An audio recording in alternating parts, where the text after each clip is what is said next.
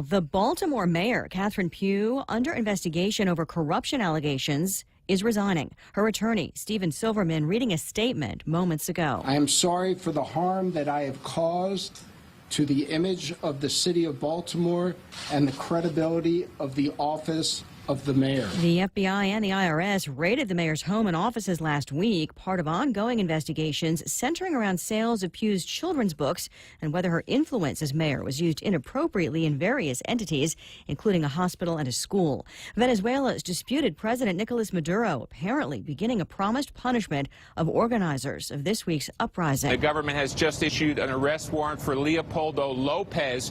He is a prominent opposition leader, and it really raises the question, how far is the Maduro government willing to go? Are they going to try and arrest Juan Guaido, the opposition leader, and the man recognized by the U.S. as the interim president of Venezuela? Fox's Steve Harrigan in Caracas. The U.S. has repeatedly warned any attempt to harm or imprison Guaido would be crossing a line. This is Fox News. Hi, welcome to the Subway ad for the new Sesame Ginger Glazed Chicken Signature Wrap. How would you like it? I'll take a... Sports announcer at home? Yeah, how'd you... We just know. My wife picks up the new Signature Wrap. It's got double the rotisserie-style chicken mix with a sesame ginger glaze. She appears annoyed at me, but she shrugs it off. Those sweet and savory flavors are calling her name. She lifts the wrap and she takes the bite! Incredible! And now she's closing the door on my... Subway, make it what you want. Limited time only at participating restaurants. Double meat based on average 6-inch sub. If you're driving, chances are you'll need gas soon. And by the growl in your tummy, a trip to the grocery store too. But don't just buy gas and groceries without getting double miles. Instead, apply for the new United credit card from First Hawaiian Bank and start earning double miles towards your next trip. Gas, groceries, getaway. With the new United credit card, apply at FHB.com. First Hawaiian Bank, member FDIC. Equal housing lender. Additional terms, conditions, and restrictions apply. The White House draws a red line in a letter to the Justice Department related to the Mueller report. In a letter the White House sent to Attorney General Bill Barr on April 19th, the day after the Mueller report was released, White House attorney Emmett Flood asserted that President Trump waiving executive privilege on the Mueller report does not constitute a blanket waiver of executive privilege as it pertains to his senior aides. In the letter, Flood is also critical of the Mueller report for not deciding whether President Trump obstructed justice. Flood wrote that the president is determined to protect from congressional scrutiny not only the advice rendered by his own advisors, but also by advisors to future presidents. At the White House, John Decker, Fox News. Meantime, House Speaker Nancy Pelosi today accusing the Attorney General William Barr of lying to Congress, committing a crime. The Justice Department issuing a written statement in response to that, accusing the House Speaker of making a false, baseless, and reckless attack on Barr. Barr was a no-show for another hearing today, the Justice Department objecting to staff lawyers being allowed to ask questions. Lawmakers in Texas aim to reinforce a gun owner's right to carry firearms in church. A bill in the Texas Senate is meant to eliminate any confusion. Licensed handgun owners can carry weapons in churches, synagogues, and other houses of worship. Supporters of the measure say the current language of the state law can be confusing and needs to be cleared up. The changes would also still allow houses of worship to ban guns if they so choose. The Texas bill comes after last week's California synagogue shooting that left 1 dead and after the 2017 church shooting that left 26 dead in Sutherland Springs, Texas. Tom Graham, Fox News. A sell-off on Wall Street, but it could have been worse. The Dow down 122 points at the closing bell. It was down more than 200 during the session on tumbling oil prices. Lisa Brady, this is Fox News. Get 2 Pepsi 12-packs for only $8.99 when you fuel up on $35 or more of premium high-performance fuel. Conditions apply. See stores for details. Circle K. Take it easy. Get a Pepsi 12-pack for only $3.49 when you fuel up on $35 or more of premium high-performance fuel. Conditions apply. See store for details. Circle K. Take it easy. Get 2 Coke 12-packs for only $8.99 when you fuel up on $35 or more of premium high-performance fuel. Conditions apply. See stores for details. Circle K. Take it easy. Family Finance has been serving the people of Guam since 1959, and they'll continue to be there for you in the years to come. Whether you're looking to get a personal loan for that summer vacation or paying off those long overdue bills, Family Finance has got you covered. Apply for a personal loan from $1,000 up to $3,600 by calling Family Finance in Agutya at 475-4545, Upper Tumon at 647-5626, or in Dededo, 633-4473. Family Finance, serving the people of Guam since 1959. When your family needs medical care, how often do you find the need to visit multiple clinics? When a child has a serious ailment, do you find yourself meeting a medical provider only to learn you must go somewhere else for testing? At the FHP Health Center, you can find multiple specialties and testing services under one roof. And if your family needs urgent care, FHP is there for you with convenient weekday, evening, and weekend hours. Voted the island's best clinic and Pika's best 2 years in a row. FHP, our island, your clinic. Learn more at fhpguam.com.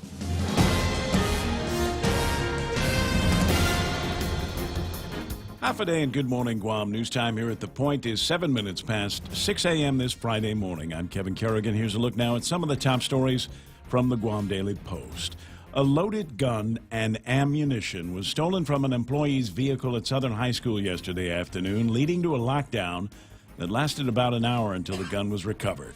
Guam DOE spokeswoman Isa Baza says the lockdown was initiated about 12:50 p.m. after the employee reported their vehicle had been broken into and the weapon stolen. Guam police responded.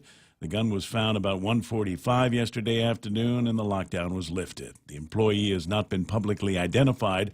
Neither Guam police nor Guam DOE would say who had the gun, where it was found, who found it, or whether student safety was ever at risk. Baza said she could not provide any further details. The incident remains under investigation. The Guam Gun-Free School Zone Act of 2004 prohibits anyone from bringing a weapon onto a school campus, like a gun. Anyone found guilty of breaking that law faces a fine and a possible prison term. A bill that establishes the rules and regulations for gambling at the Liberation Carnival is now under legal review at the governor's office. If it is signed into law, Mayor's Council of Guam Executive Director Angel Sablan says it could be as long as 2 weeks before the winning bidders for the Carnival Games of Chance are announced.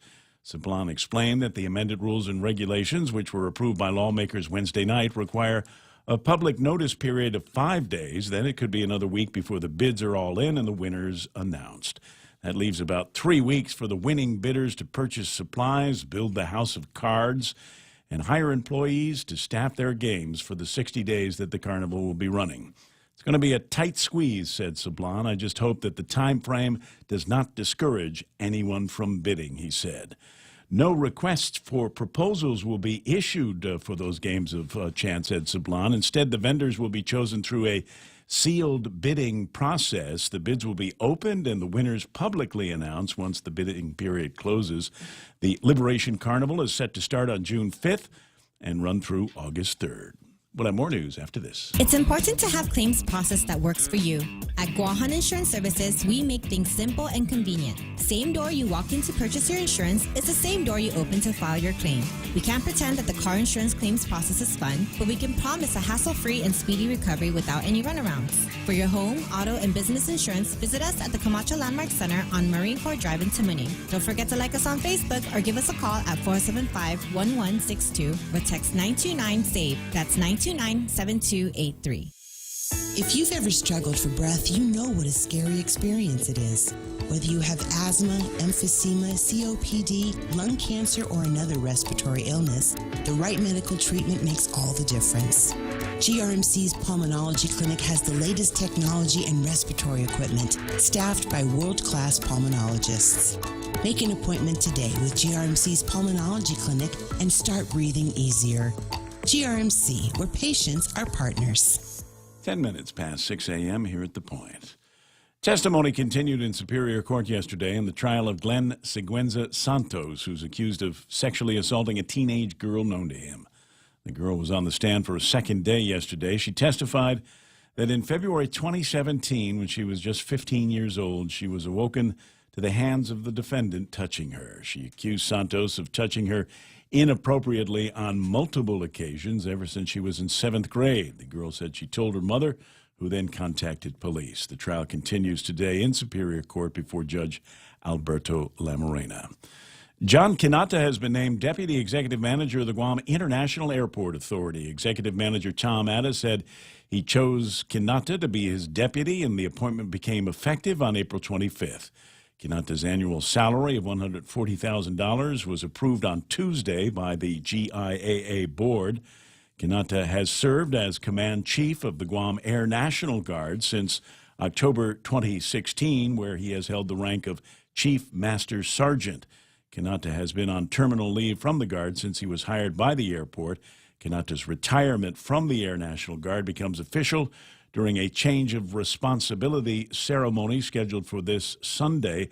Chief Master Sergeant Philip Tyron will take over from Kanata as the new Command Chief of the Guam Air National Guard.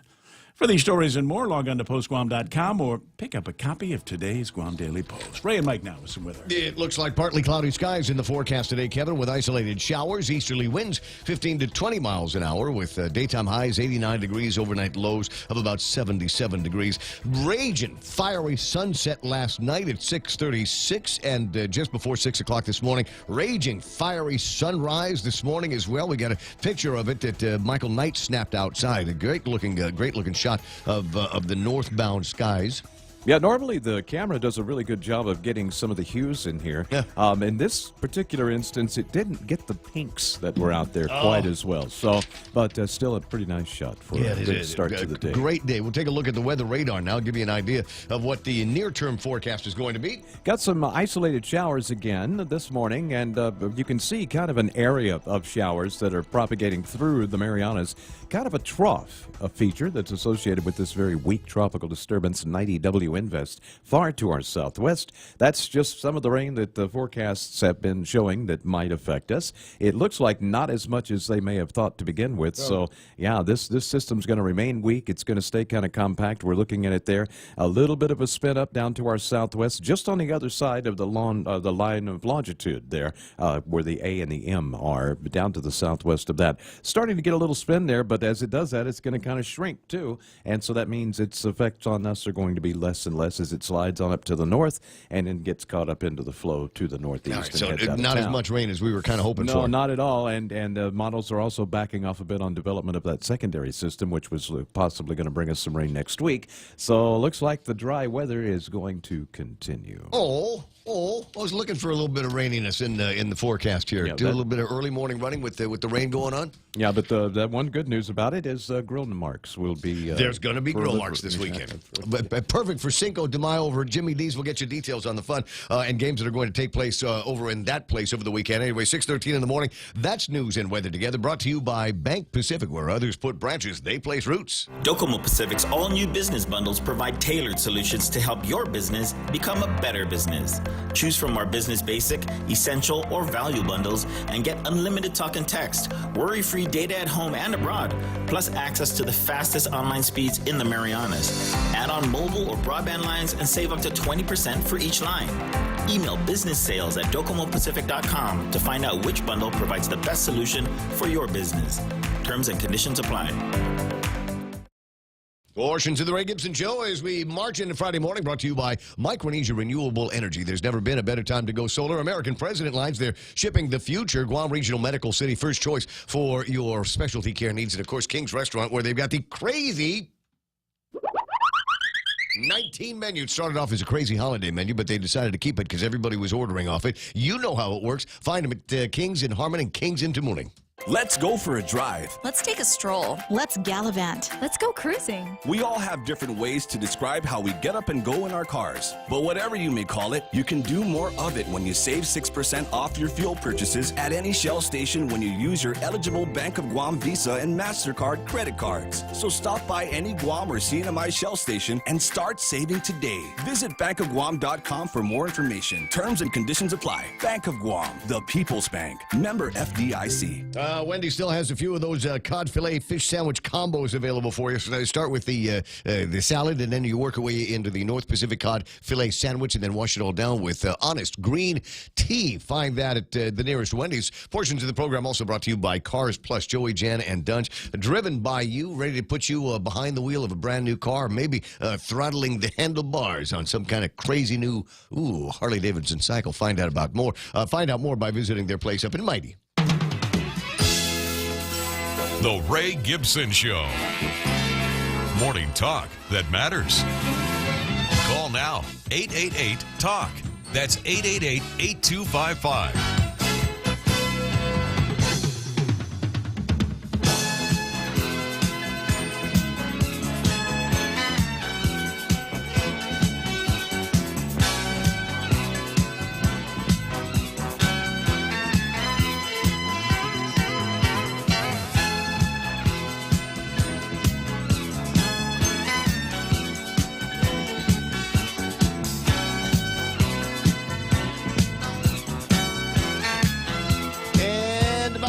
Feels like a good place to jump in and get this Friday morning started. Hey.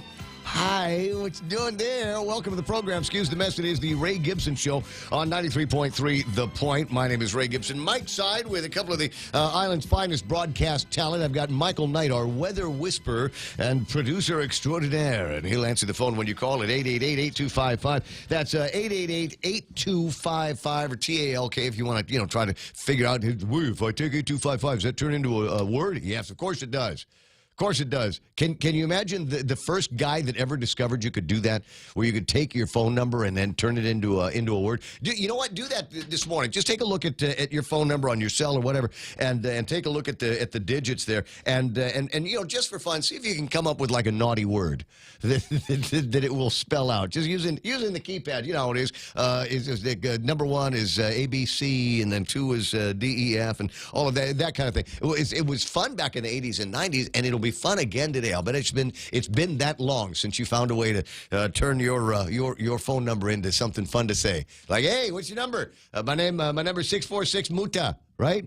And that's actually somebody's number. And for those of you that are unaware, Muta is another word for vomit, just so you know. It's not anything bad. 617, also my very close friend and personal friend, Kevin Kerrigan, the managing editor of the Guam Daily Post in the studio, and you're going to be working most of the morning in here, right? That's right. And then, off to district court after 8. Okay, so that means I get the assignment to take care of the last round of headlines about 8:30 this morning. And so you do it so well. Oh, thank you. Well, I like to think I'm one of a handful of people that can actually read the way you write. No, because everybody's got a different style, and Kevin knows how to write for his delivery, and I like to think that I've kind of tunneled into the ability to be able to do something like that. So we'll see what happens. So district court, it's the church's bankruptcy hearing. Is that what they're going to be talking about today? Yes, they're going to have an update on the proceedings in the bankruptcy case. There's still a little bit of a controversy over what's going to happen with the Redemptorist Mater, right? They've got a price tag. Yeah. They've got a number that's associated with a couple of interested buyers. Yeah, about $5.4 million. It seems a little low. Yeah, and so all of the new creditors of the archdiocese are saying, "Come on, you guys go out there and get a better offer." Exactly. So I think we'll see what the court has to say about that, and more on that probably in tomorrow's Guam Daily Post, or if you have access to the app. Our suggestion is always take a look at the Guam Daily Post app. That's the way you get the news as it comes out, like right now. And right now, we're going to jump into the Facebook Live, see who's playing around. Sometimes you want to go where everybody knows your name, and they're always glad you came. You want to be where you can see our troubles are all the same. You want to be where everybody knows your name. Because that's why. Okay, today's theme is May the 3rd. Oh, crap, I spelled it wrong again, didn't I? It's thrid. I spelled it thrid. Oops. You know, I move so fast in the morning, sometimes I can't concentrate on things like, spelling and grammar and things like that. What I was trying to do, because tomorrow is May the 4th. And May the 4th is one of those things. It's a takeoff. It's a lispy takeoff of May the Force be with you. And so I was trying to riff on that a little bit, or rip that off and use that for today. So it was May the 3rd be with you, but Obviously, I botched that. Sorry. That's it. Okay, well, I'm just going to go home now. I've made the one mistake I'm allowed to make for the program, and now I got to split. Yeah, May the 4th, that's for those nerdy Star Wars types. Yeah. I'm not really amongst that. But we know people that are. Oh, and absolutely. Oh, my God. Vanessa, out in the front. Vanessa. You can tell where Vanessa, she's a super Star Wars fan. You can tell where she sits because she's got little Star Wars things around her all the time. Yeah. Anyway, so the Facebook Live, it's really super hyperactive here this morning. I did actually write down the order that the first guys came in with. This is of vital importance. People begin their day just prior to 6 o'clock, prior to the sun coming up, and they line up waiting for the notice that that we're on live with Facebook Live because they want to be first on the light. They want to be the first people that make some kind of comment. James Howard has that distinction today, beating Ismail. What is it, third day in a row? Absolutely ruling this week. Ismail came in second, John Ray, and then it's followed by Mark Cruz, Lady D, Al Bautista, Nick Perlowski, and Anita Mofness with the Valentine's Eyes. But that's way, way, way up the queue. Pat and Norma Jean Flores are on right now. So is John Ray Titano, Lynn Vince, Borja Polino, and who else is watching the program? Nate Horn, and it's Nate and I think both of us were responding to something on Facebook that we saw today. There's a guy, what's his name? Kiko? Cookie? Something like that. And as a joke, we think, he's asking people on their posts, because there's a lot of guys that are, posting all kinds of questions. What's your favorite Chamorro food? Or, what's the best thing about your Chamorro village? And all of that stuff. And so this guy's, he's asking questions like, hey, what's your mother's maiden name? What school did you go to? What's the first school you went to? What's the name of your first pet? And just kind of asking those probing questions. And I don't think he's intentionally trying to scam anybody, but just a note here, guys. All of those things are questions that would come up in the security backup verification on a lot of websites. So always be very, very careful when you go out with. I'm waiting for him to ask, hey, what's your social security number? And just start tying things up from there. It's identity theft, and it's real, people. 622. There's, as I said, Tony Annette and Pinko Ada. Neats Maniari is on, yes? Yeah, when they ask for my social security number, I just give them my ex-wife's. There you go. Hey. Sharing is caring. Dennis Mansour's online. Didn't have time to distract Ismail today. Apparently, he didn't need it. Good morning, Chuck Sanchez. Good to see you online. Bob O'Malley says, good morning, Biba Betness Friday. Yes, it absolutely is. Pam is on, and good morning to you, Pam Duval. There's Randy Kruger, Charlene Marchessault, Rot Rose Greeno, Juanita Machi, Rico Blancaflor. Boy, you're up early. I figured you'd be recovering from a massive birthday party that you threw for yourself last night. Well, that's all right. I'm glad to see you here anyway. Good Friday morning. Ray, Kevin, Michael, and Guam. James Howard. It wasn't a gun. It was a device that propels metal fast. End quote. Yeah, I think referenced that interesting story about Southern High. More on that a little bit later. Rick Leone is on. Cheryl Achai, Levon Guerrero-Meno, Yoich Ringil. And Royce just had the nicest thing to say about it. He says, Ungil Tutao to you on Guam. It's now just a little after 1 o'clock in San Francisco. Gosh, your show is becoming addictive. Had to tune in to your show for a couple of minutes during my meeting. That's nice. That's nice. I really, number one, it never gets old, and number two, it's nice to know that we all have the same habits to be around here every morning. Jerry Roberts online. He'll be in with the extra point a little bit later on. Doris Mendiola, Richard Leon, Dwayne Santos, and former Governor Carl T.C. Gutierrez, who will be in studio this morning about 7:30. He's been on a kind of a whirlwind tour of different parts of the Philippines on a couple of different missions, and we'll be talking about maybe those missions and when we might expect to see some of the fruits of that labor out there. Gina Kono's out, Patty Santiago, Doris, my running pal Doris is online, Tommy Barcinas, Linda Gabriel, Greg Karabrock from Take Care, big sponsors and supporters of the show, Jason Datwin. That's brilliant, Nate. I didn't even think of that. If you want to make the Star Wars people crazy, make them crazy by saying all day tomorrow. Say, "May the 4th be with you," or "Live long and prosper." Do one of these things, because Star Wars people love it to be confused with Star Trek people. Pam, as I said, is on. Can LG take a moment and sign the online petition against top managers at utilities giving themselves pay raises and bonuses just for showing up at work? Ken tilting at that windmill. There is a link that he's provided where you can go ahead and sign off on that. What's the story on Mattson versus APL lawsuit? Mattson wants APL out. Chamber of Commerce wimps out. Chamber of Commerce teaches the no backbone sickness. Maybe we'll play around with that one a little bit later on as well. Linda Gabriel, Alex Affligui. Man, it's crowd that we've got here this morning. And thanks very much. I appreciate the fact that you're spending some time, as I said yesterday. And I've said virtually all of my career, there's a lot of other places that you could be getting your news and information and entertainment and your dose of rainness. Well, I guess you can't get a dose of rainness just anywhere, but I'm glad that you're here. I'm here. I'm glad you were there. Okay. Now on with the program at 6:25. Yeah. Thanks for the reminder there, cousin Tommy. It was this time last year that I couldn't make it to work that morning. I'd gotten a midnight visit from somebody that told me that my old man had passed away. And so take a second and remember him. And if you've got any great stories about my old man, I'd absolutely love to hear them. I've been kind of on that quest for the year to fill in the blanks. I know about my time with Pop, but there's nothing more refreshing when somebody says, hey, I got to tell you about that time your father and I went to Tokyo. Or, hey, I got to tell you about that time me and your dad were at odds with each other over some kind of business thing.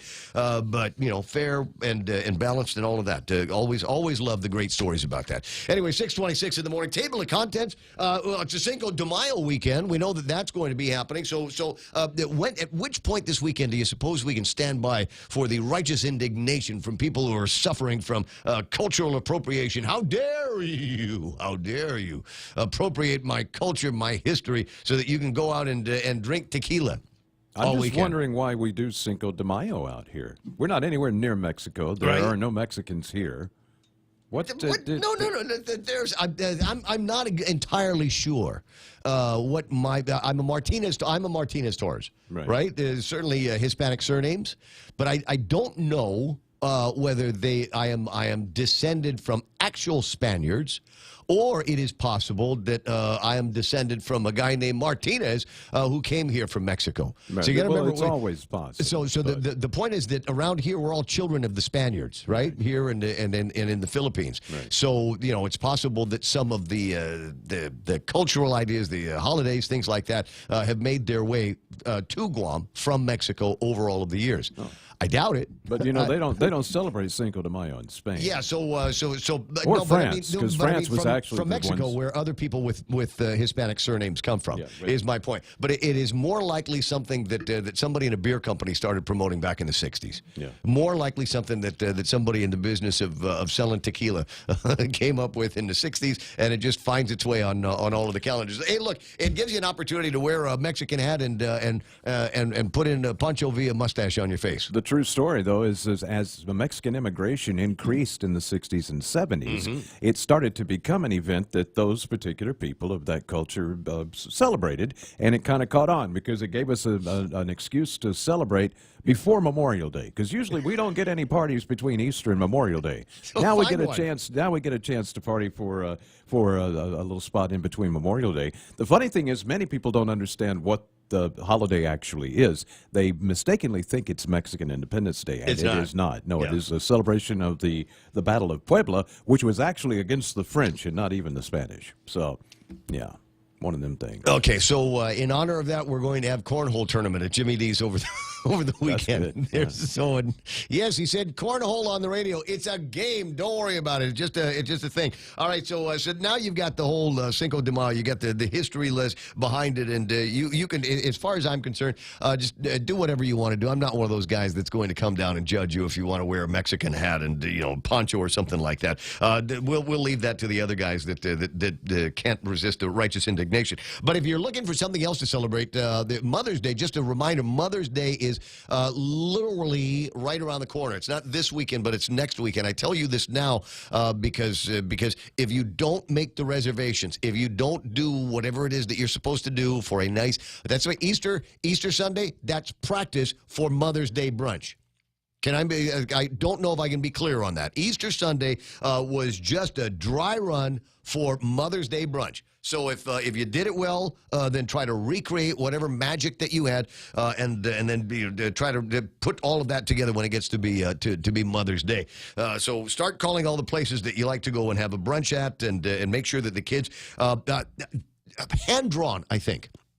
Hand drawn, if you can get away with it, some kind of Happy Mother's Day card, but not one that you buy at the at the drugstore, at the grocery store. You want the kids to come up with something on their own that your significant other, that the moms will be able to hold on to and actually cherish for the rest of their lives. And if you don't have little kids around, maybe you could just bug some of the neighbor guys to see if you can get some of their stuff in there. All right, interesting stories are probably going to come up in the table of contents. The lockdown at Southern High yesterday, which has got a lot of people asking questions because there was a break-in in a car, and as it turns out, the person who owned the car had a loaded weapon or a gun with ammunition in there, and everybody freaked out, and so they locked the school down. Eventually, were able to recover, I understand. They were able to recover the gun and the ammunition, and everybody is happy because, whatever the plans that they have for something like this were actually put in place and followed, and everybody's, patting themselves on the back about it. The questions that came up almost immediately is, wait a second, I thought the schools were gun-free zones. And who is this employee that brought the gun with them to the actual campus? Or is it acknowledged policy that there are going to be some guys or girls that have firearm and a firearms license, and as long as they don't bring it onto the campus proper, as long as they're not carrying it on their side into the classrooms or administration buildings, where is the violation there? I'm not sure that has been adequately addressed. The line that we're getting, and people all over the government, it's supposed to be transparent, right? People all over the government are getting used to saying things like, oh, that's under investigation, so we can't say too much about it lest we ruin our investigation into this matter. Go on, yeah, whatever. You know who it is. You know what the situation was, and there's no reason why you can't tell us at this time. Are charges going to be pressed? Will there be an example made of somebody, or are we going to say, well, it's all's well that ends well, and everything's going to be all right until something bad happens?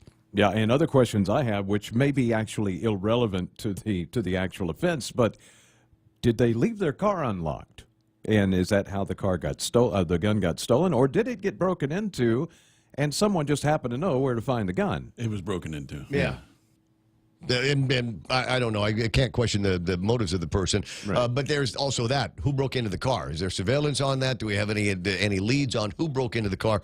And where did they find the gun? I mean, just 1,000,001 questions about this, and I'm kind of curious as to why we still have all of those 1,000,001 questions. We'll get into other items in the table of contents, and if you don't know what is on your table of contents, here's some hints from Kevin Kerrigan. It's time for headlines.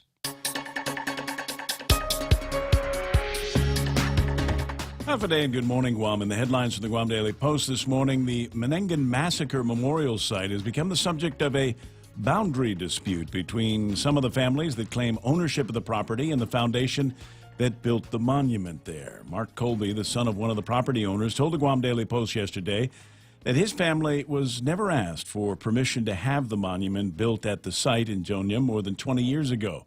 Colby says the memorial sits on part of the family's land, and the family has now posted private property and keep out signs at the site. However, Willie Flores of the Menengan Memorial Foundation said the monument is not on the Colby family property, although he acknowledged that the road to the site is part of the family's property, without which that access road to the memorial site would be landlocked. Colby said the family doesn't want the monument removed or anything like that, but he points out that the family has been paying property taxes on the land, and they'd like some of those taxes reimbursed. District Court Chief Judge Francis Tadenko Gatewood has agreed to set August 15th as the bar date, which was proposed by the bankruptcy attorney for the Archdiocese of Agana. The bar date is the date on which any remaining sexual abuse plaintiffs must file their complaints. Attorney Ford Elsesser proposed the bar date in a motion he filed with the court in March. The establishment of a deadline to file claims, he said, is critical. In related news, yet another abuse claim has been filed in district court by a former Father Duenas Memorial School student who alleges that when he was 16 years old, he was sexually abused and molested in the 1960s by the now dead priest Louis Bourillard. This latest case raises the number of clergy sexual abuse lawsuits to about 204. All told, the plaintiffs are seeking about $1 billion in damages from the island's Catholic Church. For these stories and more, log on to postguam.com or pick up a copy of today's Guam Daily Post. Right on at 6:35. That's iConnect time. Run by the nearest iConnect and ask them about these great mobile plans that they have that, unlike other mobile plans, won't cost you an arm and a leg. You can call them, too, 888-8888. It's Micronesia Mall's 30th anniversary, and to celebrate, we are giving away a new Kia Soul LX, a Mazda 3i Sport, the popular Honda Civic LX, and 30 Manila Flyaways during our 30th anniversary Drive-Away Flyaway. Win 3 great cars from Triple J Auto Group, 30 Flyaways from Philippine Airlines, plus thousands of prizes from Burger King and Foot Locker when you play Micronesia Mall's 30th anniversary Drive-Away Flyaway. Virtually island-wide, the roads seem to be running clear. There's traffic because the sun is up and it's Friday and it's not a holiday, so expect some delays at some of the intersections. Looking at one of them right now, the intersection of 1 and 3, northbound towards the Chicken Joy intersection, and then a little bit of southbound traffic going to be meeting up at that intersection. But it doesn't look like there's going any kind of emergency that is going to be going on around there. Looking at another spot where there might be a little bit of traffic waiting for you is right around the bend over by Home Depot, and then you make your way to Marine Corps Drive. A little bit of southbound traffic trying to get through that intersection there. Nothing in front of Navy Hospital, nothing in front of Sumai right now, but I can tell the traffic is going to start building up there before too much longer, and it's clean getting into Anderson Air Force Base for now. That's right now traffic here on The Point. Hey, it's Mom. Somebody forgot to thaw the chicken, so meet us at Chili's for 2 for $25. Oh, and congratulate your sister for making the basketball team. She's thrilled. Love you. See you at Chili's. Enjoy 2 full meal combos for $25. An appetizer, 2 mouth-watering entrees like our crispy chicken breast, smoked barbecue quarter leg, or smoked jalapeno cheddar sausage. Served with corn on the cob and french fries. 2 bold combos for $25. A full-on meal deal available nightly for a limited time. Together, we Chili's. It's the Ray Gibson Show. Call now, 888-TALK. That's 888-8255. I see Joanne Cruz there, Mark Scott online, Ruthie Sakur. And thank you, Mark. That's a beautiful statement you made about my old man. He brought the most beautiful sunset colors out from an overcast day, both on his burial at sea and in his life. Thanks. I'll keep that memory. Dennis Bensor asking the question, do we really need a reason to drink and celebrate? It's days that end in Y. How is that? There's a cause for celebration. Another day above ground is a cause for celebration. Randy Kruger on the subject of Cinco de Mayo. My understanding is it has something to do with Budweiser. Not quite, but if what helps the tequila go down, then okay, I'll give you some of that. Rudy Magallanes is online. He's nuts. I mean, not nuts like mental. He's just nuts over some of the things that he's hearing. Rudy and others among the people that went to the Department of Revenue and Taxation the second they had everything that they needed to file, and then there was the story that come out of the administration that we've got all of this money that's going to be going out, including some refund checks based on returns from 2018. And he knows somebody at the Department of Revenue and Taxation went up there and they said, yeah, there's no 2018 returns in there. The Department of Administration said there was a small fraction of them. Sure. Edward Byrne did confirm that some 2018 refund checks went out. But we don't know how many is some. You would think in this day and age, just look at the piles of paper that say 2017, and then see if where the 2018 start, and then count from there. I mean, I don't know exactly. I'm sure it's a manual kind of system that they have out there, but it's still kind of curious. As I said, there's all kinds of people that are now referring to that not as a mistake, but as a lie. If it was a mistake, you can roll back on it, walk it backwards, and say this is what happened, and sorry, it's only a handful, literally a handful of refunds for 2018. 2018. But they did kind of make it sound like a big chunk of those checks that went out a few days ago were the first of the sexy 2018 returns that everybody, Rudy and Joe, have been waiting on. Rochelle Merrill says, Michael is correct on the reason for celebrating 5 de Mayo. We beat the French. You say it like you were there. That's funny. Eunice Mendiola's there. Michelle Peer. Pretty Leslie Leon Guerrero is online. Hoffa, Kat Phillips-Uggan, and all kinds of other folks that are with me this morning. 20 away from 7 o'clock in the morning. One of the very interesting stories that it started to bubble up a little bit last week, and then it bubbled down, and now it's back up to being a front-page story on today's Guam Daily Post. Access to the Manengan Memorial at issue. I don't know exactly where on Facebook it is, but there is a picture of me not that long ago at the Manengan Memorial. We did a fast hike, and that was the exit. Near as I could tell, we didn't have to ask anybody's permission because it was on public property, right? No, not right. Mark Colby is on the line, and he is of the descendants of a family that has claim to that property. Good morning, Mark. Good morning, sir. And actually, the property in question where the monument sits was willed to Teresa Cepeda Baza. Okay. That's the original owner of the property. The family, which is my mother's mother, Virginia Cepeda Baza, who married Mesa, was given the property willed by Teresa Cepeda Baza. Okay. Virginia Baza Mesa passed away back in the 80s. The property was then willed to her 14 children, which, includes my mother, which is Helen Mesa Colby, as well as the rest of the descendants, Baza Mesa, Barbara Mesa, Jane Mesa Story. There's 14 of them. Uh-huh. The issue is, unfortunately, 20 years ago, my mom and her siblings never said anything or spoke up. But, 20 years has passed. 4 of the siblings have actually passed away, and they realize they need to do something because they've been paying for property tax, which the government claims is their land. How can they be paying property tax on a property that's the government's property? Right.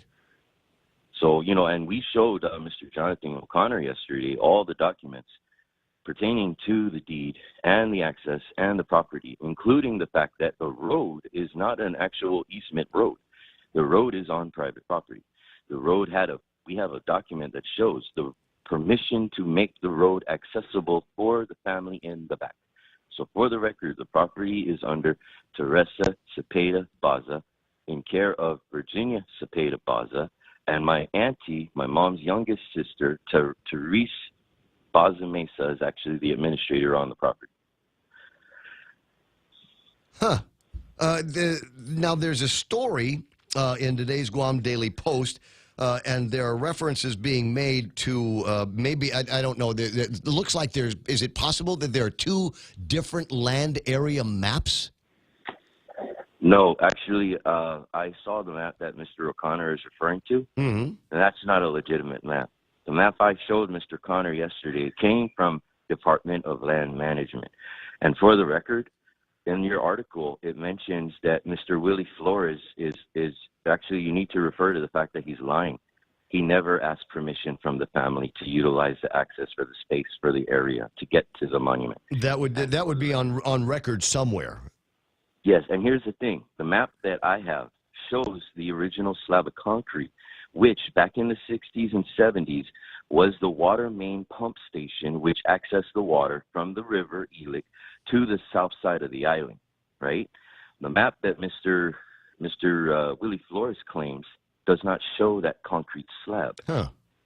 And the concrete slab is indicated in the map, and right beyond the concrete slab is, in fact, where the monument sits. The monument sits right before the river, right? Yeah, yes. Here's the thing. Look donated his land. Look's property is on the other side of the river. According to the maps, Look's property is on the other side. And the individuals in question who are lying to the media pointed out that, They apparently couldn't get across the river, so they decided let's just we'll build the monument on this side of the river, which is your private property. I see where all of this is headed here. What is curious to me is in any kind of construction, generally you need to get some kind of a construction permit from my neighbors across the street over at DPW. How was that memorial constructed? How was a building permit issued for the memorial? If the land was in dispute, or if there were no permissions given for the use of that property by the family. Like I said, unfortunately, my mother and her siblings for 20 years could not come to an agreement on what to do with the property. So the property sat idle. And unfortunately, then that's not permission to start building monuments just because the property is idle. See, the thing is, they could not come to an agreement to say, hey, we got to stop this, or hey, what's going on here? We got to do something. Yeah. They, unfortunately, they kept quiet. The older generation is like that. They don't speak up, right? But see, here I am, the younger generation, and I've been wanting to say something about this for the past 20 years. Because I'll admit, it's a very beautiful location. It's so serene and beautiful. I used to go down there camping myself. Oh, it's a nice place. You jump into the river, go get yourself some shrimp. There's all kinds of stuff that within 50 feet of the mouth of that river, you can go backwards and find some great jungle food, and it's a nice hiking area too. Oh, yeah, it's a beautiful place. I used to take my scouts down there when I was a scoutmaster. Well, I'm kind of curious as to what's going to be happening next. It is interesting, and I don't think that your story is all that unique to what's happening with a new generation of kids descended from a lot of siblings, and everybody sitting around going, well, okay, who's in charge? What's going to happen next with this property? Are we going to keep it? Are we going to develop it? Are we going to sell it? Are we going to lease it?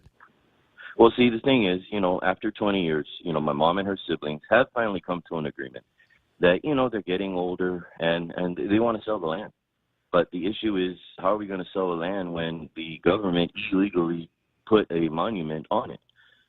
So in fact, we are considering selling the property to the government, but the government is going to have to purchase it as a whole, which is multiple hectares of land, including all the way up to the river and on the other side of the road where the mountains are.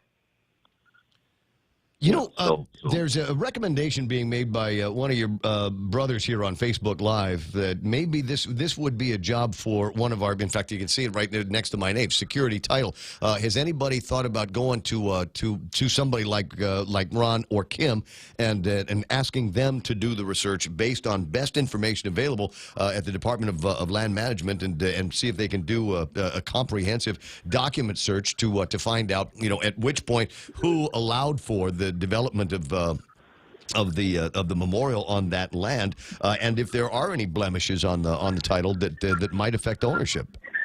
Well, yeah. Here's the thing: it was done by my Ninu, rest his soul. It was also done by one of my mom's other brothers, George, who's living in the States, as well as my Auntie Jane Story here on Island. Yeah. And my mom and I were the ones that went to Land Management to get the map. And as well as my Auntie Therese, who has also tried to, get the information. We also have the documents from one of my mom's cousins on the Cepeda Baza side, my Auntie Terry Bruno, who pointed out, yeah, that monument sits on your property. So we are, like I said, their generation is unfortunately dying off. And they want to do something because they're actually tired of paying the property tax. Well, yeah, in the very least, see if you can either get forgiven on paying the property tax because there's this memorial on it, or B, can I get reimbursed for the taxes that have already been paid over all of these years, and maybe use that for the development of the property or the movement of that Monegan memorial. And the thing is, for the record, no, Mr. Willie Flores and the Monegan, because I already spoke to the senator's office, the speaker's office.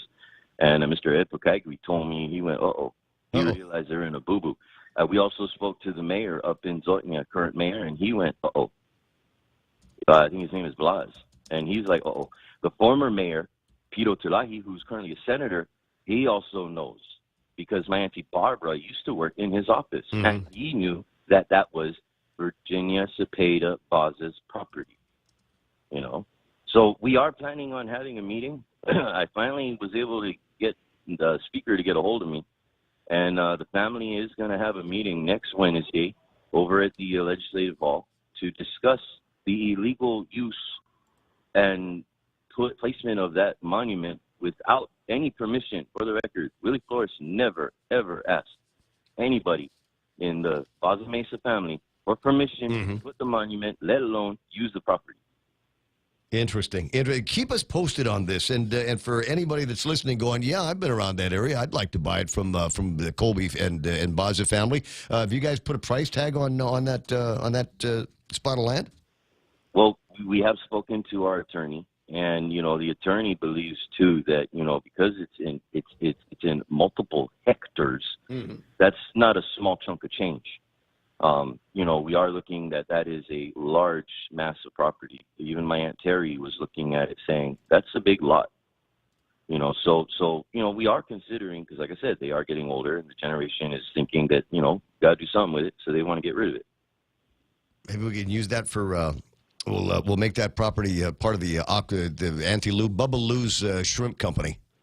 There you go. All right, buddy. Hey, listen, good luck to you. Get to work, and we'll talk again soon. We got baseball this weekend? Yes, we do. We do have a game tonight. It's going to be the ITNE Rays taking on the Taupo Rangers. And then there's doubleheader action on Sunday. Off the top of my head, I can't remember. I know the Rooks are playing. I believe the Expos are on tap. I apologize. I don't have the paper in front of me. I'm off to my other job. Yeah, I do have everything on Guam Major League Facebook page. All right, so head out there if you want to see what's going to be going on this weekend. Mark, I'll talk to you later. Interesting. Always an interesting development where you know somebody for one thing, and then they call you up and say, hey, listen, I've got another thing. It looks like it might be a news story around here. Maybe we can get some interest in what's going to be going on down there. Land management and yeah, maybe somebody that can do a comprehensive title search and find out where all the blemishes and all the marks might be. But it is still keep going back to that original question is, what there's. I've been at the Menengan Memorial. I know where that spot is. Got a nice picture of me in the place. And how do you build up a memorial? It's not, this thing ain't made out of wood and bamboo. I mean, it's concrete and tile. It's very pretty. How did you get the building permit to put something like that down there if you didn't have a string to the land? Or is it possible that maybe a building permit wasn't required or wasn't received for something along those lines? It would be interesting, somebody going to do the paper chase, take this thing all the way back to the Department of Public Works across the street and find out that it either went up illegally or they rubber stamped it without any kind of approval or knowledge of the land. So there's one that gets to be kind of interesting. A couple of big stories, and I'm looking at this, and it's just kind of disappointing. The judiciary has assembled a report on the numbers and types of crimes that we have around here, and a couple of them, some of the numbers here kind of disappointing on criminal sexual conduct cases, and a whole lot of them. Sex assault against kids. I'll repeat that: criminal sexual assault against children are among the big crimes that we've got here on Guam. Just kind of scratch your head. They say that the numbers don't necessarily reflect an increase in the number of CSC cases as much as it indicates an increase in the number of people that are reporting now these criminal sexual conduct cases, especially among the kids. And more parents are speaking out, more kids themselves are speaking out, and so we're watching the numbers increase. But the fact that it is one of the top crimes that we've got here on Guam is bad news for sure. Yesterday we had Jim Moylan on the radio, and he was talking about some of the numbers associated with crimes against tourists, crimes against Korean tourists in particular, and I thought that was interesting as well. 2017, there were about 92 cases of felonies against Korean tourists. And then in 2018, the number skyrockets to 158. Not quite double, but significant. It's added another digit to the number of reports that are coming in about cases involving criminals here on Guam and our visitors from off-island, Korea in particular. Now, there's a couple of things that might be happening with that one as well. Is you figured 92 crimes against tourists and maybe those associated with tourists in the tourist district. But in the last couple of years, one of the things that we have seen grow is the numbers of tourists that are FIT. They don't ride the buses. They're not walking from one side of Tumon to the other. They got to rent a car at the airport, and they are literally everywhere. Yeah, a lot of these offenses actually taking place over in my neck of the woods now, because the Koreans get here, they get their rent-a-car, they go on over to the Sheraton. Yep. Some of them get the bus to take them on over there, and then they're like, "Hey, we're in Guam. We should be able to walk Just to the walk back grocery and store forth." without getting assaulted." And that is not the case. That's a long walk, and it's through some very dark stretches. And I wouldn't walk that. I would not walk Fahrenholt from Payless to Sheraton at night. I know what you mean.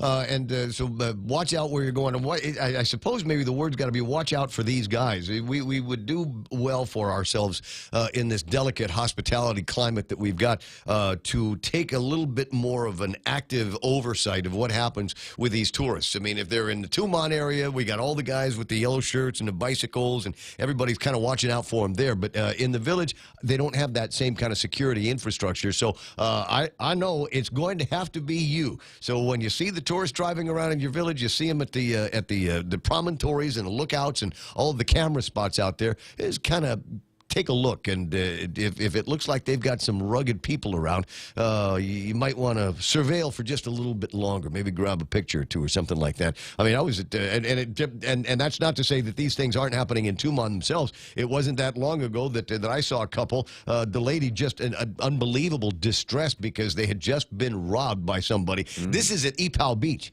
In between the Hilton and Ipao Beach is where this couple got robbed. I was down in the Tumon area last night, and police interviewing another set of tourists right there on the road in front of PIC. So it's there's more that needs to be done here.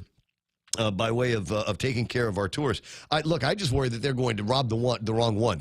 We don't know who the big celebrities in Korea are. I don't know who the big celebrities from Japan are. And what's going to happen one of these days, in this day of trial by Twitter, where you get somebody that gets robbed at gunpoint or a strong-arm robbery at Two Lovers Point or over at the Lookout in Umatic or something like that, and they get on their Twitter and say, "Don't come to Guam. It's dangerous. You're going to get robbed out here." What's going to happen if the next victim is somebody that has a significant amount of influence in the social medias? Those are among the things that I think we've got to be very, very careful about. There's other things that we're playing around with here. 888-8255-888-TALK. Sorry, I gave you I want to make sure I get accuracy counts around here. The numbers that I gave you were not numbers associated with crimes against tourists. That number is closer to 221 in the last year or so. Crimes against Korean tourists, maybe again because they get out more. The numbers that I gave you, I'm sorry, I had a hard time reading my own handwriting. This is another one of the great Ray Gibson rants, if you will. 2017, the number of criminals who committed felonies while on felony release was 92. In 2018, the number of crimes committed by felons on felony release was 158. That's where those numbers come from, and that is the one we have to nail down around here. There is no more telling sign that we have lost control over our criminals, other than the fact that we get these people that we say, "Hey, go ahead and run out and play," and then you get in trouble and they get back into court, and they say, "That's okay. We'll as long as you promise to be a good boy, we'll go ahead and let you out until it's time to talk about your trial." You have to work on your writing. It's in ancient Chamorro. Yeah. This is not English. You can't read the writing on the list of topics. You Sorry. You know what? When the news is on, you come out here and I'll try to do a better job. I'm sick. I'm still sick. I'm going to use that for an excuse. I may use the "I'm sick" excuse for a couple of weeks more. Yeah, you can. I could do that because it's lingering. So you're older, and you could say, I'm older, and it's just kind of lingering. I don't know. I got a call from somebody and say, "Hey, let's go and hang out at this place," and we'll just. And I'm like, "Wow, no, I'm sick." I don't want to, but don't check on my ankle bracelet because I went out and hung out at a couple of other different places instead. It's just I'm sorry, I'm sick. Cause was buying what 6:58 and change on the program. Well, you want some good news? I can tell with enough of the bad news. What's the good news, Ray? Sorry, I don't have anything as good as it's okay to eat chicken skin.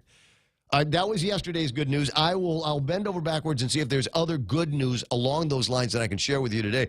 But yesterday, they sent out from Janela Carrera's desk, noticed that the government of Guam has gotten some money out of Uncle Fed. Department of Interior has decided that they were going to be sending along some dough, $2.3 million in interior grants, for which a significant amount of it looks like it's going to be going to fund information technology in the government of Guam. I don't have a problem with that at all. Great idea. I'll bet we've got some old Windows 95 computers that need to get replaced. There's probably more computing power in Governor Lulian Guerrero's phone than most departments and agencies have access to in the government of Guam. But there's $280,000 that they want to give to Stats and Plans. And it wouldn't be me if I didn't question the spend on this, $280,000 to conduct a cost-benefit analysis and develop a methodology to address the impacts of the compacts of free association. And my question is, why do we have to spend that money? The Department of Interior should be funding all of this. I don't understand it. They're not going to do it because it means they'd have to end up paying us more to be the gracious hosts that we are. But why does Guam have to do this cost-benefit analysis and come up with the methodology? That should be something that comes from the Fed, not from us. We shouldn't pay for it. And yeah, it ticks me off. 7 o'clock in the morning, the radio station is KUSG Agana. It must be time for Fox News. Record flooding in the Midwest. I'm Lisa Brady, Fox News. The Mississippi River getting close to 23 feet, beating a 1993 record for flood stage in Davenport, Iowa. The fire chief came down here, told the business owners that the levee was at risk. An hour later, the floodwaters came pouring through. Fox's Mike Tobin in flooded downtown Davenport, where they're still waiting for the crest. Parts of the Midwest already devastated by flooding this spring. The highest-ranking pharmaceutical executive to face trial stemming from the opioid epidemic is convicted. Fox's Gernal Scott has this live. Lisa, John Kapoor was found guilty by a jury on racketeering charges related to his plan to coerce doctors to prescribe a fentanyl spray called Subsys. Fentanyl is a highly addictive opioid. 4 other people from Kapoor's former company, Insys, were also convicted. Prosecutors say in addition to offering doctors kickbacks to boost sales, the Insys employees also deceived insurance companies about documented medical conditions. Sentencing guidelines call for a 20-year sentence, but at first-time offenders as they are, they could get less than that, Lisa. Thanks, Gernal. A new report just released on drug overdose deaths in the U.S., about 70,000 in 2017. And while about 2/3 involved some kind of opioid, the report also finds a big jump in cocaine-related deaths, up by more than 1/3 from 2016 to 2017. A man who plotted to bomb the New York City subways gets 10 years in prison. Najibullah Zazi could have faced life, but helped prosecutors. He told the judge that he could not imagine that he contemplated these acts back in 2009. He went on to say that he is essentially now a very different man. He said he went on to get an education, and he also apologized for the great deal of harm he said he did to his friends, family, and others. Fox's David Lee Miller. Zazi could be released within weeks because of time served. This is Fox News. GRMC's cardiology department treats most complex heart problems. In our catheterization lab, cardiologists use imaging equipment to treat clogged arteries that can cause heart attacks or heart failure. We perform balloon angioplasty, stenting, and other life-saving cardiac procedures. If you suffer from a heart condition, have your provider refer you to GRMC's cardiology clinic at 645-5500. GRMC, where patients are partners. KFC has finally answered the world's most important question. What came first, the chicken or the egg? And the answer is both. Introducing KFC's KFC AM, their new Southern and local-inspired breakfast. AM-loaded platter with chicken fried rice, waffles, and Colonel's chicken congee. KFC also has your all-time favorites, AM chicken and egg wraps, Southern biscuit and sausage sandwich, and hash browns. So for finger-licking good mornings, AM will never be the same at KFC. KFC, it's finger-licking good. House Speaker Nancy Pelosi accusing the U.S. Attorney General William Barr of trying to protect the president. He lied to Congress. He lied to Congress. If anybody else did that, it would be considered a crime. The day after a Senate hearing, William Barr was due back on Capitol Hill this morning, but did not attend a scheduled House hearing. There was an empty chair at the House Judiciary Committee as the Justice Department objected to staff lawyers asking questions of William Barr. Ranking member Republican Doug Collins called the proceeding a circus political stunt to say we want it to look like an impeachment hearing. Committee Democratic Chair Jerry Nadler threatening to hold the Attorney General in contempt for refusing to comply with the subpoena for the full Mueller report. Democrats claim Barr misled lawmakers when he didn't mention concerns from the special counsel during testimony before he released the public report.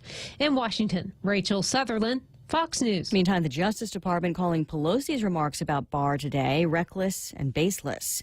The U.S. trying to keep up the pressure on disputed Venezuelan leader Nicolas Maduro and his supporters after an uprising in support of the opposition leader. The administration and the State Department are making the case that the only path forward for Venezuela is for the people and the military leadership to support the opposition leader, the U.S.-recognized President Juan Guaido. The State Department spokesperson tells us, quote, the regime's internal fractures and divisions within Maduro's own close circle were on full display yesterday for everyone to see. It is evidence Maduro's control over his own regime has grown weaker, and there are more in his inner circle that want him out. Fox's Rich Edson at the State Department in Caracas, though, on state television. There have been images of Maduro surrounded by soldiers, an effort perhaps to portray him as still having a lot of support within the Venezuelan military. A sell-off on Wall Street, the Dow dropped 122. I'm Lisa Brady. This is Fox News. Here at APL, our core values give the company its heart and soul. Whether it's connecting your business with our global network through our newly enhanced service or investing our efforts into giving back to the community, APL is committed to serving you. We humbly honor the opportunity to find innovative solutions for you and your business. To learn more about our enhanced service, call 588-4651 or visit www.apl.com/Guam for more details. Security Title is honored to join in sponsoring Ray Gibson on The Point. Half a day. I'm Mark Benventi of Santa Rita, and this is where I start my day, listening to the voice of our community and sharing thoughts and issues that affect us all. It all boils down to our people, our land. Protei Igumama. Protect your home. When purchasing or refinancing your home, remember to call the professionals at Security Title, just like you call Ray Gibson in the morning. Get a Coke 12 pack for only $3.49 when you fuel up on $35 or more of premium high-performance fuel. Conditions apply. See stores for details. Circle K. Take it easy. Get a dozen extra-large eggs for only 49 cents when you fuel up on $35 or more of premium high-performance fuel. Conditions apply. See stores for details. Circle K. Take it easy. Get a case of Circle K water for only $2.99 when you fuel up on $35 or more of premium high-performance fuel. Conditions apply. See stores for details. Circle K. Take it easy.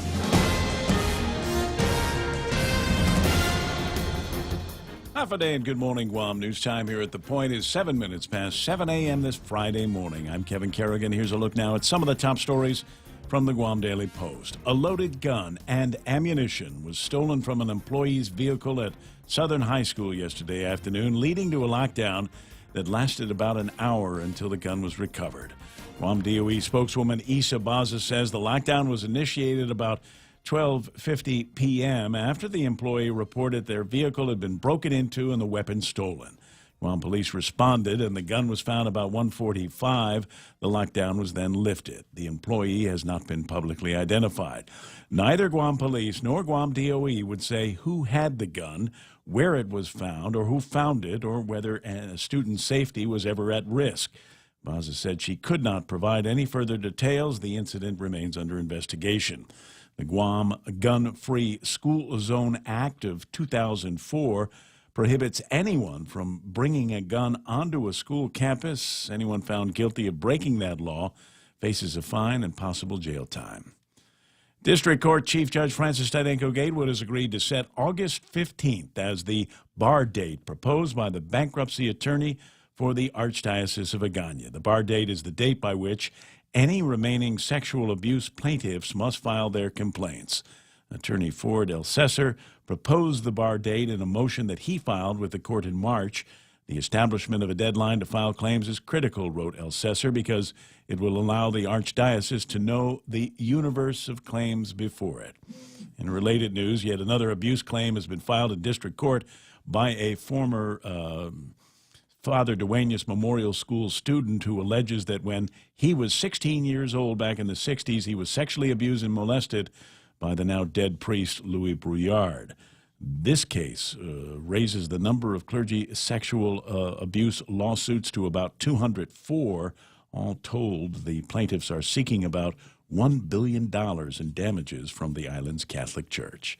We'll have more news after this. Save big. Save really big when you bundle up your insurance policies with Nanbo Insurance. Insure your home, auto, motorcycle, or business with Nanbo and enjoy great savings, up to 50%. When it comes to insuring your property, no one knows better than the company with over 50 years of service to the community. Don't compromise the things that matter to you most. Call Nanbo today at 477-9754 or visit nanbo.com for more information. Nanbo Insurance, serving you since 1968.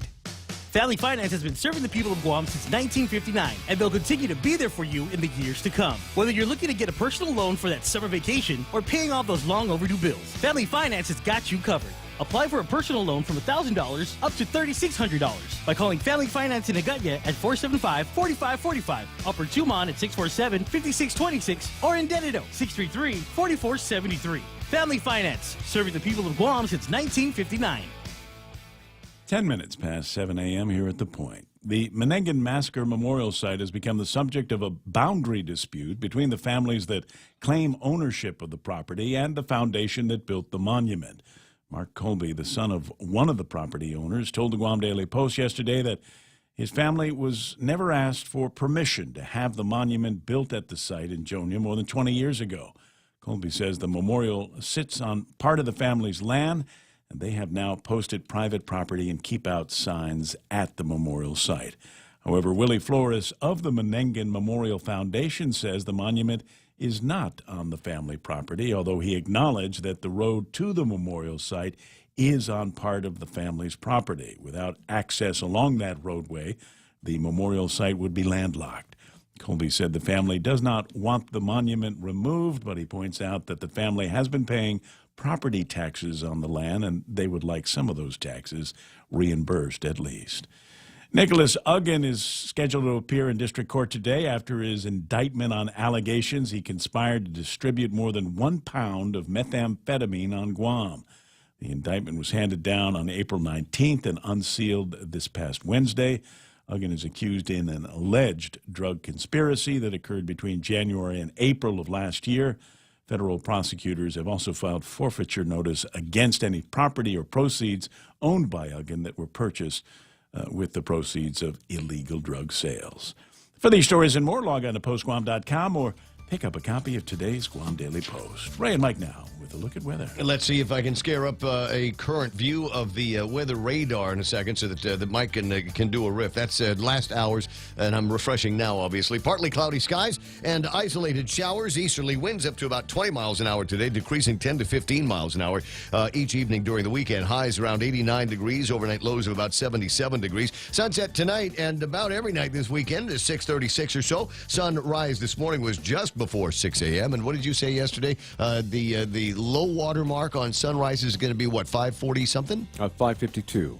That'll be on May 30th. And then after that, we'll start going back to turning the clock. Yep, it only holds at 5:52 for one day, and then it starts to come up a little bit later every day. But at the same time, the sun will start setting later and later until we get about a week past the summer solstice, or into the first week of July. Looking at radar right here, got some isolated showers out there. You can notice that there's quite a few more showers up to the north and northwest than off to the east. And that's just kind of part of a weak trough feature that's associated with this tropical system 90W Invest down to our southwest. Some of these showers could find their way across the island. As a matter of fact, looks like we're getting some up on the north side now. Another thing I'll be looking for today, actually, is if the moisture stays plentiful and the winds stay at this steady track, how we'll get some of these orographic showers that I talk about. You know, it's caused actually literally by the island rising up out of the ocean. We were seeing some of that yesterday. So we might see some more of that today, but the coverage is going to be very, very light. Checking satellite very quickly here, and we can see the clouds moving from actually kind of from the southeast over us right now, and a little spinach starting to happen over to the southwest, and that's actually starting to get pretty well together. The system located where that clump of red is, the biggest clump, so starting to get a little spin around that, but it's going to stay weak, not expected to develop into too much. The best we can hope for is that as it moves past us to the west, it could possibly bring some rain, but the Weather Service isn't really leaning on that. Yeah, not a whole lot of confidence that that's going to be happening, unfortunately, because we really could use the rain right about now. 7:13, that's news and weather together here on The Point. Experience the Take Care difference. Take Care members can count on accessing a high-quality, credentialed network of on-island providers, including the convenient one-stop FHP Health Center and urgent care, access to an extensive off-island network of providers, and the island's largest offering of free fitness classes and health education programs. You can count on Take Care to deliver comprehensive, accredited insurance coverage and quality health care when and where you need it. Take Care. Our island, your health plan. Learn more at takecareasia.com. This is the Ray Gibson Show, being brought to you by American President Lines. They're shipping the future Micronesia renewable energy. You know, there's never been a better time to go solar. Guam Regional Medical City, first choice for all of your specialty care needs. And among my other favorite new ones is Cars Plus, Joey and Jen and Dunge. And if you've got, fleet needs, right? You got a bunch of cars out there marketing or whatever, or you've got some very specific needs for your fleet, make sure that you get some time with Dunge up at Cars Plus. He'll tell you what he's learned over a lifetime of dealing in the car business, and King's Restaurant. And their lifetime of dealing in the food business has led to the creation of the Crazy 19 menu. It's madcap, it's zany, it's fun to eat food at King's. The Coconut Wireless is back. The Ray Gibson Show. Call now, 888-TALK. That's 888-8255.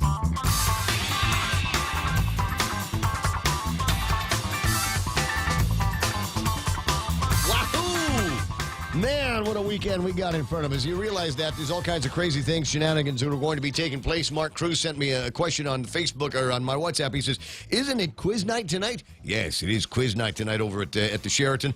Bring some money with you because they're going to have the bar, and you might, if you don't already have a team, you might need to buy your way onto a team if somebody's unable to make it. That kind of thing happens. But near as I can tell, with just a few of the tables that were left the last time we talked to Becky North, and it's possible that by now those are all gone. It is the biggest trivia night on Guam. We do it twice a year to support Habitat for Humanity. I should walk in there and try to find someone who needs one for the team. I'll be their ringer. Exactly. And sometimes, just somebody that might, on the off chance, contribute to answering a tough question. And we're radio people. Radio people, we know a lot about men. We know a little about a lot of things. Yes. But not actually good or expert at anything. So we're going to be the guys that will be there for comic relief and to go and get drinks when we're out. Yeah, I follow orders very well. All right, and a couple of things before we get into Jerry Roberts' extra pointage and all of that. I wanted to make sure that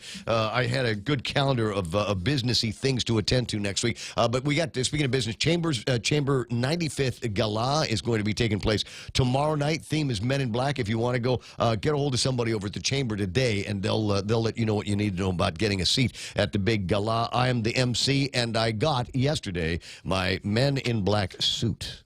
But it's nice enough. It's not like a costume. It's nice enough I can wear it all the time, which does nothing but tick off the women that are listening to the program.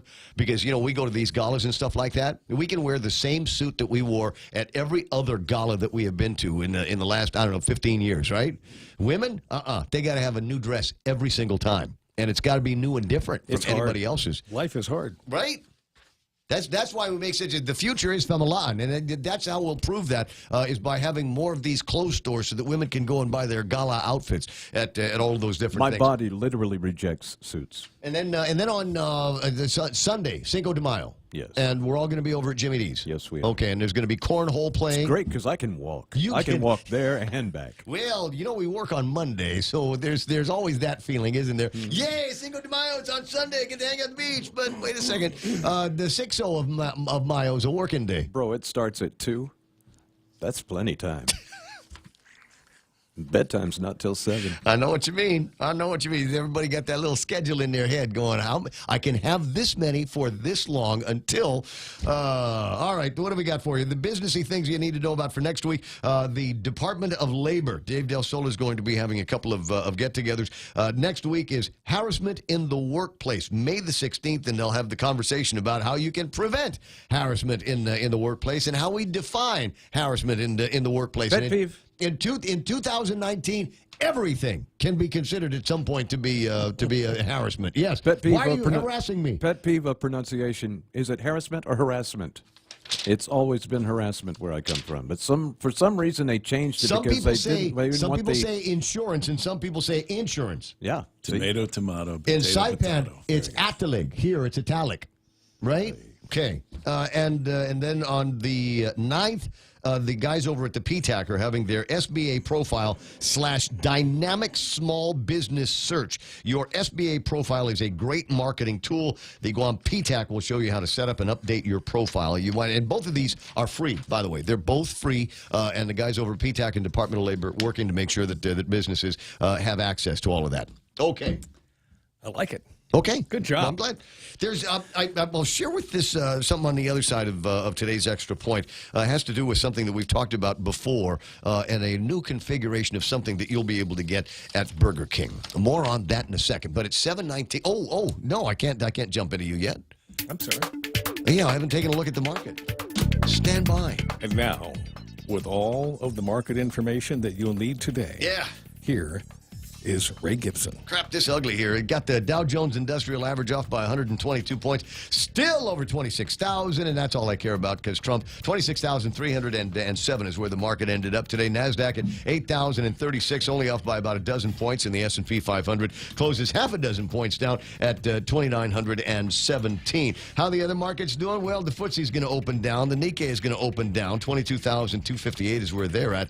Didn't they just get a new emperor? You'd think that the numbers would be gangbusters. Not Holy Week, but Golden Week and everything, and they got a new emperor. You'd think the numbers would be better for the Nikkei. Hang Seng is up by 245 points. They're closing at 29,944. Shanghai Index is also in the green here today. Other commodities that we look at because we like to, good news on the West Texas crude front. Yesterday, 63.62, and that has been a steady climb down for them over the last bunch of days. They were trading up as high, up in the 65s and 66 before. 61.58 today, 61.58. I like that number. That's a good number to peg it, and maybe it'll keep moving down. Don't have any new numbers on Tappa. Still trading around $75.68, about where it was yesterday, and that is up a little bit from the last good numbers that we got from them, which is $75 and about 7 or so cents. So Tappa's moving in the opposite direction of West Texas crude, but it's possible they just got different market dynamics there. Possible and likely. And now it's about time. Wait. What happened to Burger King? Well, I was going to tell you there, and I saw Rudy last week, and Rudy said that we're that close to getting them. The Impossible Burger? The Impossible Burger. Now, they've done this. No, there's no cow in the Impossible Burger. No cow there. No. This is made out of mushroom stalks and asparagus or something. That was the cow protesting. Yeah, I need a job. I think the cows would be the last to protest if people stopped eating meat. Burger King to sell Impossible Whopper nationwide is the big news. Nationwide. Really wide than to get to us. Well, it's coming. Okay. It's coming. They have announced that the vegan burger, the Impossible Whopper, has been such a huge success in their test markets. The company says, we're going to make it in all locations. By the end of the year, you'll be able to go to BK. Now, I messaged him, and I said, Did you really? Something? I said, the inaugural Impossible Burger ought to be right here on the Ray Gibson Show. I've made the very same offer to my old friend Rudy. Yeah. And I don't know when it's going to happen, but it's one of those things where you can, and Rudy, here's the deal. If you wanted to bring me just a regular old Whopper, so I can have the flavor in my mouth for the comparison, that would be fine as well. No onions. Bring me? Bring us. Thank you. Sorry, bring us. Well, you don't eat Whoppers. What? You get the French fries, I bro. want you. All right. But I just want the Impossible Burger. In fact, bring him one of the real ones and one of the Impossible ones. Bring me 2 of the Impossible ones. I don't care about the real stuff. We can do anything with breadfruit. Could we not make our own Guam version of the Impossible Burger with breadfruit? I don't know. What, is that something you want to get over at Burger King? I don't know. Somebody needs to go get the door because the governor's outside. Well, one of the governors. The fruit burger. No, I wish it was the fruit burger. But it's Governor Carl T.C. Gutierrez. No. I'm talking about. What Mike wants to do. The breadfruit burger. So let's make a task force. Yeah. Let's make a task force. I don't know if you saw this. I don't know if I've got time to riff on it. But the Pacific Daily News this morning has, and they've been critical of this new administration. I don't know if you've noticed, but they've been critical in their analysis of this new administration. Left high and dry. Governor needs to be realistic about aquaculture's future.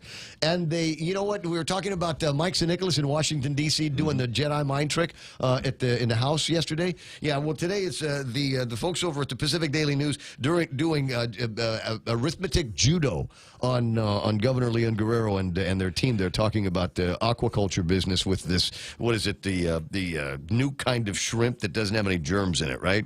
Pathogen-free shrimp. Impossible shrimp? Impossible shrimp, I think, is what they're talking about over in the PDN. More on that. You know, my cat likes PDN. It's 7:23. And the man with the impossible memory is here. Former Governor Carl T.C. Gutierrez, who was just back from the Philippines, and he was sending me pictures of him and a bunch of people that he knows in the Philippines. And trust me, I guarantee if he met somebody there in the old Marcos days in the Philippines and all of the different times that he was there, he probably remembered everybody's name before they walked in the room. And what their kids were doing at the time. Yeah, and what his kids were doing at the time. Anyway, former Governor Gutierrez is going to give us a trip report on the deal up in the Philippines, and I will thank him profusely for having sent over those pictures of the Filipina cheerleaders at the basketball game. That was well received. I played the heck out of it on the television here. 7:24, Jerry Roberts now in today's Extra Point, brought to you by Guahan Insurance Services and the guys over at First Hawaiian Bank celebrating their brand new United credit card. It all starts with yes. Artificial intelligence was once the thing of science fiction, but no more. It is poised to dominate almost everything as we know it. Today, let's talk about where this craziness may be headed. That's next on the Extra Point. It's important to have claims process that works for you. At Guahan Insurance Services, we make things simple and convenient. Same door you walk in to purchase your insurance is the same door you open to file your claim. We can't pretend that the car insurance claims process is fun, but we can promise a hassle-free and speedy recovery without any runarounds. For your home, auto, and business insurance, visit us at the Camacho Landmark Center on Marine Corps Drive in Tamuning. Don't forget to like us on Facebook or give us a call at 475-1162 or text 929-SAVE. That's 929-7283. If you're driving, chances are you'll need gas soon. And by the growl in your tummy, a trip to the grocery store too. But don't just buy gas and groceries without getting double miles. Instead, apply for the new United credit card from First Hawaiian Bank and start earning double miles towards your next trip. Gas, groceries, getaway. With the new United credit card, apply at FHB.com. First Hawaiian Bank, member FDIC. Equal housing lender. Additional terms, conditions, and restrictions apply.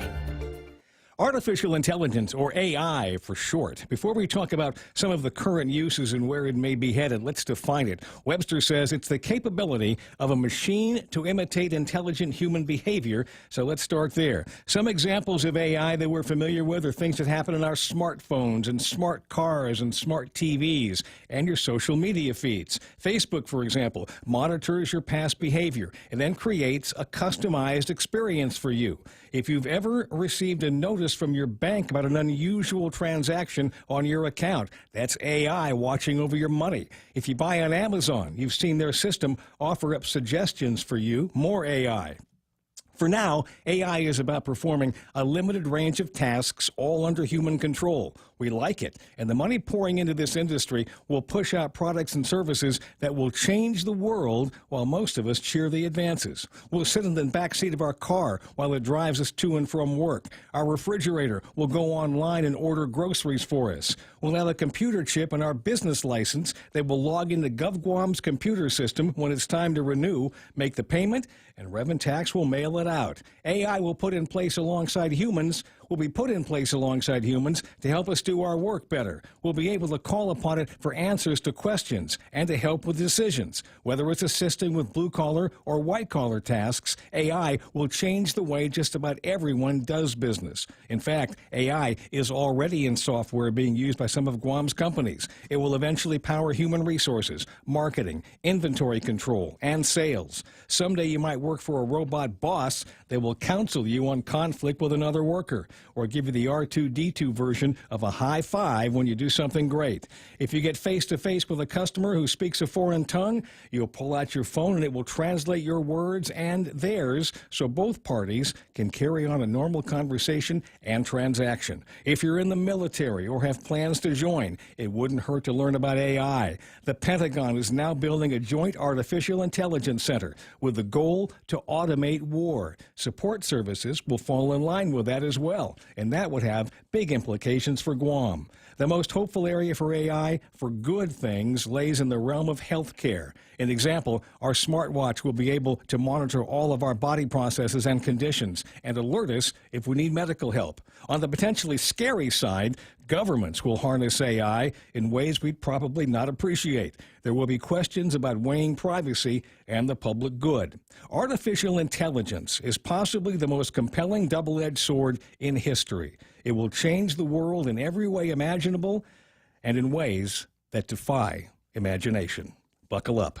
That's the Extra Point. Get out there and make something good happen today for 93.3, The Ray Gibson Show, Guam Insurance Services, and First Hawaiian Bank. I'm Jerry Roberts. And they've been standing on the shoulders of giants. I was deep into AI using basic programming back in the early 80s, and the first ever Apple computer that we got at the house. Really wanted to get into it. And you could build these environments, right, where you could create small digital creatures that would learn about their environment, where the edges were, what happens when they bump into each other, and things like that. Yep. It became the basis of you might even have one of these things in the house, the little Roombas, the vacuum cleaning robots. Yeah, that's artificial intelligence, and it's very basic. Yeah. It develops a map of the house and knows where to go and where it's been and where the electricity is, so that it can recharge itself and use it all over again. And machine learning. Yeah, it's absolutely. If you really want to get into it, there's ways that you can get into it. But I think some of the applications that you were talking about, world changers. There's a lot of things I didn't add. There's some really scary stuff. Yeah, and then of course there's a line of thinking. Well, great artificial intelligence. Can we get real intelligence to work a little bit more around here? Bottom of the hour. That's all the time I got for Jerry Roberts. You have a great weekend. I'll see you soon. For transcripts of this and other extra points, visit GuamTraining.com on the World Wide Web. Headlines now for the Guam Daily Post. And coming up, former Governor Carl T.C. Gutierrez. Half a day and good morning, Guam. And the headlines from the Guam Daily Post this morning, a bill that establishes the rules and regulations for gambling at the Liberation Carnival, now under legal review of the governor's office. If it's signed into law, Mayor's Council of Guam Executive Director Angel Sablan says that it could be as long as 2 weeks before the winning bidders for the Carnival Games of Chance are announced. Sablan explained that the amended rules and regulations, which were approved by lawmakers on Wednesday night, require a public notice period of 5 days. Then it could be another week before the bids are in and the winners announced. That leaves just 3 weeks for the winning bidders to purchase supplies, build the house of cards, and hire employees to staff their games for the 60 days that the carnival will be running. It's going to be a tight squeeze, said Sablan. I just hope that the time frame does not discourage anyone from bidding, he said. No requests for proposals will be issued, said Sablan. Instead, the vendors will be chosen through a sealed bidding process. The bids will be opened and the winners publicly announced once the bidding period closes. Liberation Carnival set to start on June 5th and run through August 3rd. Renee Perez, the wife of a former Guam police officer, pleaded guilty to drug charges in Superior Court this week. Renee Perez and former Guam Police Department officer Manuel Perez were arrested March 7th, 2017, after the Mondaña Drug Task Force raided the couple's Chalampago home and reportedly found several glass pipes, syringes, suspected drug ledgers, and other drug paraphernalia, as well as methamphetamine.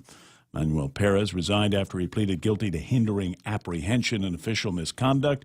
Renee Paris admitted to a charge of possession of Schedule II controlled substance as a third-degree felony. She faces 3 months to a year in prison, sentencing scheduled for September 25th. John Kinata has been named Deputy Executive Manager of the Guam International Airport Authority. Executive Manager Tom Addis says he chose Kinata to be his deputy, and the appointment became effective April 25th. Kinata's annual salary of $140,000 was approved on Tuesday by the GIAA board. Kinata has served as Command Chief of the Guam Air National Guard since October 2016, where he has held the rank of Chief Master Sergeant. Kinata has been on terminal leave from the Guard since he was hired by the airport. His retirement from the Air National Guard becomes official during a change of responsibility ceremony this Sunday. Chief Master Sergeant Philip Tyron will be taking over from Kinata as the new Command Chief of the Guam Air National Guard.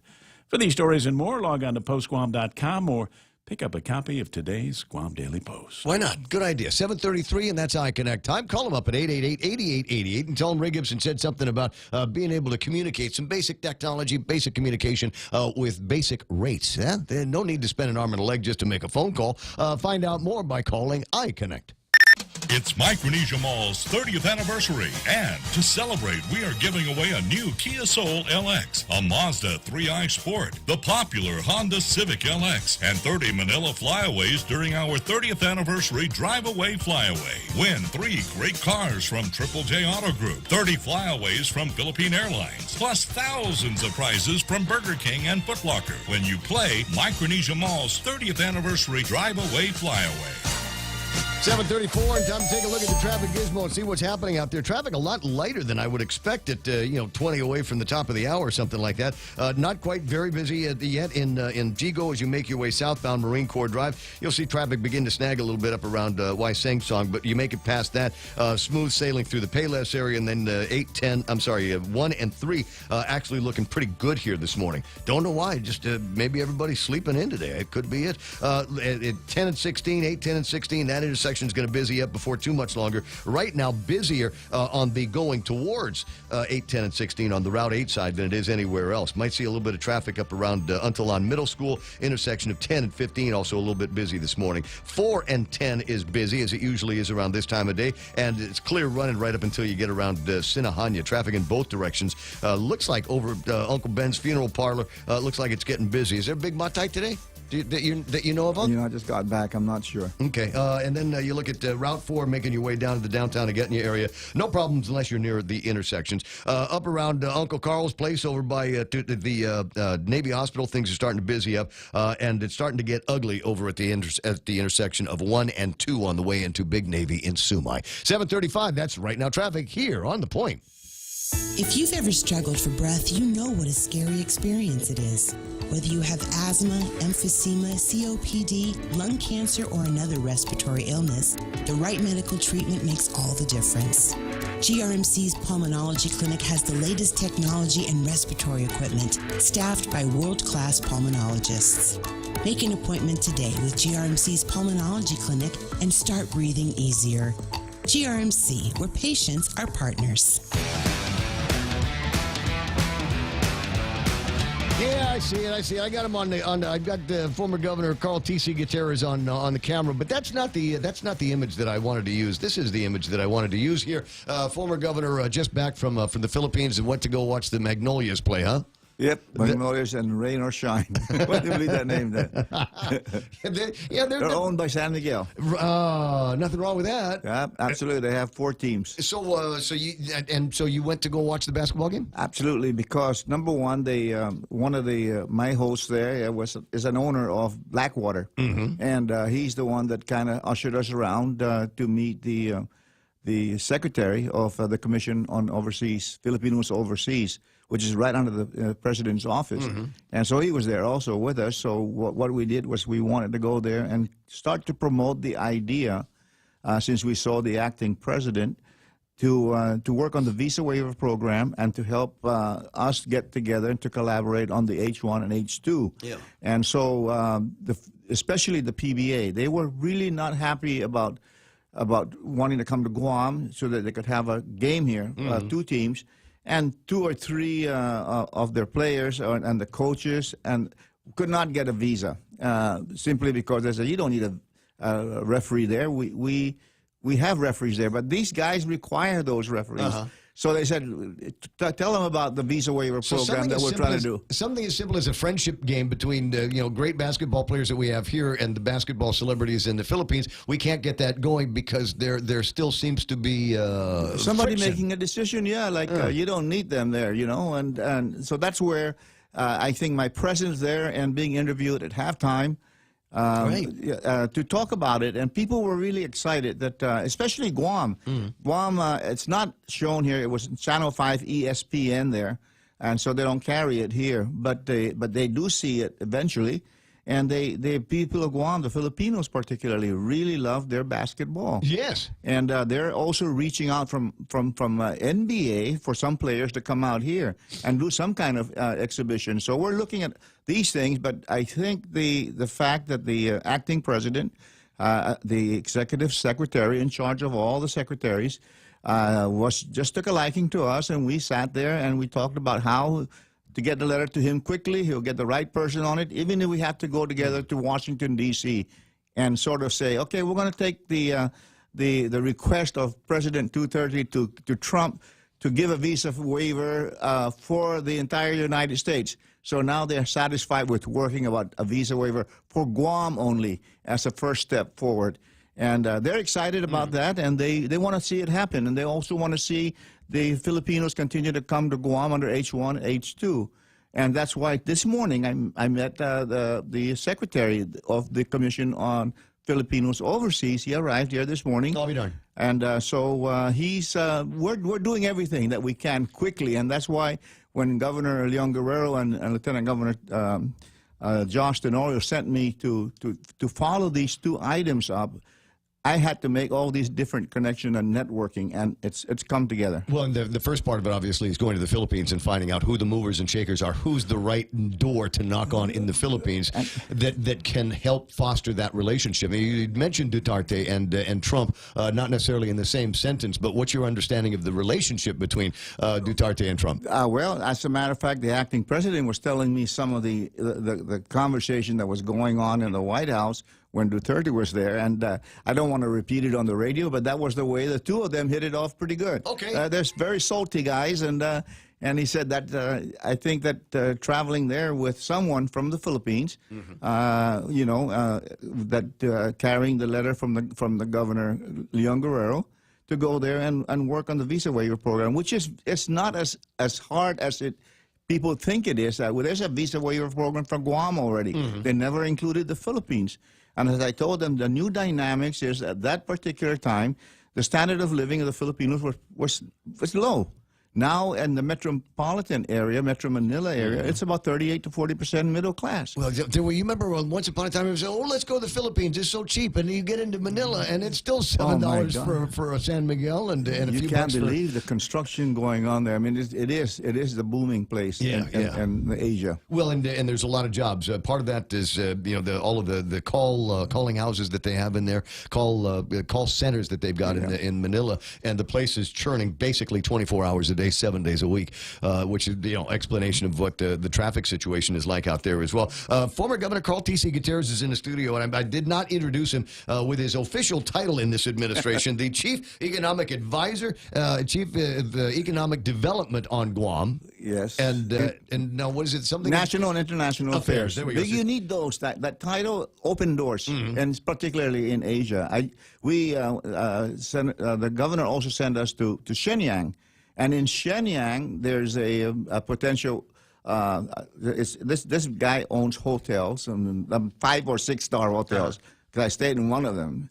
But he also owns airlines, and he's been wanting to open up sort of a tourist office there for Guam, and fly nonstop to Guam and connect to Australia and back. So we're working on that with GVB right now as well. Hey, that'd be nice if there was a connection between using that airline coming to Guam and then going down to Australia. I miss getting down to Cairns in about a 3-hour airplane ride. So that's his plan, and he's got about 36 jets. So this guy is also going to build a hotel here, and he's already bought his property. So he's looking at coming back I invited him back in 2002, and we stayed at his place, and I said, come and invest in Guam. Unfortunately, I left a few months thereafter, and he was not treated well, he said, between two administrations that went by. So I was asked to go back and re-invite him, and he's coming back. All right. I'd love to meet him when the guy comes in here. Fresh back from the Philippines, we talked a little bit about the nature of the trip, why he went, and there's a number of things that obviously we'd like to be able to do. One of them is to restore access as much as possible to the H-2B Filipino and the skills that they need to bring on both sides of the fence so that we can get the private construction boom started as alongside the military construction boom. If you could, give me a little bit more detail on those conversations. Well, first of all, the governor asked me to work very, very closely with GIDA. GIDA is the established Economic Development Authority. And so they're looking at me as the economic strike force. So putting us together with Ed Camacho there and Melanie and Mendiola and Ricky. Duenas? No, Ricky Hernandez. Oh, that's right. So we're working very closely with GIDA. And so the H1, H2 is a very, very requirement for us to move forward with not only the military buildup, but as the governor said, put everything down as military buildup related. I thought that was brilliant. And I'll tell you, that's working because the way David De La Sola and Greg Massey have been doing it, they would certify that this hotel construction is also going to be part of the military buildup. And then they would take that up to NAFMAR, and they would sign off. And so far, they've been approving it. Even the fact that we have been put on the outside the list, which came about in January 19, where they removed the Philippines for the entire United States. So the Philippine Malacanang is also interested in just at least restoring the Guam part. Next January, put Guam back into the list as being able to import Filipino workers here. So those are the things that we're just taking a little bit of a step at a time. But they know how much we require the Filipino workers here in Guam. There's a lot of money that is made by Filipinos that are outside of the Philippines that goes back to the Philippines and helps build their economy. I think I called you the day I learned about a particular province in the Philippines where a lot of our H2 labor was coming from. And this entire town, this entire municipality in the Philippines lives and dies. Their economy lives and dies based on the number of men and women that they have out in construction and other fields sending their money home. Actually, the GDP from the Filipinos overseas is close to $30 billion. Oh, my gosh. And although they need the Filipino skilled workers there to build their expansion, they cannot stop them, and they don't dare stop them from coming to Guam, for example, or going elsewhere, because that's also part of the contribution to their economy. So there's some of them are importing Thailand people to come to the Philippines to work. That's how much booming it is. Yeah. Well, interesting stuff here. So that now on the visa waiver, you suggested that it's actually easier than it sounds to be able to try to get it. So I've got relatives in. All right, I got a friend of mine. I'll give you a perfect example. I got a friend of mine, and she operates a brewery in Cebu. And so what I'd like to have her be able to come out to Guam, meet the wholesalers here, and see if she might be able to sell her craft beer here on Guam. And she said it might be tricky to get that visa to be able to come out to Guam and do all of that stuff. Well, she's going to have to get a visa for that kind of purpose. But as far as coming here for up to 90 days, that's what visa waiver countries can do now. And so we're trying to there's this visa waiver program given to us over 30 years ago. I think it was passed by General Ben Blas, Delegate Blas. And they left the Philippines out. And I said for that reason that they're going to be coming here and they're going to be called TNT after a while. They're going to be all over the place. The United States on the H1, H2, there's a 40% overstay. Guam is 3%. We're telling them that. Yeah, we got painted with the same brush as the facilities in the States. But on the visa waiver, you remember the Burmese at the time? They were put on the visa waiver program. When I was governor, suddenly we were filling up our jails with people that are coming here from Burma and seeking asylum. And so we knew then that we had to stop something. So just from my own letter to the State Department and the White House to remove them from that list, and they did remove them. So the carve-outs, the exceptions are possible. Yes, absolutely, and it's there. So you don't have to go past a new law. We just got to convince them that the Filipinos now ought to be given an opportunity to fly to Guam visa-free. And so that's where we're at, and we've made the connection.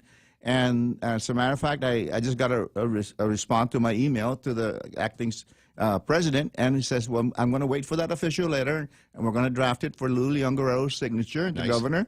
And then he'll write back and give us the exact person to work with to make this thing happen. And then we'll get the wheels to start turning. Is there now? Tell me a little bit about your office arrangements here on Guam. Do you have an office yet? Do you have any employees? Well, you know, unfortunately, they had to go out on a bid for the office space. I understand that it's going to be the bid's going to be open on May 10th. Yeah. So hopefully, I'll have an office soon.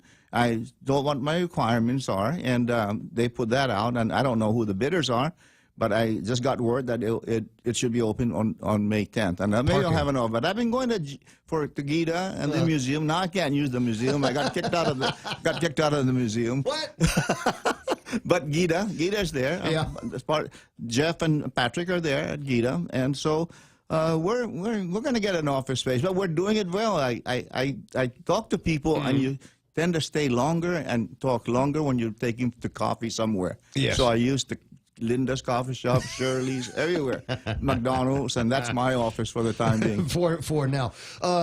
Getting back into a couple of economic opportunities, Governor Lou Leon Guerrero a few weeks ago signed off on the recreational cannabis bill, and I've got a lot of I've got my fingers crossed and very hopeful for a new kind of industry that could blossom around recreational cannabis use here on Guam. Agriculture among them. The lab is going to be another opportunity for people, dispensaries or these marijuana boutiques that are going to be opening up. How much of that is in your radar right now? Well, first, I've been approached, of course. You let me on to David Meredith. Yes. And Wayne Tyrone. It's the guy in China where they want to be able to do some research. And I think he's back in China. Yeah, but you see, from what I understand, in China, they need hemp because they put this into those liniments and stuff like that. But from what I understand, they're forbidden from growing it in China. So they need to get to Asia, here around the area, to grow it so they can import it to China to do this. Now, my wife, Auntie Jerry, she bought this ointment. I don't know where she got it, but it was from the Philippines. Yeah. And she swears by it, and I rubbed it on my elbow, and it helped. It really did. So we're no shortage of people that are finding some kind of relief, even with the CBD oils and the liniments that are out there, because they seem to work. Sister Shelley, I was complaining about my plantar fasciitis, and she gave me a thing, this 50% CBD, and the other 50% is THC. Don't ask me how she got it. and I put that on my heel, and the pain, it's still there, but it is not as insistent as it was prior to all of that. Yeah. And so there are pharmaceutical companies that might be interested in doing something that they are prohibited from doing in their home countries that they might want to come here and do research for. That's right, or import the hemp from Guam. So hemp is low in CBD, whatever that is. I don't know too much about marijuana, but that's what I know. And no, sorry, Richard Leon's online saying convert the FestPac huts for your office space. Yeah, I don't know if there's enough electricity. There's no nearby bathrooms, no internet, that kind of thing. But cannabis is, becomes very, very interesting. And I've been trying to convince people that we need to set up from about where District Court is all the way down to Adelup. We ought to turn that into a green zone here, and by way of tax rebates or exemptions, credits, be able, like a qualifying certificate program, encourage businesses to open up pointed at that industry. Cafes and the dispensaries can be down there. And just kind of build that up, gentrify the area, if you will. Well, we have to talk to Lacia Casil because she's in charge of the restoration. And so I don't know what she's got in mind, but That's like, it seems to me, my conversations with Lassie, I think she was on my side on that particular one. So good. I don't disagree. But I mean, the idea that we've got tools available to us as a government to be able to encourage and spur that kind of business is interesting. Yeah. Governor Lilian Guerrero's got some interesting conversations about aquaculture and this pathogen-free shrimp that they want to grow. But PDN says we don't have the room to be players in an industry this big. Well, I don't know. I didn't read it, but I have been trying to assist the St. Nicholas clan in Iran. I brought these people from Shenyang. They went there and they kind of did their due diligence to look at it and see what they could do. Yeah. They're saying, hey, this is going to cost us $5 million to make it typhoon-proof and another $3 million to get it really going. So they're looking at that kind of money to be expended there. Now, I don't know where else properties are available that has that kind of a makeup on the soil and the water catchment. So I don't know how much of land is required to make $5 billion, but possible. Well, I think if we'd have to do it multiple stories. That was my solution to the problem. Is if we can't lay it out flat, then we don't have the room for that and build up. And that's what these Shenyang people were even talking about. They just can't be just on the ground. They'll do it. Just even now, Dr. Burke has come to us and asked me if I would look at the farming of fish from the Iceland, where and I've been there to Norway, yeah. And all you do is go down about 400 feet and pull out the water as cold as it is, and into tanks. And I went there, and we were ready to do it at Tagacheng at one time. I don't know, you're too young to remember that, but that was part of our plan. Now, he remembered that, so he asked me to take a look at it. There's a company that's interested to come here and do it. And you don't have to do much except pull out the water from 400 feet, and you've got cold water for salmon. And in Norway, not only salmon or trout was being raised there, but gardau and parrotfish and everything else. But if we're bringing the water from down there and we're bringing it in specifically because it's chilled, didn't John Benavente used to have a plan to be able to use that kind of cold water to keep keep hotel rooms air conditioned? Yeah, that's same thing, same concept, same concept. But this one is there's so many things we can do. Now that company in Norway, Japan is sitting right there taking all of their supply, and they're flying it 13 hours to Japan, where he's 3.5 hours from here. And that's why they were really interested. They came here and did their due diligence. And then, we were going to use Tagacheng because that's part of the Chamorro Land Trust property, and it was just enough land area to be able to do this. You get enough money from into the Chamorro Land Trust based on those rentals, then we can get some of the assay work done and all of the running utilities and things like that into those properties for those landlocked souls. Yeah, but we can do it. We can do it, and I just need Governor Liu, like I said, took a chance on putting me on board. And I'm doing whatever she asked me to do, and she's sending me, as a matter of fact, to Kentucky on the 22nd of May to represent her at the National Governors Association, where they're there dealing with all the big guys from China. It's strictly for the China market. So the governors and lieutenant governors from different states will be there. I will be there with Melanie Mendiola. And I'm bringing Fong Wu to be my interpreter. Oh, really? Yeah. So that he knows, so that when they speak to the Chinese, tell him he's a businessman here. Sure. So he will know what to say and what to expect here. So I think we're going to have an inroad on that one. Del Monte was here a few years ago out of the Philippines looking at opportunities here. There were a couple of large pharmaceutical companies that wanted to see if they might be able to do something by way of manufacturing of their pills on Guam. Yeah, I haven't gotten to that. I never heard of that one. Well, I know the Agbayani guys have been frequent visitors to Guam. As far as I know, all they got now is that Aircon place. Yeah. But I'm sure they have other interests that we might be able to pursue here. But I'm getting a lot of insights. So how do people get a hold of you? And people that don't generally have your cell phone number, how do people get a hold of you and say, they call the governor's I got office. This great idea. They call the governor's office looking for me, and then they pass it on. They pass it on to Rich, because Rich knows how to get a hold of me. 24 hours a day, 7 days a week. Yeah. So we were talking about waste to energy. I know you are behind waste to energy, and you talked about a specific kind of technology. What's it called again? It's pyrolysis. I was brought into Korea several years ago to look at it. And it's a high temperature removal of the item without any smoke. I mean, just inside a sealed chamber. You can see it. Yeah, it's not plasma and it just comes out as charcoal. Yeah, it's not plasma gasification. It's ultra high temperature bombarding, that's right. and then pretty soon all you're left with is like a charcoal ash. Coming out. And so they brought me to Korea, and they were telling me that that's a small market in Korea, but if you go to Japan where they perfected it, and so pyrolysis is not incineration. It is, and that could be the link where we jump through that will get us to a point where we can take trash, use that as fuel to make electricity. No, this one won't make electricity. Oh, I want waste energy then. Waste energy, you got to take the heat and make electricity. Yeah. This one, you just get charcoal out of it. There's no heat. It's inside. It's not emitting any heat or any smoke. So what can we do? Is there a second use for the charcoal, or is that just yes, you can. Yeah, you can use it for road paving, etc. Those things. Okay, so I'm talking about waste to energy. How do we take our trash? Well, waste. Well, this is the same thing. You do it there without any expectation of getting energy out of it, but reducing the waste by 95%. Well, that's important. But as I say, for me, I like the idea of incineration. The one they have with the waste to energy, you were going to produce like 4 megawatts out of that unit coming out of the Guam trash collection. Okay. So that's 8 megawatts to 16 megawatts.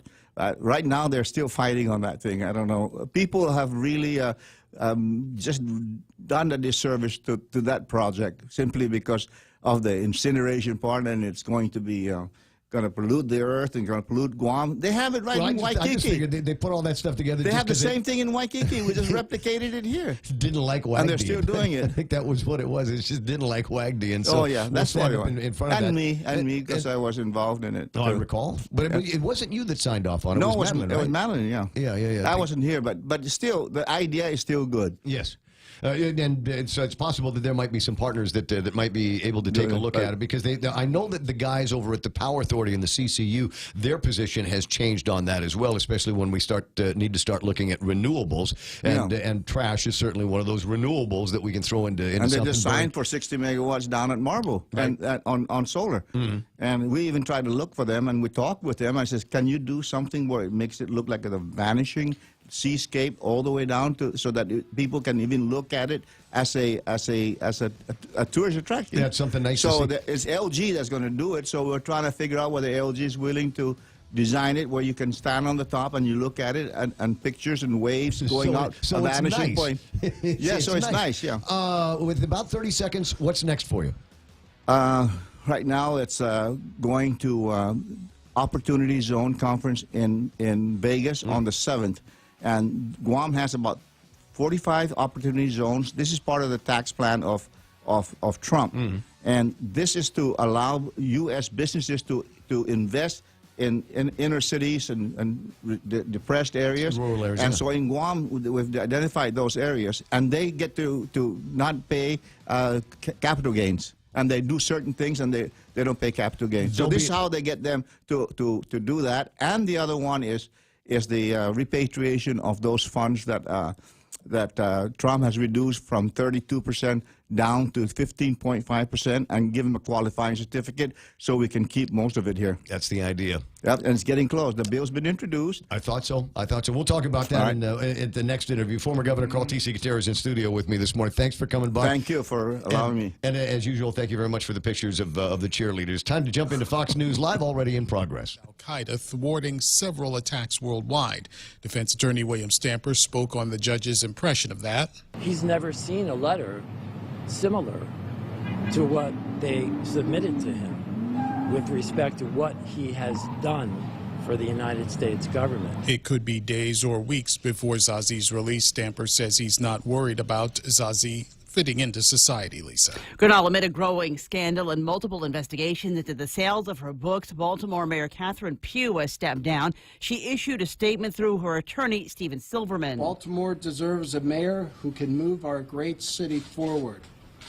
I want to thank all of our department heads and staff who work hard every day to improve the quality of life for all who live, work, and visit our city. Republican Governor Larry Hogan said in a statement it was clear the mayor could no longer lead effectively. Maryland Democratic Party Chairwoman Maya Rockeymoore Cummings saying the resignation affords Baltimore the opportunity to address its challenges with courage and optimism. Stephen Moore has withdrawn his name from consideration for a seat on the Federal Reserve Board. Earlier in the day today, Moore had said he was still in the running. This coming after several Republican lawmakers expressed concerns about some of Moore's writings about women. This is Fox News.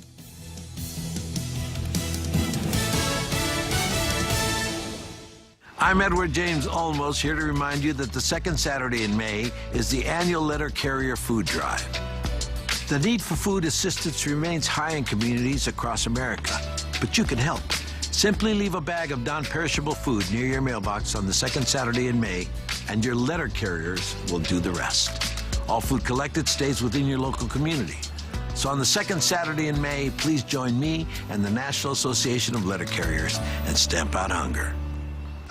KFC has finally answered the world's most important question. What came first, the chicken or the egg? And the answer is both. Introducing KFC's KFC AM, their new Southern and local inspired breakfast. AM loaded platter with chicken fried rice, waffles, and Colonel's chicken congee. KFC also has your all-time favorites, AM chicken and egg wraps, Southern biscuit and sausage sandwich, and hash browns. So for finger-licking good mornings, AM will never be the same at KFC. KFC, it's finger-licking good. A lawyer for a drug company founder convicted of bribing doctors to prescribe a powerful opioid is vowing to keep fighting the case. Insys Therapeutics founder John Kapoor and 4 other executives of the company were found guilty of racketeering conspiracy. Lawyer Beth Wilkinson says she will continue to fight to clear her client's name. The top Democrat in the House making allegations about Attorney General William Barr after today's no-show before a House committee. Attorney General William Barr refused to show up to a House Judiciary Committee hearing this morning, but House Speaker Nancy Pelosi says the AG already committed a crime. He lied to Congress. He lied to Congress. If anybody else did that, it would be considered a crime. Nobody is above the law. Pelosi stopped short of forecasting next steps, saying committees have a process to respond. In a Senate hearing yesterday, Barr explained a letter he received from Special Counsel Robert Mueller complaining about a short summary of the Russia report, details Barr did not mention in testimony to Congress last month before the report's public release. On Capitol Hill, Jared Halpern, Fox News. House Republican leader Kevin McCarthy pushing back. We expected to hear from AG Attorney General Barr. Chairman Nadler decided to change the rules to satisfy the very obvious desire to impeach President Trump. McCarthy says Barr has been transparent. It is time for lawmakers to start doing something for the American public. He's continuing his winning streak, but first he's being awarded with a key to the Las Vegas Strip. James Holzhauer, a professional gambler from Las Vegas, has won 20 games of Jeopardy and more than $1.5 billion so far. Second only to Ken Jennings in 2004. He won 74 straight games and $2.5 billion. Holzhauer has pledged to donate some of his winnings to local charities, including the Las Vegas Natural History Museum. I'm Lisa Lacera, and this is Fox News.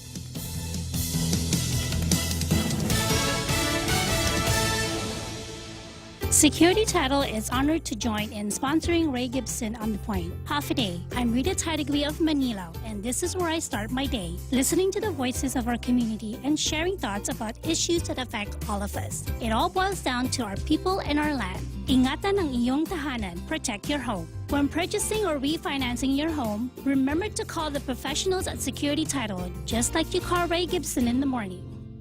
In illness and in wellness, Calvo's Select Care is health care that is there for you. That's why over 80% of the Guam medical community places their trust and insures with us. We offer our members wellness and fitness programs for a healthier lifestyle and provide a comprehensive medical network on and off island to help members from unexpected illnesses. Contact Calvo's Select Care today for more information. Hi, welcome to this Subway ad for the new Sesame Ginger Glazed Chicken Signature Wrap. How would you like it? I'll take a... Sports announcer at home? Yeah, how'd you... We just know. My wife picks up the new Signature Wrap. It's got double the rotisserie-style chicken mixed with a sesame ginger glaze. She appears annoyed at me, but she shrugs it off. Those sweet and savory flavors are calling her name. She lifts the wrap and... she takes the bite! Incredible! And now she's closing the door on my... Subway, make it what you want. Limited time only at participating restaurants. Double meat based on average 6-inch sub.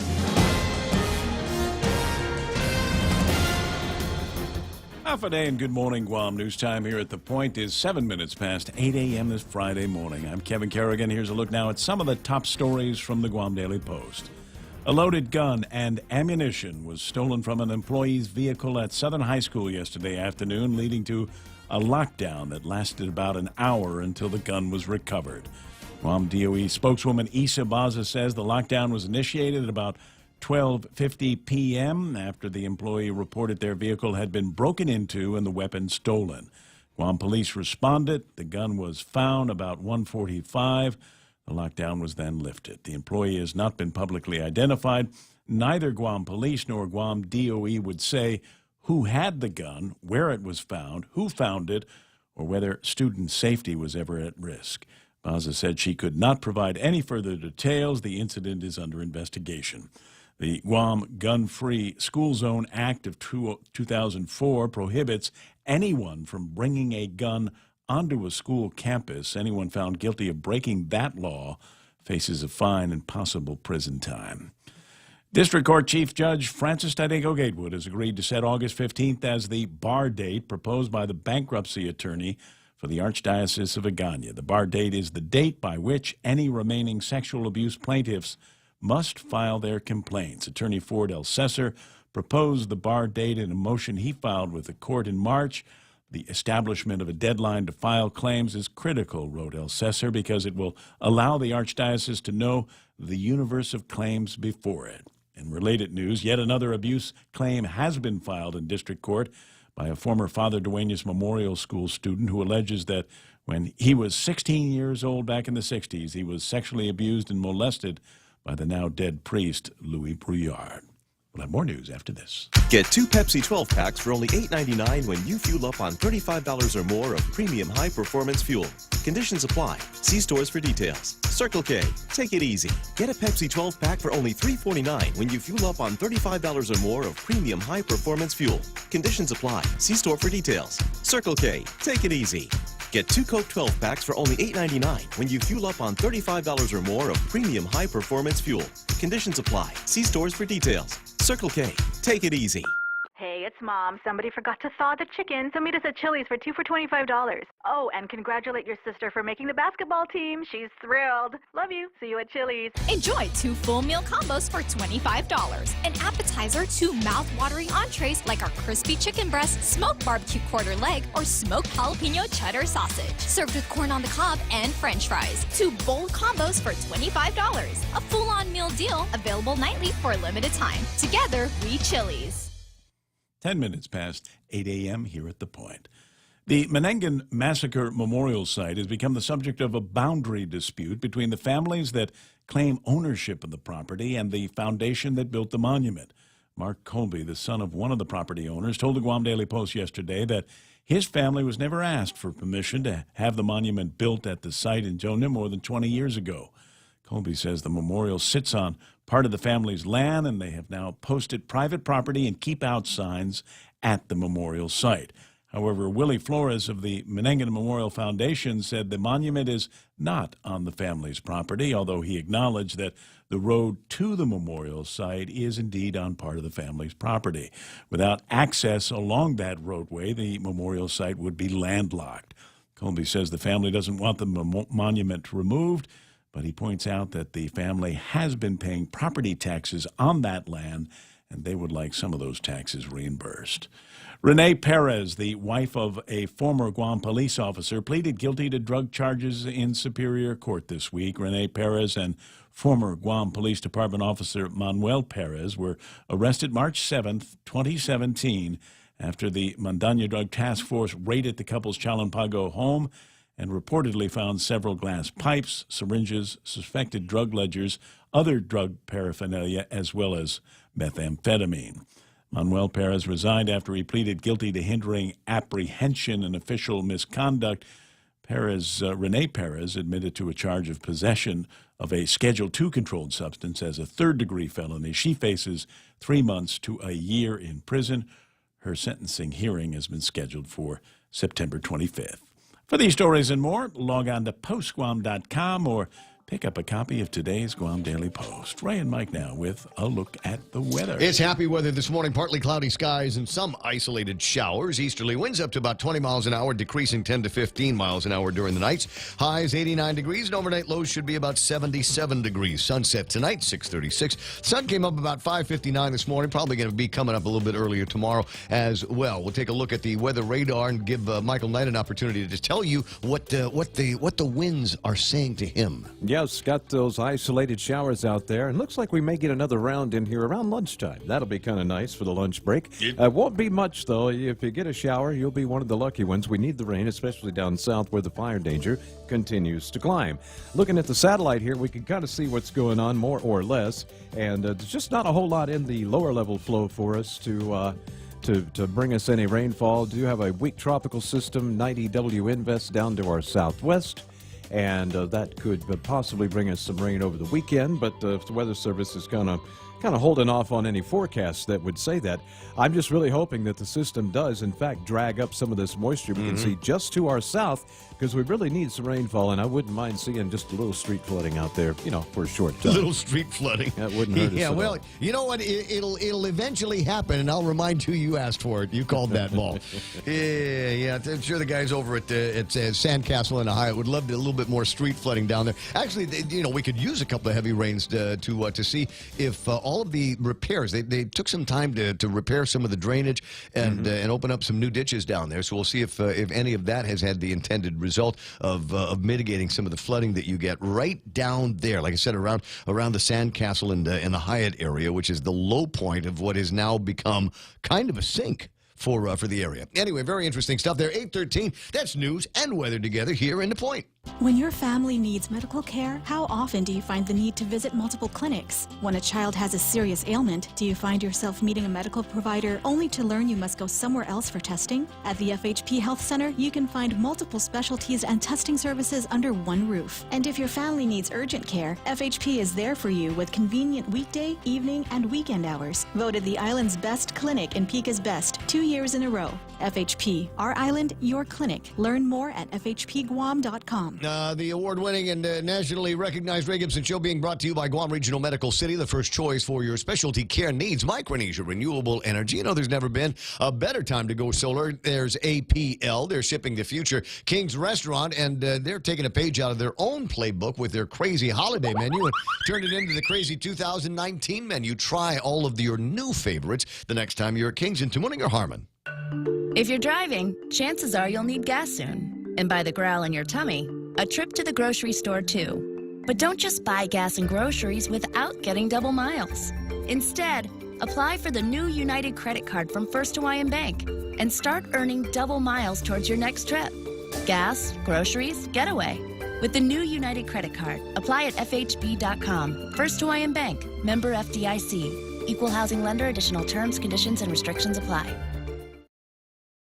Yes, portions of the Ray Gibson Show also being brought to you by Security Title. We're going to sick Ron and Kim on Mark Colby and see if we can get that issue down at the Menengan Memorial squared away for him and his family. Also brought to you by Take Care and Cars Plus. Jen and Joey and Dunge, driven by you. Check out Cars Plus and Cycles Plus and Harley Davidson at their incredible showroom lot in Mighty. Oh, and Wendy's. Oh, not okay. All right. Let me just make sure I got the right one here, because it's Mother's Day coming up, right? Wait. Nope. Do something else, and then I'll come back and do that. But first, let me tell you about swinging by Wendy's and try the incredible sandwich that they've got there, North Pacific Cod Filet. And if Carl Gutierrez has his way, we'll be growing the cod here on Guam.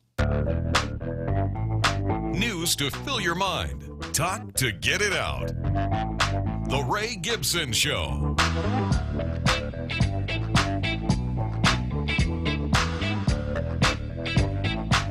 There it is. Yes, it's my reminder from Cold Stone that Mother's Day is coming up. Show your mom that she's the best at Cold Stone Creamery. Celebrate with the new ice cream cake. They got Oreo cookies and cream extreme. Love the way they name things. They're made with layers of moist yellow cake, chocolate ice cream, and golden Oreo cookies. There's cake batter ice cream with Oreo cookies wrapped in a fluffy Oreo cookie frosting. Order yours online now at coldstonecakes.com. Cold Stone Creamery, super premium ice cream made fresh every day. And as I said before, Easter Sunday was practice for Mother's Day brunch. So if you had a good Easter Sunday brunch, you and your family and friends, everybody get together, got mimosas at 9 o'clock in the morning. That's just practice for the Mother's Day brunch that's coming up. Ray. Orange juice just gets in the way of the champagne. You know what? Just straight. Yeah. I've heard the same thing. There was a bunch of people. We were all going to get together on Easter Sunday morning, and I was talking about. Well, I don't have any plans. I want to, can my daughter and I hang out with you on Easter Sunday? And they said, yeah, but just remember who you're going to be partying with and what we're going to be partying with at 9 o'clock on Easter Sunday morning. Free flowing. Are you sure you want your little girl, the apple of your eye, hanging out with all of us? Use different language, but they know exactly what it is. Hey, look, it's my very close, very dear personal friend Blake Watson is in the studio, and there's actual sporty stuff that I found that we have to talk about. Right. Okay. So first of all, we got a couple of 5Ks this weekend. There's the Manahawk 5K that's going to be taking place. That's around Academy, right? Tomorrow. Yes, Academy parking lot is where they launch from. But yeah, you'll see everybody down there at Academy. There's a big deal down in Arahan on Sunday. It's the Managuf race. There's a 5K going on down in Arahan on Sunday. So there's two of them going on, and then we got a couple of weeks from now. We've got the Agate Mango race on the 18th, and reminder the SDA's Enhance Your Life run in EPOW on the 19th. I love weekends where we got a couple of 5Ks going. That always makes me a happy guy. So there he is. He's sitting in the chair. It must be time for Sports with Blake.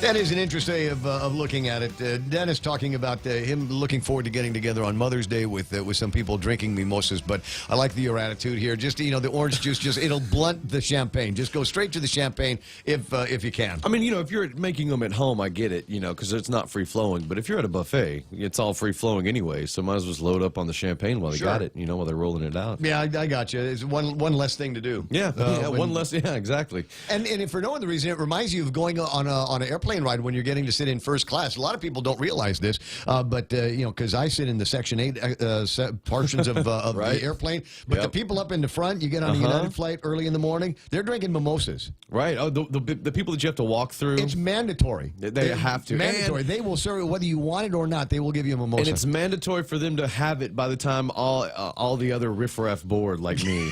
Exactly. Because they always have them. Every time I'm walking through first class, not only are they already in their seats, they're already halfway done. Yeah, they're already drinking. What is that? I'm not allowed to go to places where they serve champagne because I think there's something about the way I hold my pinky. It's not quite. It's right. It's not champagne friendly. No, I got you. Yeah, mine's more like sweet tea pinky. Where are we today? There is going to be Triple J's volleyball for a cause playoffs this weekend. Okay. You have the details? No. I got it. Hit me with them. Playoff games for the Triple J Volley for a Cause tournament to be held this weekend, May 4 from 8:30 to 6:30, May 5 from 9:10 until 3 o'clock in the afternoon. All games to be held at the Guam Sports Complex in Dedadu. $1 spectator fee. Food and drinks will be available for purchase. Please, no outside food or drinks will be allowed. Annual Relay for Life event. This will support their Relay for Life stuff. Is going to be held Friday the 24th at the GW High Track and Field in Manila. So we're coming to the last few days where people will be able to do fundraisers. That's what this is for Triple J. Do we know if they've already done their barbecue? I don't know if they have. I want to say no. Because I think it's later in the season, later in the season, closer to more summer. So I ran into Kaz Endo yesterday. Yes, he puts on races. Yes, he's got the Conquer thing. You know what? I didn't know this until I was asked to participate in a Conquer event in Saipan. Mm-hmm. They're doing it there. Yeah, and I didn't know until I was asked to participate in a Conquer event in Palau. Oh, so now Palau too. Yeah, very cool. So very cool. Eventually, I think Kaz going to be on the radio with us to do sports in one of the coming days. Yeah, I remember him saying closer to time because we're still a little bit out from the next Conquer race, right? Actually, the one in Saipan I want to say is on the 24th. Okay, so the end of the this month. Yeah, 20 days from tomorrow. Right. Yeah, it originally came to me because Carl with a K. He says, "Ray, can you help me with a Conquer team?" And I said, I don't have the bandwidth right now. He says, well, can you maybe help me, put some names together? So I don't have the bandwidth right now. He says, maybe you want to be on our Conquer team. I said, I might be able to do that. That's fun. Yeah, let's go up to Saipan and go goof off there. That would be a blast. 8:21 in the morning. So have you gotten that email? That has entered my that has crossed my radar. Thomas Bach or Tomas Bach, because it is international, right? President of the IOC, that would be the International Olympic Committee, but of course you knew that. Will visit Guam. We've got big name coming. May 10th and 11th, President of GNOC, Rick Blas, said that Bach will meet with GNOC stakeholders, Governor Lou Leon Guerrero, Guam's national teams, and future athletes, and tour the GNOC headquarters and island sports facilities. He is a former fencing champion, was a member of the West German gold medal winning team at the 1976 Summer Olympics in Montreal, Canada. He also won silver, gold, and bronze team medals at the 73, 77, and 79 World Championships. Of course, Rick Blas said, we are very thrilled that IOC President Bach will be visiting us on Guam. For someone of his stature in the Olympic realm to spend time with our athletes is very inspiring. He's the 9th IOC president, and he's traveling from Palau. I guess that's why he's in the region. He's got some higher ups with him. I'm gonna start rumors. Okay. The 2024 Olympics on Guam. Some 2024 Summer Olympics on Guam. Not winter. I mean, if you're going to start the rumor, might as well swing for the fences, right? Yeah. Well, let's ponder that for just a second, because it seems to me sometimes it's not necessarily the qualifications for a place to host an Olympics as much as how much we want to pay for the privilege, right? Yes. So Olympics on Guam. We could probably handle the airport business. We probably got some the hotel rooms that we could put in place to support all of that stuff. And the why are you shaking your There's head? no way. It's Friday Frowny. It's Friday Frowny Day for Mike. What do you mean no? You know what? Were you not impressed with former Governor Carl T. C. Gutierrez in the building? Absolutely, And here's a man from the future here, and it's just a question. You asked a what if question. Yeah. Right. So we asked a what if question, and but I know where this is. I know where your frowny Friday face is coming from, because you're sitting there going, wait a second. So whose pockets need to get greased in order? Can you imagine the possibilities for just unmitigated corruption with all kinds of money floating around in all kinds of different directions, amongst other things? Yeah. We'll take out a whole. We'd have to hire cruise ships to park offshore in order to supply the amount of hotel space needed for an Olympics. Yeah, because we don't have it. Yeah, it's okay. We'll just the small Olympics. We'll just go with the junior version. Right? And then there's the fact that we can't really keep a swimming pool open here on Guam. Oh, that's kind of needed for the summer. Yeah, there's that. But we could do rowing in the bays. That's fine. We can do all that. How long does it take to fill one of those things up? A pool? Yeah. Depends on how hard it's raining. All the time. It just needs to be clean and ready for 2 or 3 days worth of swimming. Well, then it just needs to have water. That's what I consider my superpower now. Is I'm not afraid of asking what if, and being optimistic about it. All the rest of you guys just haters. That's You've been all hanging out with the real Joe Cruz. 8:24 in the morning. What else we got?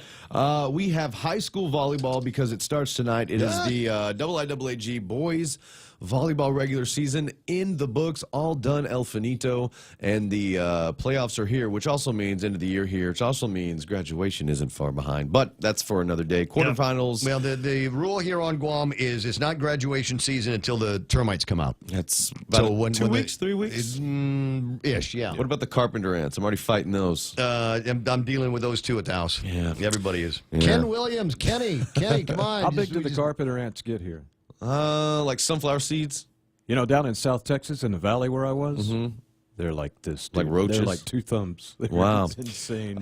See, we can have these nuisance bugs, and it's like another insult. They're still the nuisance bugs, but they're not big like other places have nuisance Maybe bugs. 2024 Insect Olympics.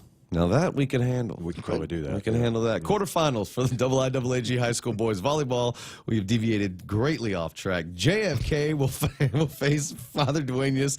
Let's see here. The St. Paul Warriors taking on the Ukuta High Bulldogs, and Notre Dame taking on Teadston High. By the way, the top 3 seeds coming in: Friars number 1, Teadston High Titans at number 2, and the Eagles number 3. The Friars, by the way, finished with a perfect 11-0 record. So, but anything can happen in the playoffs. So it's basically everybody's record is 0-0 starting tonight. So there you go. All games start at 6 p.m. because it's varsity at respective schools. So at FD, Ukudu, and Teadston. I'm going to try to get these ladies into the studio. The AB Beauty Studio Lashes and Brows Mother's Day weekend is coming up, and you know, Post is supporting this, so I'm going to support them supporting this, and an opportunity to get these Mother's Day bundles, which will feature things like lash extensions, nano blading.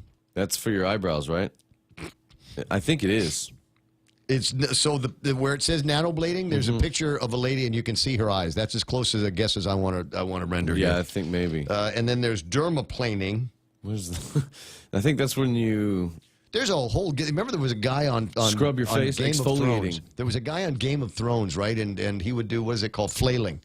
So yeah, we'd actually peel the skin off your body. That was when he had grayscale. Yeah, right. Yep. The Ironborn guy. Yep. So anyway, dermaplane. What I think dermaplane is like the kinder, gentler version of flailing, where they they take off like the tops.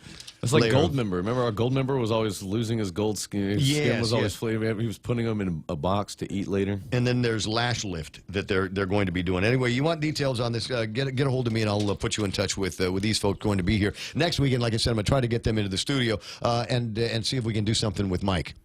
There we go. Right on. What you got? Yeah, I got Guam Major League Baseball. Tonight's game, Rays 3-2 taking on the Rangers 1-4. It's at 7 o'clock. This weekend's games on Sunday, the winless Rooks taking on the 4-2 Red Hawks. Rooks looking to get off the schneid. That's the early game on Sunday. And then the Expos will take on the Blue Jays in the late game at 7 o'clock, also on Sunday. That's your Guam Major League Baseball action. Yeah, can you imagine? Can you imagine these guys? They're just the Rooks looking for their first win. Yeah.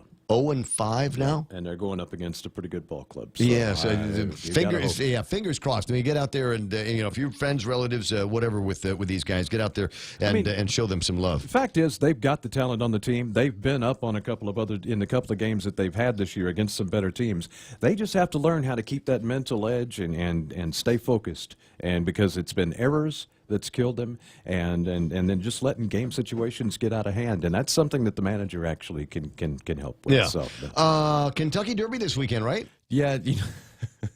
So you know what's crazy? I don't even have to look this up. So it's really crazy because due to a breathing problem diagnosed by a veterinarian, the all-out favorite to win the Derby, a horse by the name of Omaha Beach, has been scratched. Ray. Oh. So kind of threw everybody into a tizzy as far as betting, because just this week going into the Kentucky Derby, the Omaha Beach, the odds-on favorite to win has, I forget what it is. I'm not looking at it. Like I said, I didn't have to look this up because I've been reading about it all week, but there's a breathing problem. We'll call it horsetosis. So the horse is out? Something epiglottis or something, which basically makes it hard. It restricts from, if I can remember properly from growing up on the ranch, it restricts the horse's ability to breathe during strenuous exercise. So then, because then they got to change the odds. Then, if Omaha Beach is out, Omaha had 4-1 odds, right? Yeah. So the next highest one, the next best would be a horse called Game Winner, who had 5-1 odds. Then you've got Roadster and Improbable at 6-1 odds. Everybody else is laying in at 15, 30, 50, 60-1. Oh, yeah. So it's, but it is this weekend, so get your mint juleps ready right before a little Cinco de Mayo action, and should be fun. Got to have a pretty hat. Always got to have always have to have a pretty hat, and you got to dig the seersucker out, too, from way back in the back. 90% of female spectators will wear a hat that will cost in excess of $500 to $1,000. Gosh. For a hat for the Kentucky Derby. Most exciting 2 minutes in sports, but that leads us to a point here. Before you go, Star 101, Boss 104, and all of us involved in Cinco de Mayo, which will take place at Jimmy D's. Almost said Jimmy D's Chamarita Lounge and Discotheque, because I'm an old How fart. long has it been since it's been Jimmy D's Chamarita Lounge and Discotheque used to be a nightclub. Do you know where N Restaurant is? Yes. And then it's going to be the new Fuji. Okay. The old Stanley's. Yeah. So across from that was a building that the old Jimmy D's Chamarita Lounge and Discotheque was in. Okay. Second floor, you walk up the stairs, get a beer, and then get a punch in the face for, nothing, depending on which night you went. Because he used to have these great nights, just riot nights, right? It was just spectacular, depending on what night of the week all of these fights were going to take place. But that was a long, long time ago. So now it's a kinder, gentler, more laid-back Jimmy's at the beach. Yeah. And so that's where we're going to be doing the Cinco de Mayo celebration, Cinco de Mayo, right? we got Beersby. I saw you had at the end of the show yesterday. I saw you had some we were playing the cornhole pulled up. Yeah, the cornholio conversation. And then, and for those of you uninitiated, cornhole is a game. It's just a game. Did you see where it originated from? I'm going to say Midwest, some Iowa. Pick some kind of backwards, Nebraska. Kind of trailer park state, and that's probably where it came from. Oh, Indiana. The whole state's a trailer park. So we got we're going to be playing that, and I'm sure there's going to be drinking games and a variety of opportunities for people to just get way out of control. But wear a pretty hat is our suggestion. Yes, please, and come out and support because it is going to be a lot of fun. Come out, even if you're not playing, just come out and hang out. It's the beach. Jimmy D's on a Sunday. Jimmy D's on a Sunday. There's no other place to hang. All right, 8:32 in the morning. That's unfortunately all the time that we got to pretend to talk about sports. Other than that, what's your plan for the weekend? Other than that, just to I've got playoff hockey. I know nobody cares, but playoff hockey. So because it was a big win for the Stars yesterday. Quiz night tonight at the Sheraton, and is that tonight? Yeah. That's always a fun time. It's going to be fun for me. Yeah, it snuck up on me. They I volunteer for this event, and so they compensate me in beer. I believe the last time I was there with you, it was we were in costume. I think it was a costume thing. Yeah. Anyway. Depending on because they do it twice a year. So this time of year, it's a celebration of Cinco de Mayo, and then in the fall we usually do it pretty close to Halloween. So there's always a costume contest. Anyway, 8:32. You got to scram. Yes. And we got some work to do around here. I got to take a quick look at Kevin's headlines because I will be reading them for you after these. Travel the world and then some with the 2 million United Mile sweepstakes from First Hawaiian Bank. Enter and you could win the grand prize of 1 million miles or be one of 6 other lucky winners. The world is big. Our prize is bigger. Enter at fhb.com/2 million miles. No purchase necessary. Void where prohibited. Sweepstake starts on May 1st and ends June 30th, 2019. Open to legal residents of Guam and CNMI. Ages 18 years or older. Visit 2millionmiles.com for official rules. First Hawaiian Bank. Member FDIC. Equal housing lender. And the answer is yes. I got a note here on our WhatsApp, and you can send me funny memes, and you can send me videos and audios and things like that, or you can just ask me to say happy 10th birthday to Bella Faith Perez from Mom and Dad and Naomi Grace. Well, thank you very much. Appreciate that. Can you please wish a happy 10th to Bella Faith Perez? That's all taken care of. You mentioned the flayed man from the Game of Thrones earlier, which was the Bolton family, whose flag is a flayed man, not the Grayscales, which were caught in a different manner. Grayscale was removed in similar manner by removing his kid, but a flailing is something done as a form of torture. Well, it seemed to work on what's his name. See, now this is what. Can I just point something out? Melanie Mendiola and I had a conversation last night about Game of Thrones because outside of just other political gossip, that's the only thing that I'm up to speed on right now is Game of Thrones, and it got to be a fairly deep conversation. And it reminded me of another conversation I had with Dennis Bensour. You come up with something, just a line from Game of Thrones, right? Not today. Not today. Just say not today around somebody that's like super into Game of Thrones. But be prepared. Be ready for a conversation that borders on the same line as a doctoral thesis. Because there are people that are so wound into Game of Thrones, they know everything about everybody, including the guy that just sent me the thing about the Grayscale and the Boltons with the flayed man on their flag, and what was their sigil. I didn't even know the word sigil until Game of Thrones came out. I didn't know that was an actual thing until there was a Game of Thrones. But now we use sigil like talking about tattoos. Just absolutely crazy. Thanks for allowing me. I lost track of Game of Thrones. I mean, as soon as we legalized marijuana, that's like, the pinnacle for me, man. Yeah, I kind of know the feeling. It's 8:35 in the morning. I guess now would be a good time to drop in some headlines from the Guam Daily Post. Kevin Kerrigan is at the district court, so let me make it through our 8:30 headlines. A bill that establishes the rules and regulations for gambling at the Liberation Carnival is now under legal review at the governor's office. If it is signed into law, Mayor's Council of Guam Executive Director Angel Sublan says says it could be as long as 2 weeks before the winning bidders for the Carnival Games of Chance are announced. Sablon explained that the amended rules and regulations, which were approved by lawmakers Wednesday night, require a public notice period of 5 days. Then it could be another week before the bids are in and the winners announced. He says it's going to be a tight squeeze.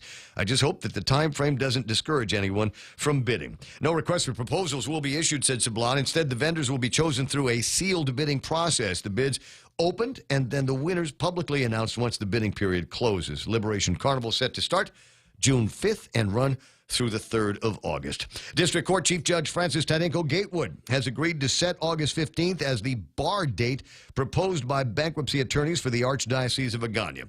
The bar date is the date by which any remaining sexual abuse plaintiffs must file their complaints. Attorney Ford El Cesar proposed the bar date in a motion he filed with the court in March.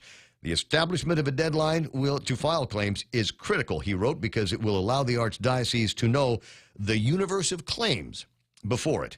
John Canetta has been named Deputy Executive Manager of the Guam International Airport Authority. Executive Manager Tom Addis said he chose Canetta to be his deputy, and the appointment became effective April the 25th. Canetta has served as Command Chief of the Guam Air National Guard since October 16th, where he has held the rank of Chief Master Sergeant. His retirement from the Air National Guard becomes official during a change of responsibility ceremony on Sunday at 8. Chief Master Sergeant and my brother-in-law, Phil Tyron, will take over from Canetta as the new Command Chief of the Guam Air National Guard. For these stories and more, as Kevin says, log into postguam.com or pick up a copy of today's Guam Daily Post. iConnect time is 8:37. There's an iConnect near you, and they'd be happy to talk to you about getting a phone in your pants and your purse that makes and receives calls, lets you get to Facebook and WhatsApp every once in a while, but doesn't cost you a fortune. They're good at that at iConnect. So what's the deal? Are you still paying for the right to have your checking account at your bank? Well, at Bank Pacific, we think it's our privilege, not our right. That's why we offer My Green Free Checking, where your monthly maintenance checking fees are zero. That's zero. And it comes with a free Visa check card and monthly green e-statements. My Green Free Checking. Bank Pacific today. Because having you as our customer, that's our privilege. Bank Pacific, where others put branches, we place roots. Equal housing lender? FDIC. Viva Bank Pacific. Yep. 8:38 in the morning, and as the man says, I love this, Mikey Sablon online saying, Game of Thrones is live. What are you going to do at the end of the season? Right? Because what do they got to do now? Is just go in there and kick Cersei Lannister's butt, right? That's it? And then what?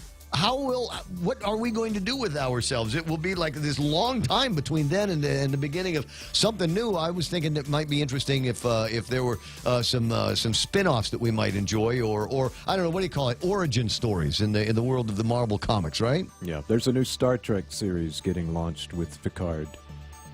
Picard, the actor is old man now. Yes. He's going to be in it? Yeah. Huh. Okay. I couldn't find a younger bald guy to be the young Picard. There is no one like Mr. Patrick Stewart. No, Patrick Stewart. No, I agree. He's a groovy guy, groovy gal, but I don't know. I don't know. Can I just remind me to riff on that?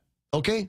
And restart the music, because I forgot it's time for our last look at traffic here this morning, unless there's some kind of accident that plagues the island. I'm looking at the traffic gizmo. Outside of the major intersections, things seem to be rolling through. You're going to get stopped up in places because there's stoplights, but that's indicative of just a few more cars in second-string traffic making it out there. 8:39, that's right now traffic here on The Point. It's Micronesia Mall's 30th anniversary, and to celebrate, we are giving away a new Kia Soul LX, a Mazda 3i Sport, the popular Honda Civic LX, and 30 Manila Flyaways during our 30th anniversary Drive-Away Flyaway. Win 3 great cars from Triple J Auto Group, 30 Flyaways from Philippine Airlines, plus thousands of prizes from Burger King and Foot Locker when you play Micronesia Mall's 30th anniversary Drive-Away Flyaway.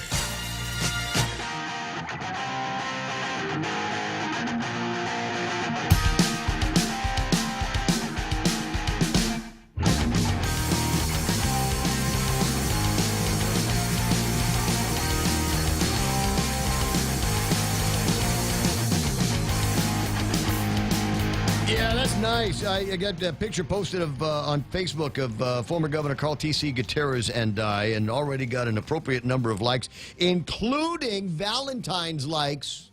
Valentine's likes makes baby Jesus smile. Cheryl Eusebio, Janice Wong, who else? And Clint Rigel gave me Valentine's likes for my picture of Carl Gutierrez and I here this morning. 888-825-5888-TALK. It's 8:41 in the morning. My name is Ray. Thrilled to be here with you as usual on our quest to get into the weekend and enjoy life here on Guam as we know it. There's a ton of stuff going on this weekend and a ton of stuff that is going to be fun for all of us to get together on. As I said, quiz night, and if you haven't got a table yet, you could call somebody over at Habitat for Humanity and see if there's a way that you'll be able to get yourself into something like that. Then there's some other things. I'm looking at Facebook Live to see if there's any commentary that I haven't quite gotten caught up on, and people that I haven't yet said hello to, including, let me see, Lynn Tydenko, there's Sheila, Frank Blas Jr., nice to see you there, Brad Hewitt. And Brad sent me a picture of what he thinks one of the problems is with regard to tourist safety here on Guam and in Tumon. And I don't have the means this second to be able to get it on screen, but it's a picture of the Tumon precinct and a whole lot of police cars parked at the Tumon precinct, as opposed to being out there on the streets. And that's if unless they're broken, or unless we're at shift change, and he doesn't think so, the deal is we got to get those things out there on the road. That's the deterrent. Not that there is a police precinct in Tumon. It's nice. But the deterrent is when the police cars are on the road, isn't it? Aren't you a better driver when you see a police car over there? Don't you follow the rules of the road just a little bit more when you see a police car over there?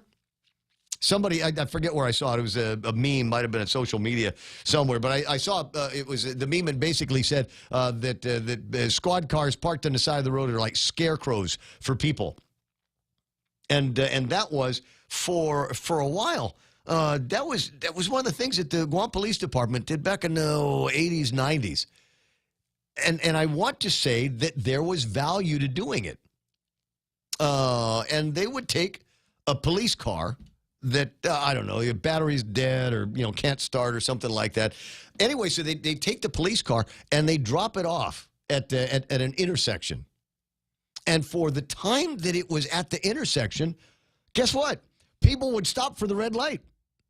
They wouldn't run the green lights, coming into the, they would stop because they didn't know whether there was a policeman in the car or not.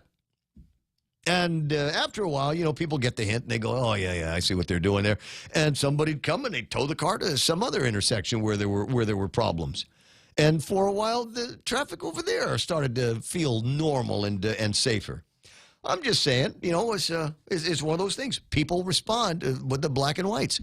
So let's maybe get some more of those cars out there. We certainly need them in the villages. Looking at the numbers here, 221 reported cases of crimes against the Korean tourists, according to Jimmy Moylan on this program yesterday. And maybe that has a lot to do with more of them getting out and about, hitting different parts of the community. And maybe that's one of the things. We need to do a better job of watching out for them. I know, and I'm not going to say it's a nuisance. I'm not going to say it's a nuisance, but it is interesting how the Korean drivers are driving on Guam.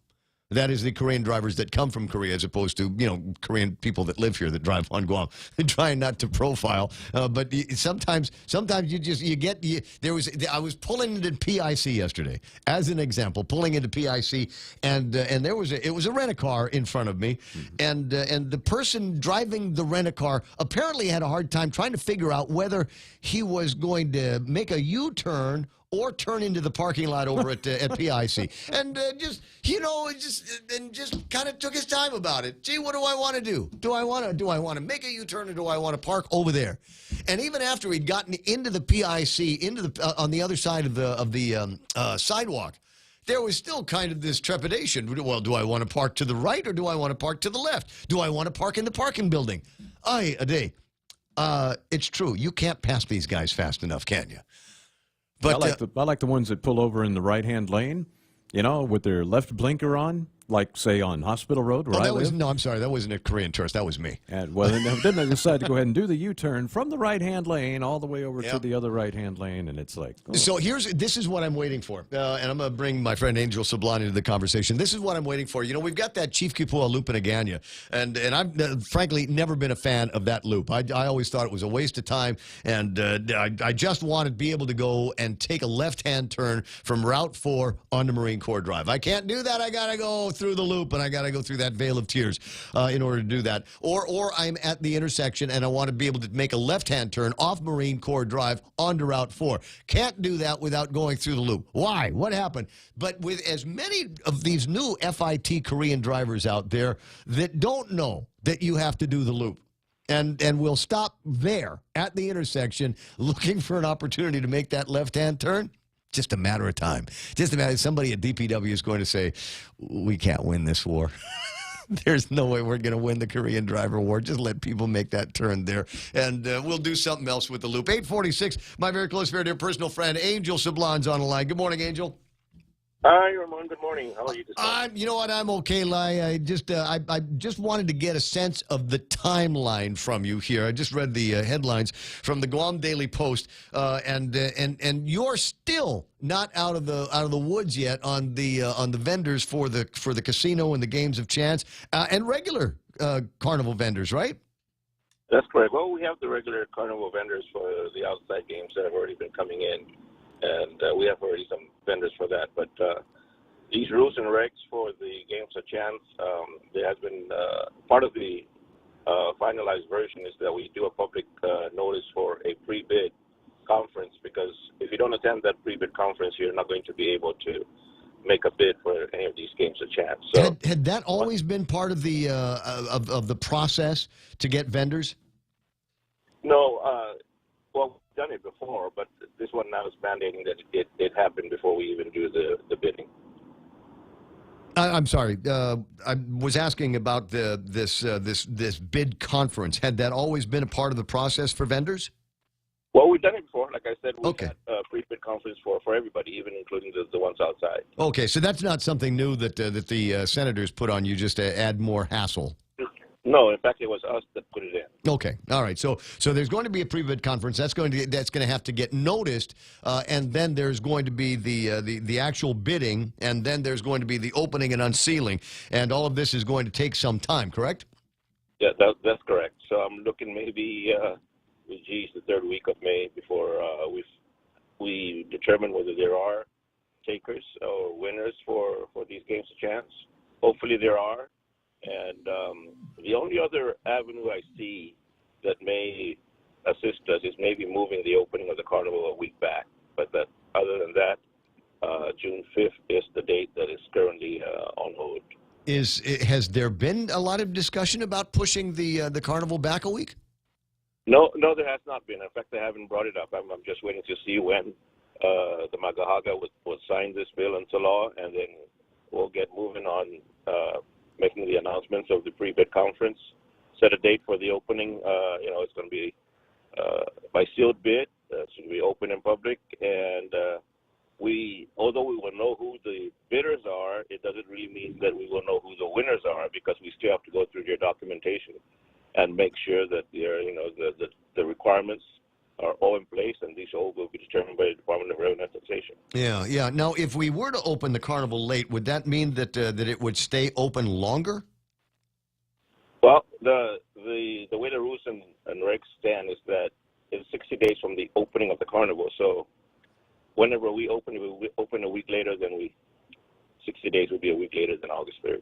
Okay. All right. I keep that in my head. Now that it is in the realm of possibility, if you're thinking it, then it becomes an option. And the idea is when we start getting these bids in, everybody has to go latsadik. Everybody going to have to build up their businesses, and that's kind of what these are. In fact, is their little micro businesses that will pop up for the occasion of the Liberation Carnival, and then expire after that. So basically, we're going to be building opening up businesses with storefronts and pop-ups, etc., in a very, very short amount of time. And there's a lot, especially for the games of chance and for the House of Cards, that still has to be done. There are special business permits that need to be applied for and approved, right? That's correct. And the mayor's council needs to call Jennifer over at Local Promos and have her make some playing chips, right? Because we're not going to be using cash. Well, it won't be the mayor's council. It will be the winning vendor that has to. Oh, they will do that. So they're ones that need to call Miss Rodriguez and find out about these chips. Okay. And the idea is that we're not going to be involving any cash in the actual transactions at the carnival. In the House of Cards. In the House of Cards. Now, the other thing that I thought was kind of screwy in the draft of the rules was it wasn't clear about what was the what the age of majority is. For the House of Cards, it's 21, correct? That's correct. No one will enter the House of Cards or play or be employed if they're not 21 years or older. Okay. Now, for the other games of chance, your Beto Beto, your Pasoy, color game, and things like that, high-low, those you have to be 18 to play, right? That's correct, yes. And there will be somebody checking IDs as we step up to the color game? Well, there's requirements that you check IDs because there's the rules and regs does provide for a financial penalty. But if they find people playing that are below the age. Okay, but that's the part that makes me roll my eyes and go, Angel. It's just the color game. I was playing that when I was 11 years old. I know, and I understand. But these are our rules, and we're going to follow them. Yeah, I know. I think if you'd left it out, nobody would have said anything. So I was kind of disappointed that got stuck in there. I thought it was weird. Well, the revenue officers will be there, and they'll be roaming around, so we'll see what happens. So wait a second. So we will actually have revenue agents, DRT people at like the colors game? Well, they'll be on the grounds, but they'll be inside the House of Cards at all times, but they'll also be on the ground. Okay. So now with the color game, will I need to use these chips, or can we use cash on that? The color games, big and small, and bit to bit are cash, as well as everything else outside of the. Okay, so it's just the House of Cards that are going to be using the chips. That's correct. Okay, I think I've got it all together in my head. Angela, if you don't mind, the other governor, Ken Leon Guerrero, wants to interrogate you. Can I bring him in? Sure. All right. Hey, Ken, you're on with Angel. Well, the big question I have is how come we haven't been able to find the final version of the rules anywhere online, or are you just going with the one that was posted April 10th? Well, that's, we haven't had the final version either, Ken. It's the Speaker's office, and if they transmitted it to the Governor's office, then I'm sure somebody has to put it online. I haven't been able to find it online, and none of the senators have been able to send me a copy other than the ones that we testified on last week. Fison, the Secretary of the Legislature. Yeah, we're in the same place, Ken. I don't have the final version either. So are you going to go with a cash cage and have people buy the chips through the cash cage run by Revenue and Tax, or are we going to be having the vendors sell the chips and deciding how much they want to report or not? Well, the final version is the chips will be in the House of Cards, not on the outside. I know, but who's going to be selling the chips? There'll be revenue officers in the House of Cards. Who's going to be selling the chips? Well, there's cashier's cage, the vendor, and then it's under the watchful eye of the revenue officer inside that cage. Well, so is the Revenue and Tax officers going to manage a cash cage where bettors and vendors will go to purchase chips? I don't know if they're going to manage it, but they'll be right there next to the cashier. So what you're saying is the vendors are going to be selling the chips and deciding how much they want to report. Is that correct? No, because the reporting requirements are also stiff, Ken.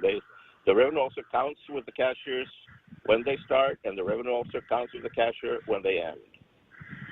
That's not the question. The question is, right now, in the last version that I saw, the vendors were going to be selling the chips, and they have a manual reporting system that they're going to fill out each day and report to Revenue and Tax how much they sold. Is that still the system? As I understand it, I haven't seen the final version, what came out of the final version of the rules and regs, but That was our understanding. But now, but the revenue agent, the DRT employees, will be in the cash cage with the vendor employees, correct? That's correct. Okay, so the transaction will be witnessed and blessed by DRT. So as somebody comes in and provides money, or if somebody comes in with a bunch of chips that they have won, that transaction, the conversion of the chips to cash, will be witnessed by the Department of Revenue and Taxation. And as well as I understand the goal here is DRT would take their 30% off the top, right? The DRT will take I don't know if they're going to take it right then and there or issue them a 1099.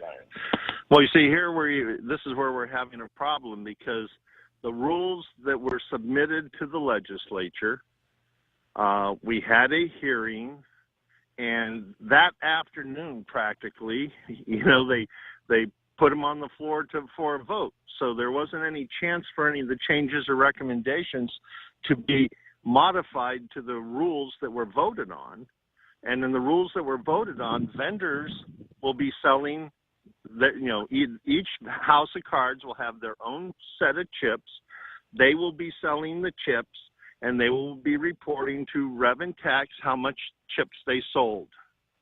And it sounds to me like that has not been changed. So in other words, if I go in and I'm a heavy hitter, I walk in and I lay $10,000 down, Rev and Tax will have no way of knowing if I laid $10,000 down or if the vendor decides to report $150. Why not? There should be a also right there. And it's not each individual vendor inside the house of cards. It's just one vendor for the entire thing. So there's only it's one. So the cashier's cage is going to serve both houses of cards? No. Like I mentioned the other day, there'll be two different. If there's two different vendors and there's two different sets of chips, you can't take the chips from this house of cards and go to the other house of cards. Well, see, you're just confirming what I said. The vendors are going to be the ones selling the chips. The vendors are going to be the ones reporting to Rev and Tax how much they sold.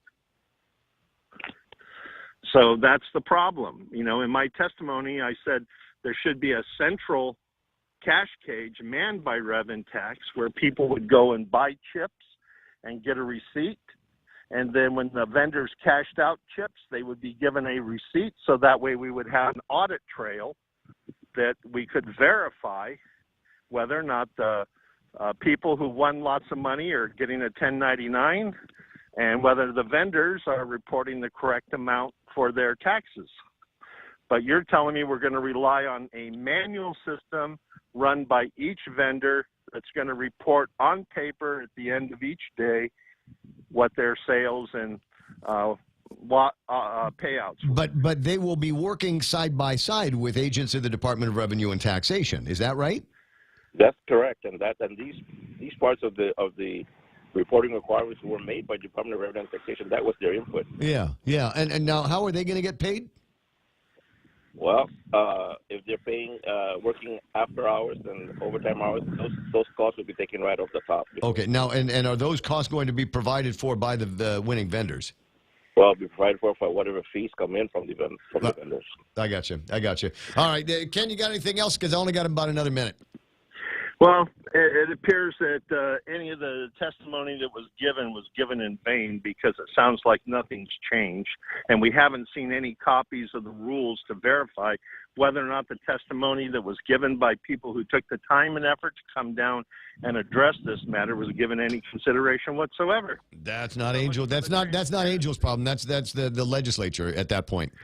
Oh yeah, that's why I'm taking a swipe at the legislature. So much for the transparency and accountability of this process. All right, so somebody over at the legislature has got to post it on their website, number one, or number two, send it over to journalists and citizen journalists like Ken, so we can get answers to these questions. Angel, I appreciate your time. We'll talk again soon. Thank you, brother. All right, amigo. And there's a Troy on two. Troy, hey, tell you what, can you call me back in like 6 minutes? Like 6 minutes. Yep. Okay, appreciate it. Give me a ring back in like 6 minutes. We'll talk about what's going on down in Arahan this weekend. Got a feeling it might have to do with the Managua 5K that they've got. 5-5. There's a 5K on 5-5. How about that? It's 9. Here's news. That's what President Trump is saying about the Mueller investigation, telling Fox News. They've gone through everything, and I'm so clean. Think of it. After 2.5 years and all of that money spent, nothing.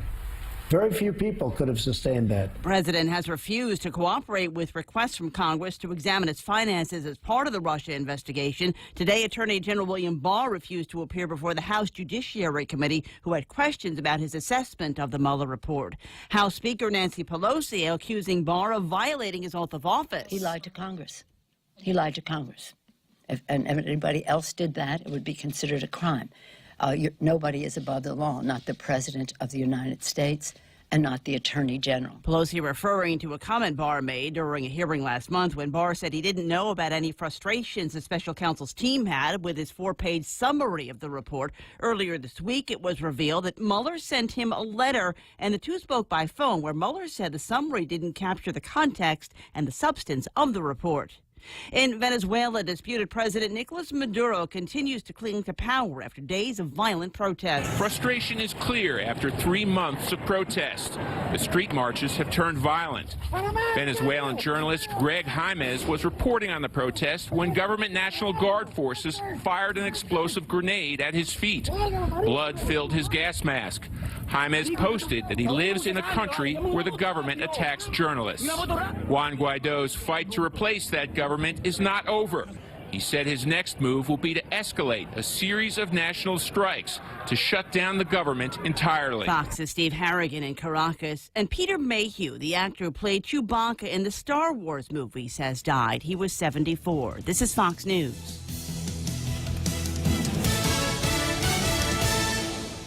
Let's go for a drive. Let's take a stroll. Let's gallivant. Let's go cruising. We all have different ways to describe how we get up and go in our cars. But whatever you may call it, you can do more of it when you save 6% off your fuel purchases at any Shell station when you use your eligible Bank of Guam Visa and MasterCard credit cards. So stop by any Guam or CNMI Shell station and start saving today. Visit bankofguam.com for more information. Terms and conditions apply. Bank of Guam, the People's Bank. Member FDIC. Docomo Pacific's all-new business bundles provide tailored solutions to help your business become a better business.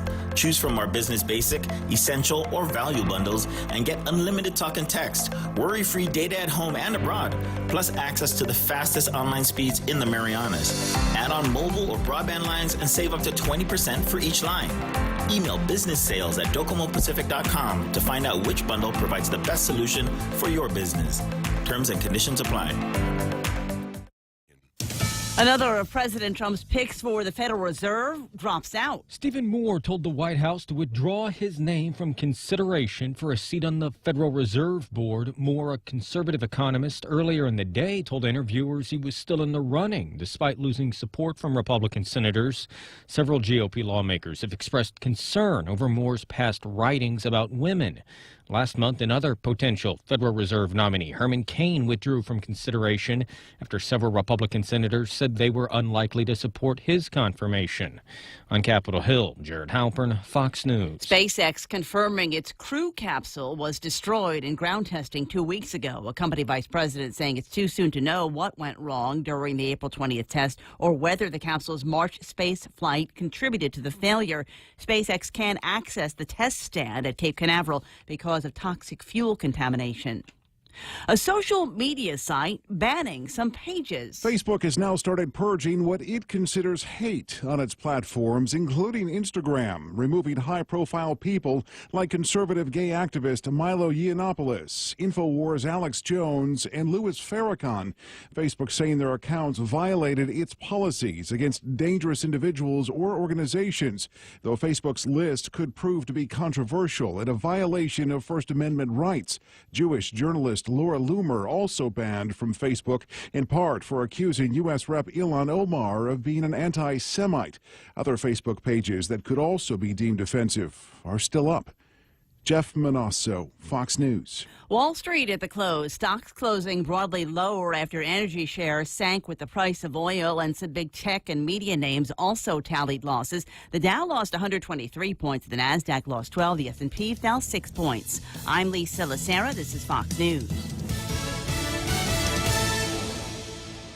Security Title is honored to join in sponsoring Ray Gibson on The Point. My name is Alicia Blas from Agate, and this is where I start my day, listening to the voices of our community and sharing thoughts about issues that affect all of us. It all boils down to our people and our land. Putehi Igomamu. Protect your home. When purchasing or refinancing your home, remember to call the professionals at Security Title, just like you call Ray Gibson in the morning. 5 after 9. That's the studio time here at 93.3 The Point. Portions of the program brought to you by King's Restaurant, where they've got the Crazy 19 menu. You'll find it somewhere. Thank you so much. There it is, a Crazy 19 menu, which is basically their holiday menu for the rest of the year. You enjoyed it during the holidays, and that's why they're doing it now. What the heck? Mother's Day holiday, and so we can call it a Mother's Day holiday minute if you like to. Also brought to you by APL, American President Lines, where they're shipping the future. There's Micronesia Renewable Energy. Never been a better time to go solar. Family Finance has been serving the people of Guam since 1959, and they'll continue to be there for you in the years to come. Whether you're looking to get a personal loan for that summer vacation or paying off those long overdue bills, Family Finance has got you covered. Apply for a personal loan from $1,000 up to $3,600 by calling Family Finance in Agutya at 475-4545, Upper Tumon at 647-5626, or in Dededo, 633-4473. Family Finance, serving the people of Guam since 1959. Yes. And other portions of the program brought to you by Guam Regional Medical City, the first choice for all of your specialty care needs, Cars Plus and Cycles Plus. Find them up in their showroom in Mighty and learn about the Mighty plans that they can put together for you and your transportation needs, as well as Nanbo Insurance. Would you like to save some money on your insurance? Nanbo has a fantastic bundle-up plan. So we'll do life, we'll do car, we'll do home, we'll do business, and all of that stuff. Could save you up to 50% on your insurance for 2019 at Nanbo. Morning talk that matters.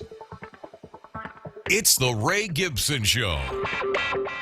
Call now, 888-TALK. That's 888-8255.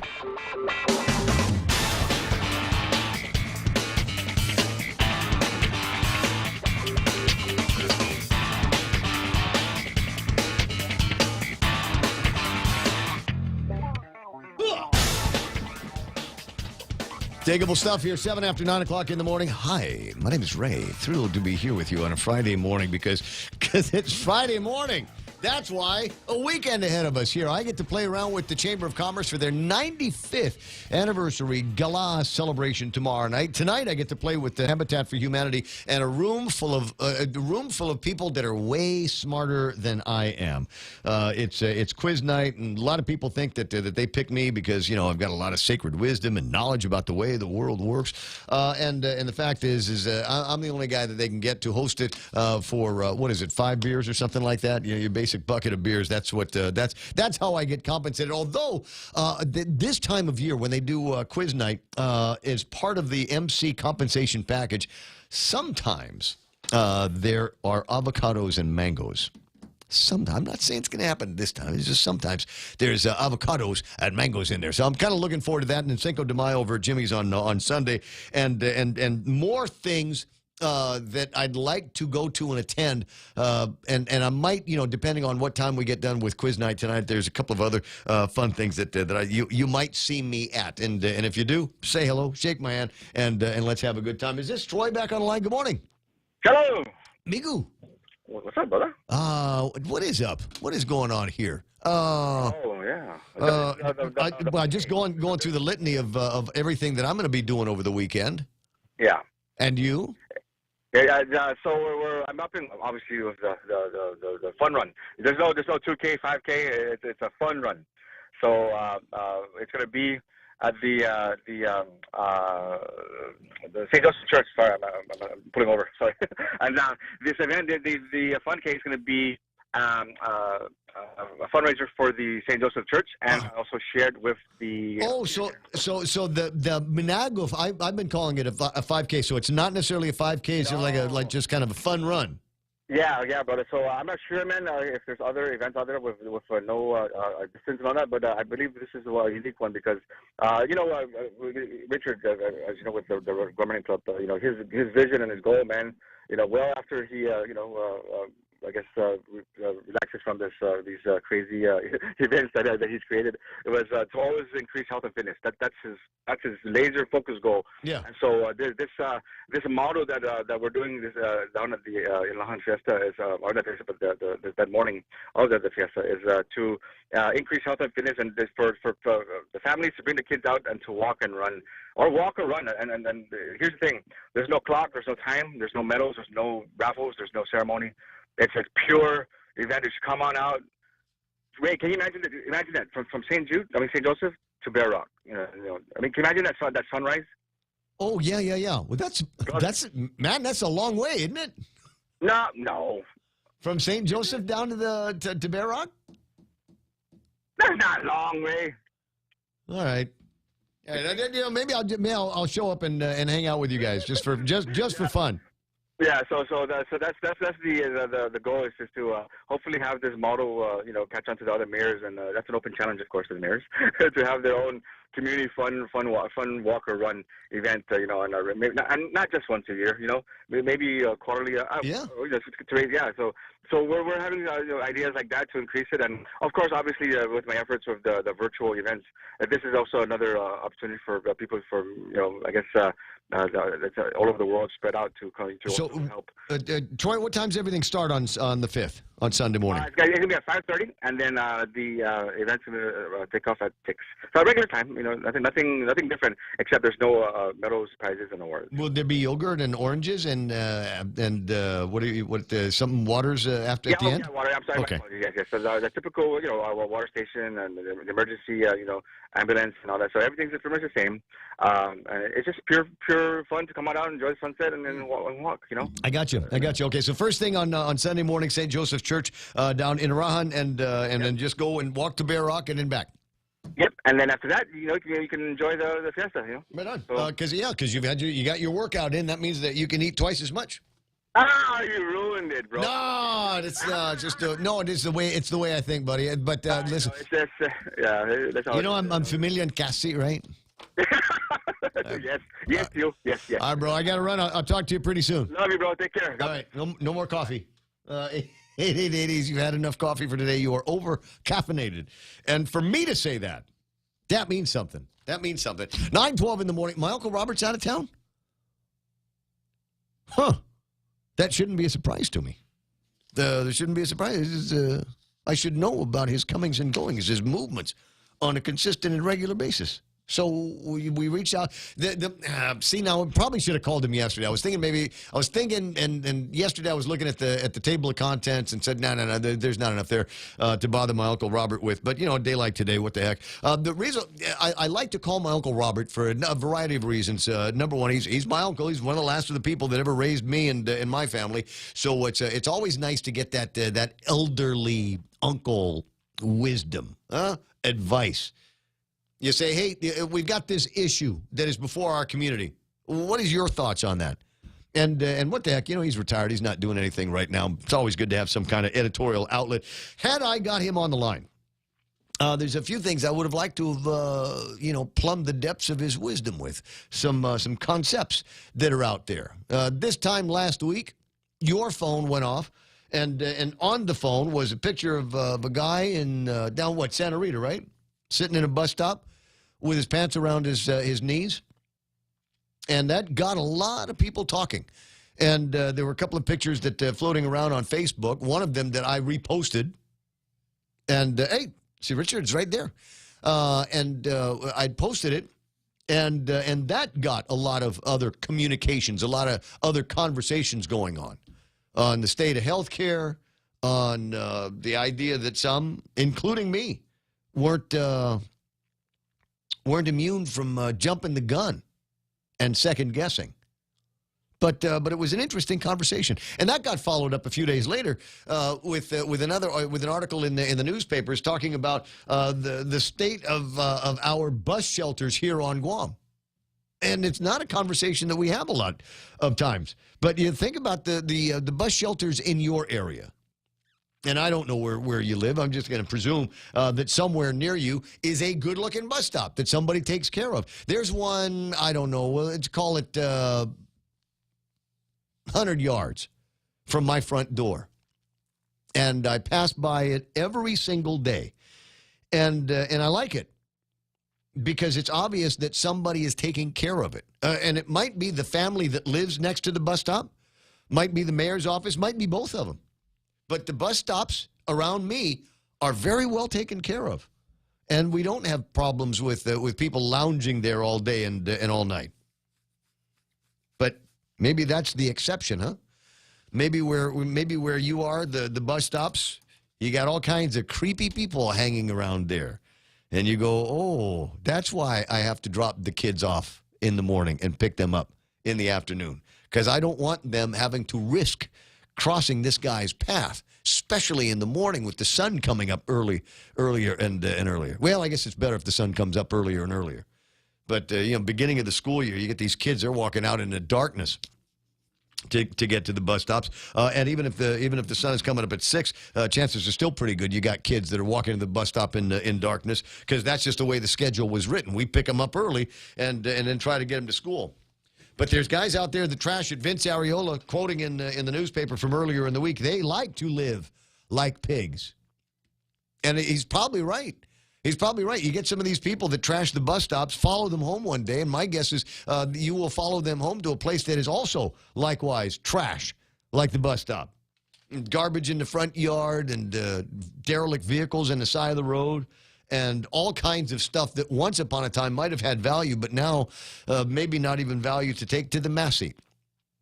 So that was one of the things that I would ask Uncle Robert about. His thoughts on where we need to go with mental health in this community and what we've got to do to, I don't know, just get a better sense of cleaning things up. I also would have asked him about this, the ban on harvesting of sea cucumber, balati, and gumpson, which is the local way we say octopus. You can get it if you want to, if you know how.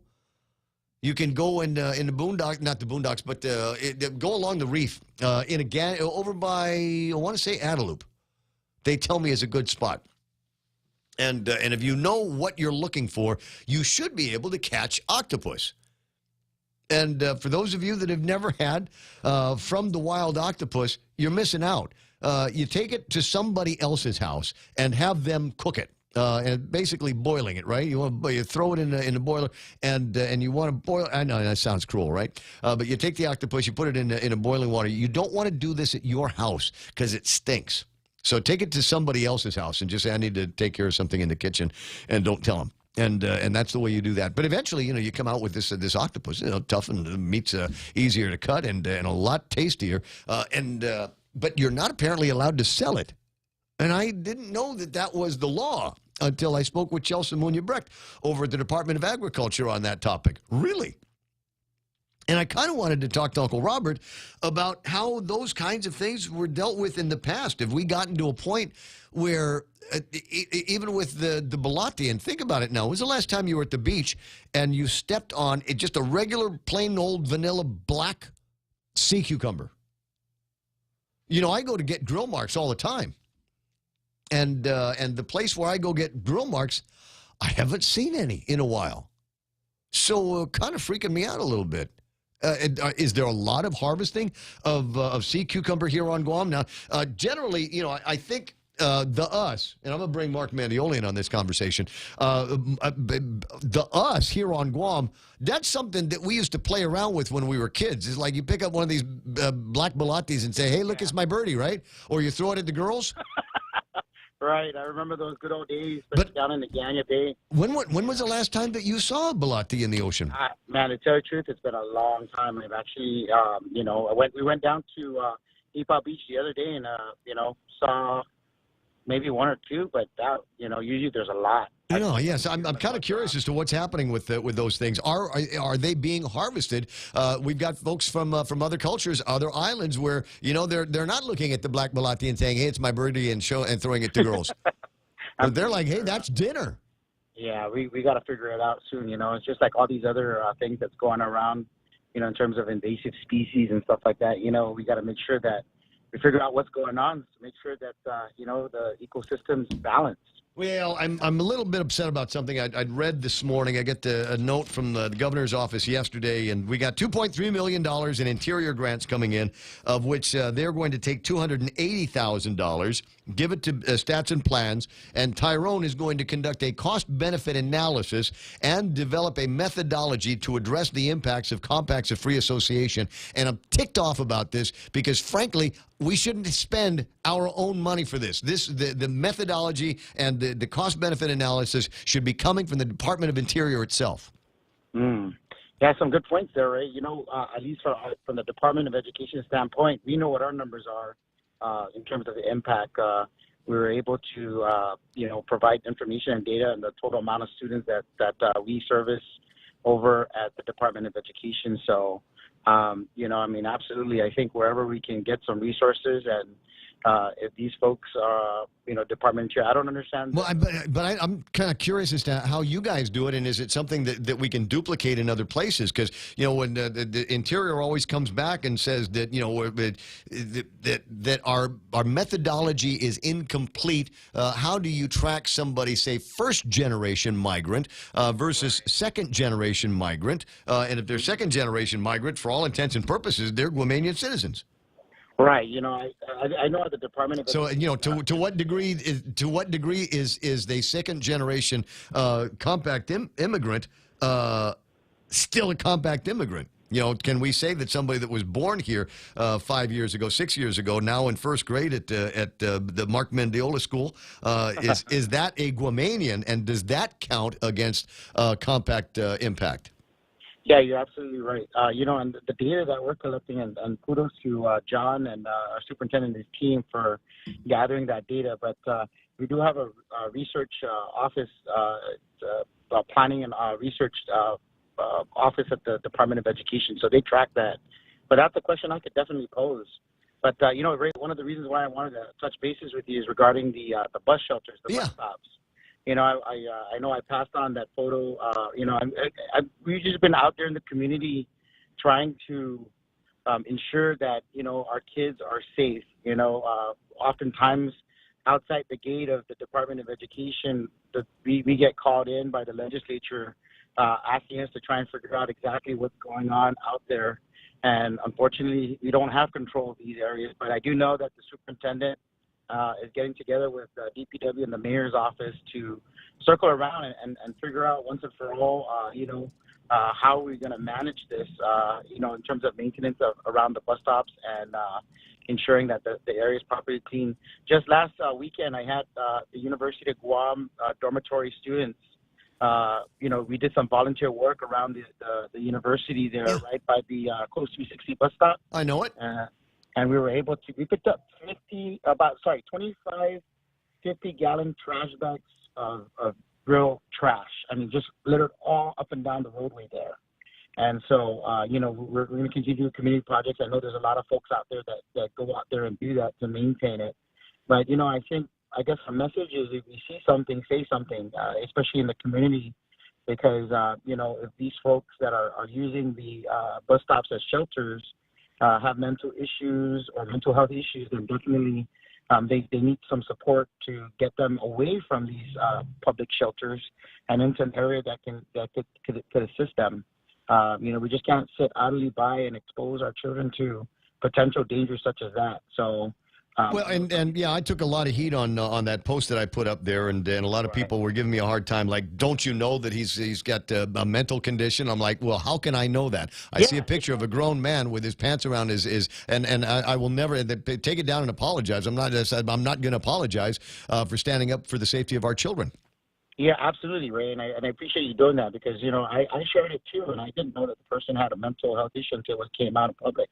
But then it's after the fact. How do we deal with that? How do we ensure that when we have people using the shelters in a manner that's not intended for, our community needs to rally around them, and the gentleman needs to get some help. Well, and so that's the other reason why I left it up, because I thought maybe it would spark a conversation among our representatives in this community that we've got some real problems on the street in front of our children, real problems with adult mental health care that needs to be seriously addressed. And I know they had the proclamation signing. I know everybody showed up in there with the green ribbons and everything, saying, "Oh, look at us! You know, we're all about the positive changes in mental health here on Guam." Well, in the meantime, we've got some actual nut jobs walking around in the community, and nobody seems to be doing anything about it. I'm not sure what the cops can do about it. They tell me that there is an adult mental health facility on Guam, but you can't just pick people up off the street and take them there. They have to self-check in. Well, hopefully, our leadership, can figure out how to help these folks out. I mean, if we don't do anything about it, it's going to continue to, get out of hand. And that's just an example. I mean, social media, when that thing pops up, everybody assumes that, that this person has sound mental health, and until it comes out that this person is not mentally sound, But you just don't want a 6 or 7 or even 8-year-old kid at the bus stop being exposed to that type of behavior. Yeah. I mean, there's a lot that goes into the story about this individual that got posted last week, and like I said, I think it's a great jumping off point for the rest of the conversations that we need to have about mental health in this community. And there's it's the old rule. I try not to make any assumptions about somebody's character, because I don't know the battles that are being pitched in their head on a regular basis. But there's more work that needs to get done. Hey, while I got you on the line, if you don't mind, can I switch gears to something that happened down at Southern High School yesterday? I'm gonna register my disappointment. There needs to be more information on this about the nature of the person who had the car that got broke into. They lost the firearm with bullets in it. There was a lockdown of the school. They found the gun, but there's nothing else about did they apprehend whoever it was that stole the gun? What's going to happen now? What's the message that's being sent out to other employees of the Department of Education? Did this, if it's an employee, did they step out of line by bringing up a firearm to work with them, even though they left it in the car? I mean, there's... Yeah. What's... Yeah, those are the questions, too. We're whenever an emergency breaks out like that, automatically, the superintendent kind of just, gives us a general brief overview. Obviously, there's an operational issue, but for us, it's a safety issue. I do know that there is a law in place, and that's the guidance that, the department has been taking in terms of firearms and school campuses. And so we're going to have to let that take its course through the investigation. I don't know the intricate details of it, but I do know that, when things like this come up, of course, you dust off the policy books and you see if there's something that is in there to address, situations such as this. I do know that we do have policies in place for student conduct. Mm-hmm. But when it comes to employees, it's, I believe the guidance is provided to us by what's in legislation. Yeah, I don't have a problem. Look, if it's a guy, whatever, I'm just going to speak in generalities, but if it's a guy that, has got a firearm, but did not, carry it on their person into school, I'm okay with them keeping it in a lockbox in the car. Yeah, I don't know like you said, I don't know the intricate details of exactly what happened, but I do know when the investigation is completed, I'm pretty sure that, that folks would be briefed, about, what exactly happened and what transpired. I don't know if that's going to require also, based on the law, if there's, maybe some strengthening in that policy, or if there's areas that, gray areas. I don't know. But we'll definitely take a look at it. I know it's on the back of everyone, now in the front of everyone. Yeah, we're all thinking about. Well, and there's a story on Facebook. My friend, our friend Michelle Franquez, posted a story about schools in Florida now have been cleared to allow for their teachers to be armed on campus. Yeah. With the number of victims and fatalities at school shootings, and so the question is that something that we want to entertain here on Guam? I I might be able to get convinced in one direction or another. There's we had those guys from the courts come by. What do they call them? Safety officers. Yes, school resource officers. School resource officers. Yes. Now, my understanding is that they are not armed. Is that correct? No. Okay. That's correct. But in other jurisdictions where they have these programs, these officers do carry firearms. Now, here's the thing. We don't have to say that there are guns on the campus. We just say that guns are allowed on the campus, and that anybody that gets it in their head that they're going to cause some trouble on the campus might remember this is not a gun-free zone anymore, and it's possible if you step out of line, you'll be dealt with lethal force. Right. And that's we're part of the National State Board of Education. Our board is, and we get all the national data surrounding school safety. That's one of the shifts right now at the national level in terms of mental health and, of course, safety at the schools. And so, that discussion is at the forefront. I know at the national level. I do know that at the department, our safety committee chair, Mr. James Lujan, we've been working to, address some of these issues about safety. And so rest assured there's going to be some serious discussion and some serious action coming forth as to how we're going to deal with these, situations should they come up. But I am confident, though, in our tier level response. That we automatically go into lockdown until the all clear is given. Yeah, well, I didn't necessarily have a problem with that. It's just now we've got this whole gaggle of question marks that we've got to sort out and come to and come with with something firm. If this is going to be a law that we enforce, but that there are no firearms on the campus of a school, any part of the campus, parking lot, locked car, safe in the car, all of that stuff, then we're going to have to enforce it. And unfortunately, there's an employee that may have to lose their job as a result of the enforcement of that law. Right. So, we'll let that specific case go through the process. But, looking forward, definitely, we're going to be having that discussion at the board level, and we'll keep you posted. Yeah, let me know. So even my friend James Howard's online says, arm them. Everybody, give everybody, everybody gets a gun. Somebody comes to the school and means to do our children harm. Like I said, you're going to be dealt with using lethal force. Right. Our safety committee chair from the legislature, Senator Pito, when we had our first briefing with him about safety issues, he's taking a very staunch stance on preventing, any type of incidents on campus. So I do know that in that discussion, he was proposing certain things for us to consider.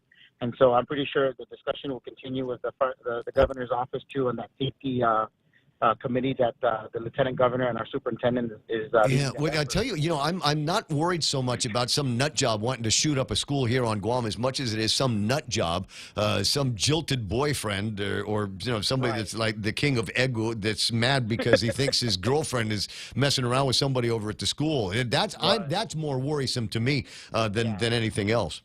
Yeah, that's real. That is real. It happened at Tamuning Elementary a few months back, right? Yeah, yes, sir. And, and that's the thing. We're we just got to be vigilant, and also we got to ensure that our employees take the proper action when these cases arise. But, we'll definitely, we want to be action-oriented, but we also want to be, driven by, of course, being proactive and ensuring that we're following the best practices. Roger on that. What are you doing this weekend? Okay. What are you going to be up to? I got spend some time with the kids. I'm going to have a 16-year-old. My oldest boy is turning 16, and so we're going to be celebrating his birthday and having an outdoor movie night. Nice. That's cool. What movie are you going to be watching? He wanted to watch this thing called The Boy That Would Be King. He likes kind of like those mythical type of movies, So he wanted to take a look at that. That's one of the movies he wanted to watch. Yeah. Now if it was me, I would try to find a movie here that if I played it on a big screen outside of my house, it would scare my neighbors. They would be calling the police saying, "You won't believe what this guy's showing on his screen. Make him stop." Hey, I got to run. I'll talk to you pretty soon, Mutkus. Thanks, Ray. All right, amigo. Esta 888-825-5888-TALK. Mark Mendiola, you might recognize the voice as the superintendent of the department, not the superintendent, the chairman of the Ed board. on the phone with us this morning, just chiming in on his thoughts on mental health and what it is that they may be asking of John Fernandez when it comes to the safety of our kids in the class. Like I said, I don't necessarily have a problem with anybody coming in and trying to shoot up a school like a Columbine. I just don't see things like that around here. Not saying that the threat doesn't exist. The devil is real, ladies and gentlemen. But I don't know. I'm more concerned about some domestic that shows up at a school and goes south from there. There are a few other items on my, what would I like to ask Uncle Robert about playlist, and I'll get around to doing some of those. But first, I got to tell you that it is iConnect time. It's 9:34. Go to iConnect, and they recognize that not everybody needs to have two phones on them, and they got to be state-of-the-art, and you got to be using massive data plans and things like that. And if that it does not describe you, then definitely call iConnect, because they've got plans that they've got scaled just for you and your pocketbook. If you're driving, chances are you'll need gas soon. And by the growl in your tummy, a trip to the grocery store too. But don't just buy gas and groceries without getting double miles. Instead, apply for the new United credit card from First Hawaiian Bank and start earning double miles towards your next trip. Gas, groceries, getaway. With the new United credit card, apply at FHB.com. First Hawaiian Bank, member FDIC. Equal housing lender. Additional terms, conditions, and restrictions apply. Hi, welcome to the Subway ad for the new Sesame Ginger Glazed Chicken Signature Wrap. How would you like it? I'll take a... Sports announcer at home? Yeah, how'd you... We just know. My wife picks up the new Signature Wrap. It's got double the rotisserie-style chicken mixed with a sesame ginger glaze. She appears annoyed at me, but she shrugs it off. Those sweet and savory flavors are calling her name. She lifts the wrap and... she takes the bite! Incredible! And now she's closing the door on my... Subway, make it what you want. Limited time only at participating restaurants. Double meat based on average 6-inch sub. Experience the Take Care difference. Take Care members can count on accessing a high-quality, credentialed network of on-island providers, including the convenient one-stop FHP Health Center and Urgent Care, access to an extensive off-island network of providers, and the island's largest offering of free fitness classes and health education programs. You can count on Take Care to deliver comprehensive, accredited insurance coverage and quality health care when and where you need it. Take Care. Our island, your health plan. Learn more at takecareasia.com.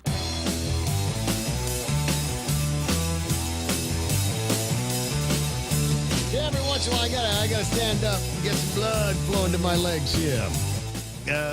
What do they call that, seventh inning stretch or something like that? 9:36 in the morning. I don't know, when would the seventh inning stretch be in a 4-hour radio show? Where do you suppose that would end up being? I'm not good with the numbers. It would be close. Yeah. About now? Yeah. Right on. Absolutely. Yeah. All right. You got this note. I was talking about guys with mental problems walking around the neighborhood and what can and can't be done with them. Cop buddy of mine says GPD can bring an individual to mental health.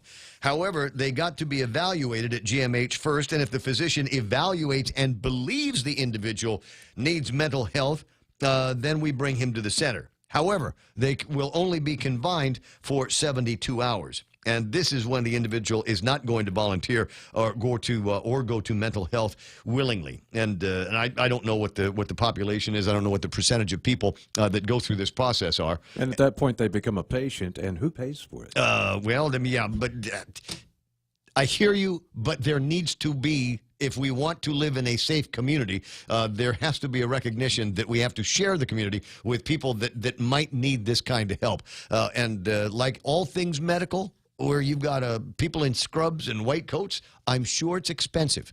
But, what's the trade-off? What's the trade-off? And in some cases, sometimes it just comes down to being able to give them a prescription they can take for a while. So, maybe they're... can silence the voices that are confusing them in their head. 9:38 in the morning, and talk about your busier Fridays. Stop that. Stop that. Hello? No, it's Michael. I'm talking about being able to calm down the voices in crazy people's heads with maybe a pill, and Michael played the sound of bong water. Jane. Hello. I'm sorry. They didn't mean to start us off on an inconvenient footing here. See what happens when you press that button? Anyway, good morning, Jane Dia. How are you? Good morning, half a day, and happy Friday. Happy Friday to all of us. And the Friday, there's some food waiting for you over at have they started cooking yet over at the Field to Fork festivities? Of course they started cooking, but it's not ready yet. So don't come until after 11 a.m. Okay, after 11, and then over by the Department of Agriculture out in Mangilaw, and then you got a number of different pits or pots that you can go to sample some of the food that these guys are cooking. Well, we do have 4 teams, and so you get to come try their pit or pot recipe, but you can vote for a people's choice. So one that you really like, you can vote for that team. Okay, gotcha. And so after 11 o'clock is when we can come by for all of this stuff? Yes, the judges get served first at 11 a.m., so the food will be ready after the judges are served. But there's also side dishes. Yeah, I was going to say, I like pork as much as the next guy, but what else do you have rice? Is there tortillas? What's the deal? Meat and sides, yes. So our Department of Agriculture, all the divisions got together and we're providing sides. So there's all a different variety of side dishes. You know what? You're gonna hate me for asking, but I'm going to anyway. Is it possible that the confiscated skate ray meat might be available at this as well? I do not believe so. So that's not something that was on the menu. Yeah, well, you guys it's agriculture. I figured you guys might want to share. We got this stuff from California, Mar. It'd be a shame to, for the creature to have died for nothing. So we might as well just, cook that up and feed it along with the pork.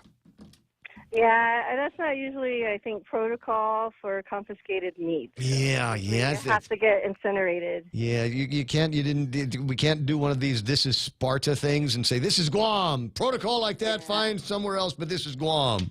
Well, feed it and give it to the homeless or something like that. Just cook it and feed the homeless with it. Yeah, well, you know what? A lot of people brought in their favorite side dishes to try. Yep. So, go ahead and try them out.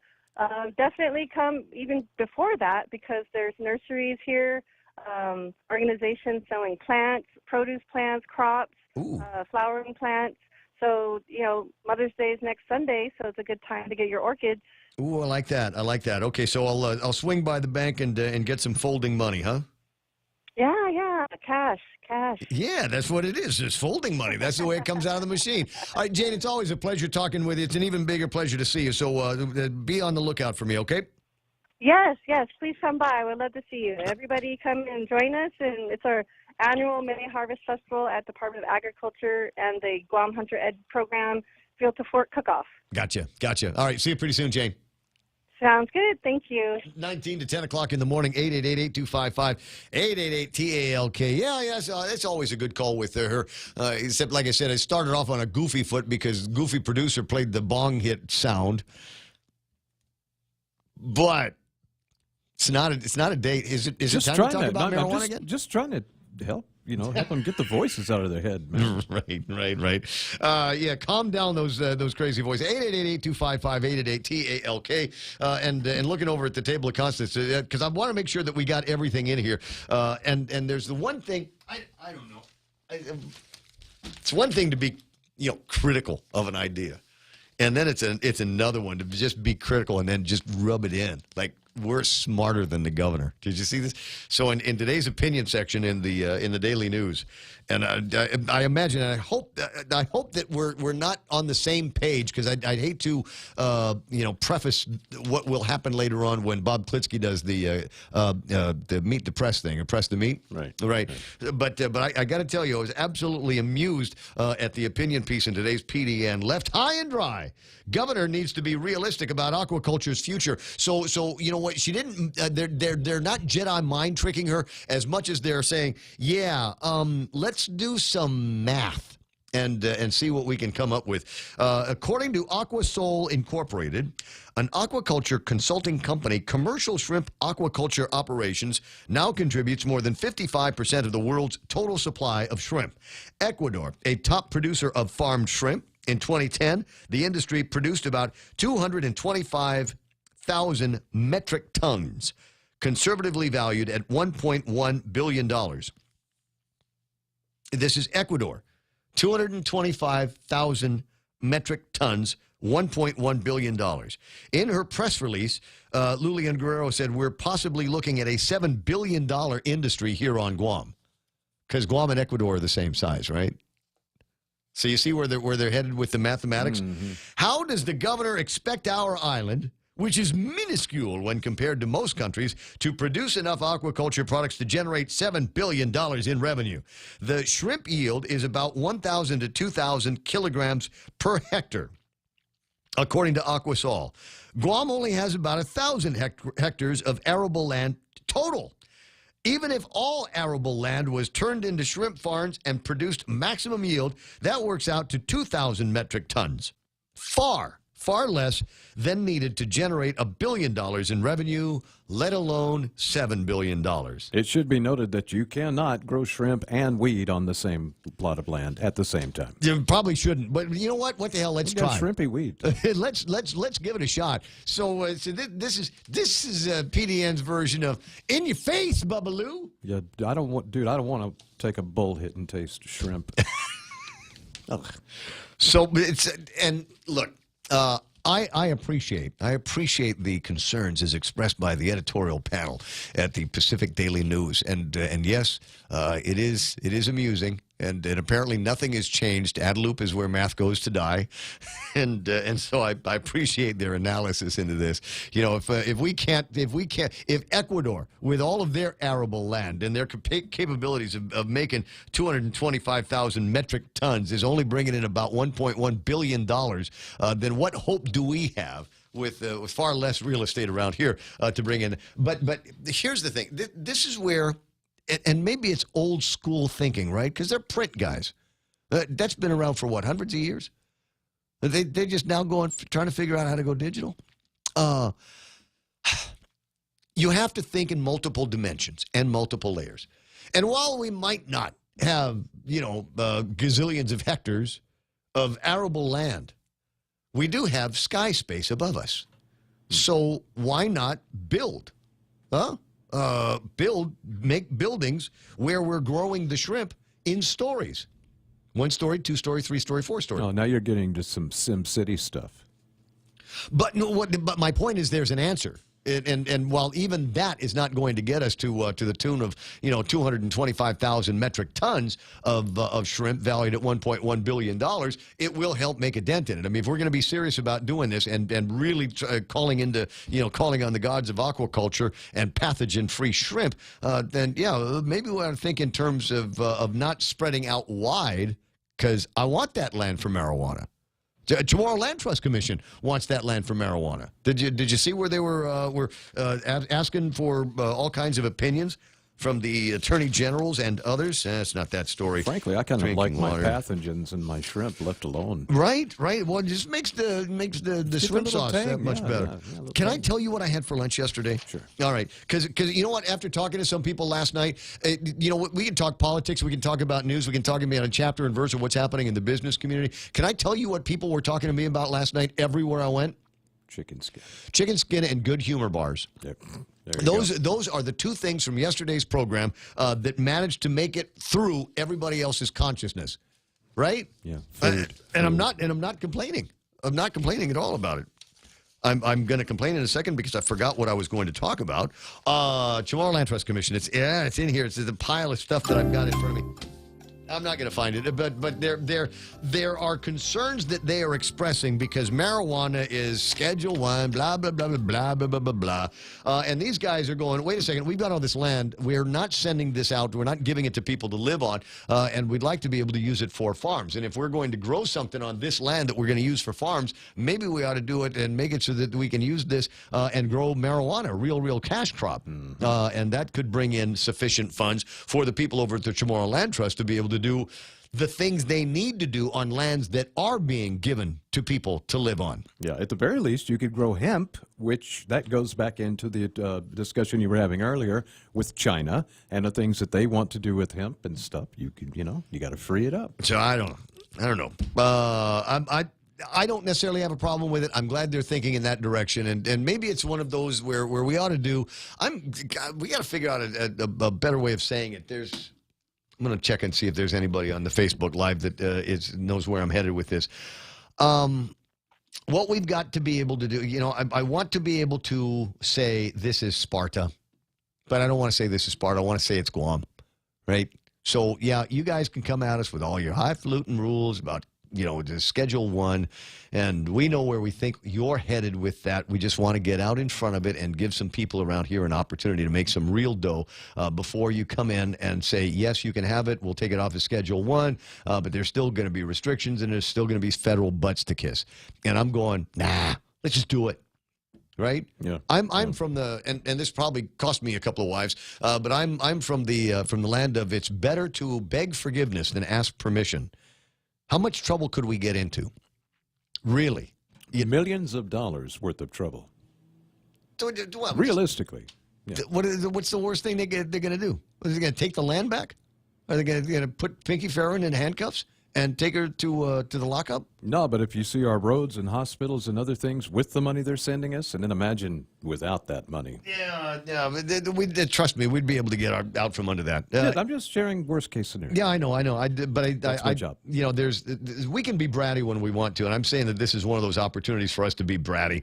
And the other part of it is, my God, you've taken away cockfighting.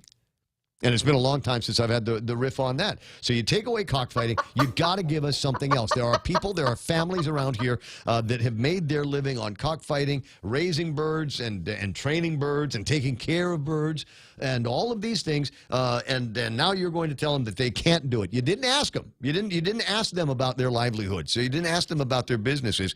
You just came up with some kind of a rule that felt good, felt like it was the quote right thing to do in Washington D.C. And there are going to be people on Guam that are going to have to pay for your virtue signaling in Washington D.C. Right? So, if you're going to take something away, give us another opportunity on the other side. Right? Did they do that? No. Rudy, speaking of chickens, Rudy. What? I just happened to put those two together. I was like, yeah, I got to do that. Yeah. All right. Well, let me. This is the magic of talk radio. Speaking of chickens, Rudy Magallanes, our friend, says, Ray, I heard they took the tarp down at Jollibee's. That means you can try it now. No more long lines. I thought I saw something this morning, Rudy, that said they put it back. Oh, the tarp? Yeah. No. Guess the rosary's back on. I guess so. I don't know. What is it they ran out of? Kenley and Guerrero went there. Yeah, the mango pie. That's like the thing they're known for. Besides, but if every Filipino in Dido comes in and says, "I want mango pie," there's 40% of the population that lives north of the Micronesia Mall, and they all have been to a Jollibee in their home country. So that's what they want. So yeah, I can totally see because it's not like we manufacture those mangoes here on Guam. That's got to come from someplace in the Philippines and get shipped out. Yeah, they ran out of mango pie over. That's what Rudy is backing you up on. So I don't know, guys. When they call me when they have it, because I want to be able to go in there and take advantage of the whole spread. Now, do they still have the $50 limit? Is there still that where you can't buy anything more than 50? I think so. I think that's still in place. Yeah, I'm trying to remember the last time I was in Manila and went to a Jollibee. I really, really enjoyed the food there, and I do like the Chicken Joy, I got to say. 9:52 in the morning. Where to next? Tell you what, let me take this quick break, and we'll figure out how we're going to kill the next 8 minutes. It's important to have claims process that works for you. At Guahan Insurance Services, we make things simple and convenient. Same door you walk in to purchase your insurance is the same door you open to file your claim. We can't pretend that the car insurance claims process is fun, but we can promise a hassle-free and speedy recovery without any runarounds. For your home, auto, and business insurance, visit us at the Camacho Landmark Center on Marine Corps Drive in Tamuning. Don't forget to like us on Facebook or give us a call at 475-1162 or text 929-SAVE. That's 929-7283. If you've ever struggled for breath, you know what a scary experience it is. Whether you have asthma, emphysema, COPD, lung cancer, or another respiratory illness, the right medical treatment makes all the difference. GRMC's Pulmonology Clinic has the latest technology and respiratory equipment, staffed by world-class pulmonologists. Make an appointment today with GRMC's Pulmonology Clinic and start breathing easier. GRMC, where patients are partners.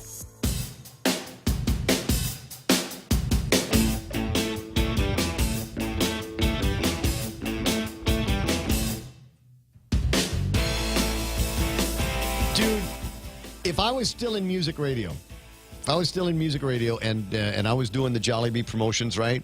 This is the way I'd do it. Is I would have a contest. I'd do a contest, right? $50 limit on what you can buy. So if you were buying, if it was $50 limit, how many 8-piece Chicken Joy buckets would that be? Right? Or we got to do a combination. You have to include the palabok. You've got to have mango pie, and you've got to have the Chicken Joy bucket, the 8-piece Chicken Joy bucket. And so how many of one or the other would you need to hit $50 exactly? Oh, right. Yeah. Because I don't want any change. I don't want any leftovers. Here's my $50 bill, and you just bang, bang, bang, bang, bang, and then you put together the list. It's money. 2 of these, 4 of those, and how much is the soda? I checked Food Panda online because I wanted to take a look at the Chicken Joy menu. I don't know, maybe compare and contrast what's available there. And there's a thing. Check if your restaurant is delivering to your area. So go ahead and use my location. I want to see if there's a way that I can get food from a Jollibee in Manila delivered to us here on Guam. There's got to be a way, man. There's got to be a way. And trust me, one of these days we'll figure it out. Yes, that is my location. Go ahead, check now and see if anybody will deliver from the Philippines. Actually, it's Food Panda, so it's like I think all of the restaurants there that will do some kind of delivery. Here's the answer. Something went wrong. We don't recognize the address you entered. Please try again. I'll try it again when I'm in Manila. That's what I'll do. 888-825-5888-TALK. And a couple of changes over at the airport. Looks like JQ, John Canetta, is going to be heading in as the Deputy Director of the Guam International Airport Authority. And if you're watching online, if you're anywhere on Facebook, you have seen one of two things. Number one, which is congratulations, JQ.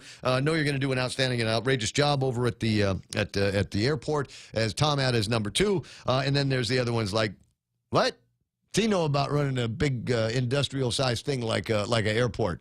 Political deal. All right. Well, you go ahead and work it off in that direction. While he's going in that direction, I'm delighted because my kunyao, Phil Tyron, gets to be the Master Sergeant in charge of all of the Guam Air National Guard. And for as long as I've known Phil, for as long as he's been my baby sister's significant other, I've got to tell you, I mean, he's either always been working or he's always got his head in the books somewhere. And I get to go to a lot of graduations, and I want to say I've been to a couple of his. I don't know. It depends on what time I stop having fun Saturday night to find out whether I'm going to make your change of command ceremony on Sunday morning at 8 o'clock. But failing, if I don't make it, take these words. Congratulations. I'm glad you're my brother-in-law, and I'm very, very happy for your accomplishments. Good job there. Master Sergeant Phil Tyron, Command Chief, Guam Air National Guard. The rest of it, anything on the table of contents today had to do with crime and punishment in this town. I'm alarmed that among the top crimes that we've got in this community is crimes against our kids.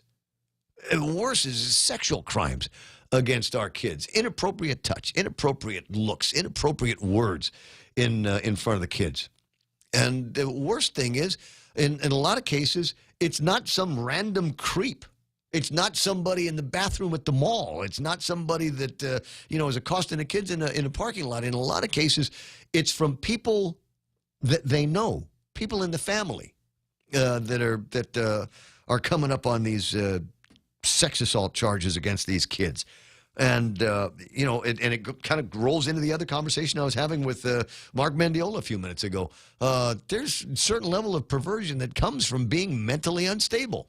And we would hope that at some point these people find an opportunity to get the help that they need so that they don't turn into these predators. It's become a big conversation in this town, and I hope that it gets louder. And I hope that the tenor of the conversation gets noisier, and that there are people that are legitimately upset about all of this. We don't need any more proclamations. We don't need special colors or anything like that. I mean, the work needs to get done on finding these people, taking care of their victims, and then seeing to these guys, girls, and making sure that they get the help that they need. 888-825-5888-TALK. Have you got a plan for the weekend? Have you decided what it is that you're going to be doing? Are you finally going to get around and go watch the Avengers movie? I was at Macy's yesterday buying some clothes for the Chamber Gala tomorrow night, and was listening to one of the employees talk to one of the other employees. One guy employee talking to the other guy employee, and he started talking about the Avengers movie, and the one guy said, "Dude, stop right there. Shut up. Don't want to hear about it. I haven't seen the movie." I don't think you're allowed to call yourself a fan if it's been playing in the theaters for an entire week and you still haven't gone to see it. To the degree that, I don't have any more time to talk about it, so you're lucky. I was going to talk about the end of Game of Thrones, or at least season number episode 3 of Game of Thrones. And you got to be living under a rock if you don't know what happened. But there are places on Facebook that are showing pictures of Arya in a familiar pose, because it looks like one of those. It looks like a Nike thing where the guy's got the ball, but instead of a guy having the ball doing that kind of spread eagle thing, it's Arya with a knife in her hand. And I'm going, dude, that's the T-shirt that I want to commemorate the not today moment that we had. If you haven't seen it, watch it and get ready for season 8, episode 4, come Monday. Radio station is KUSG. I got you. My name is Ray Gibson, for Michael Knight and Kevin Kerrigan and Blake Watts and everybody else for making the show so much fun. Thanks for listening. Catch you Monday. Have a good weekend. A prison sentence. I'm Lisa Lacera, Fox News. That for the highest-ranking drug company executive to face trial stemming from opioids. He's convicted. John Kapoor was found guilty by a jury on racketeering charges related to his plan to coerce doctors to prescribe a fentanyl spray called Subsys. Fentanyl is a highly addictive opioid. 4 other people from Kapoor's former company, Insys, were also convicted.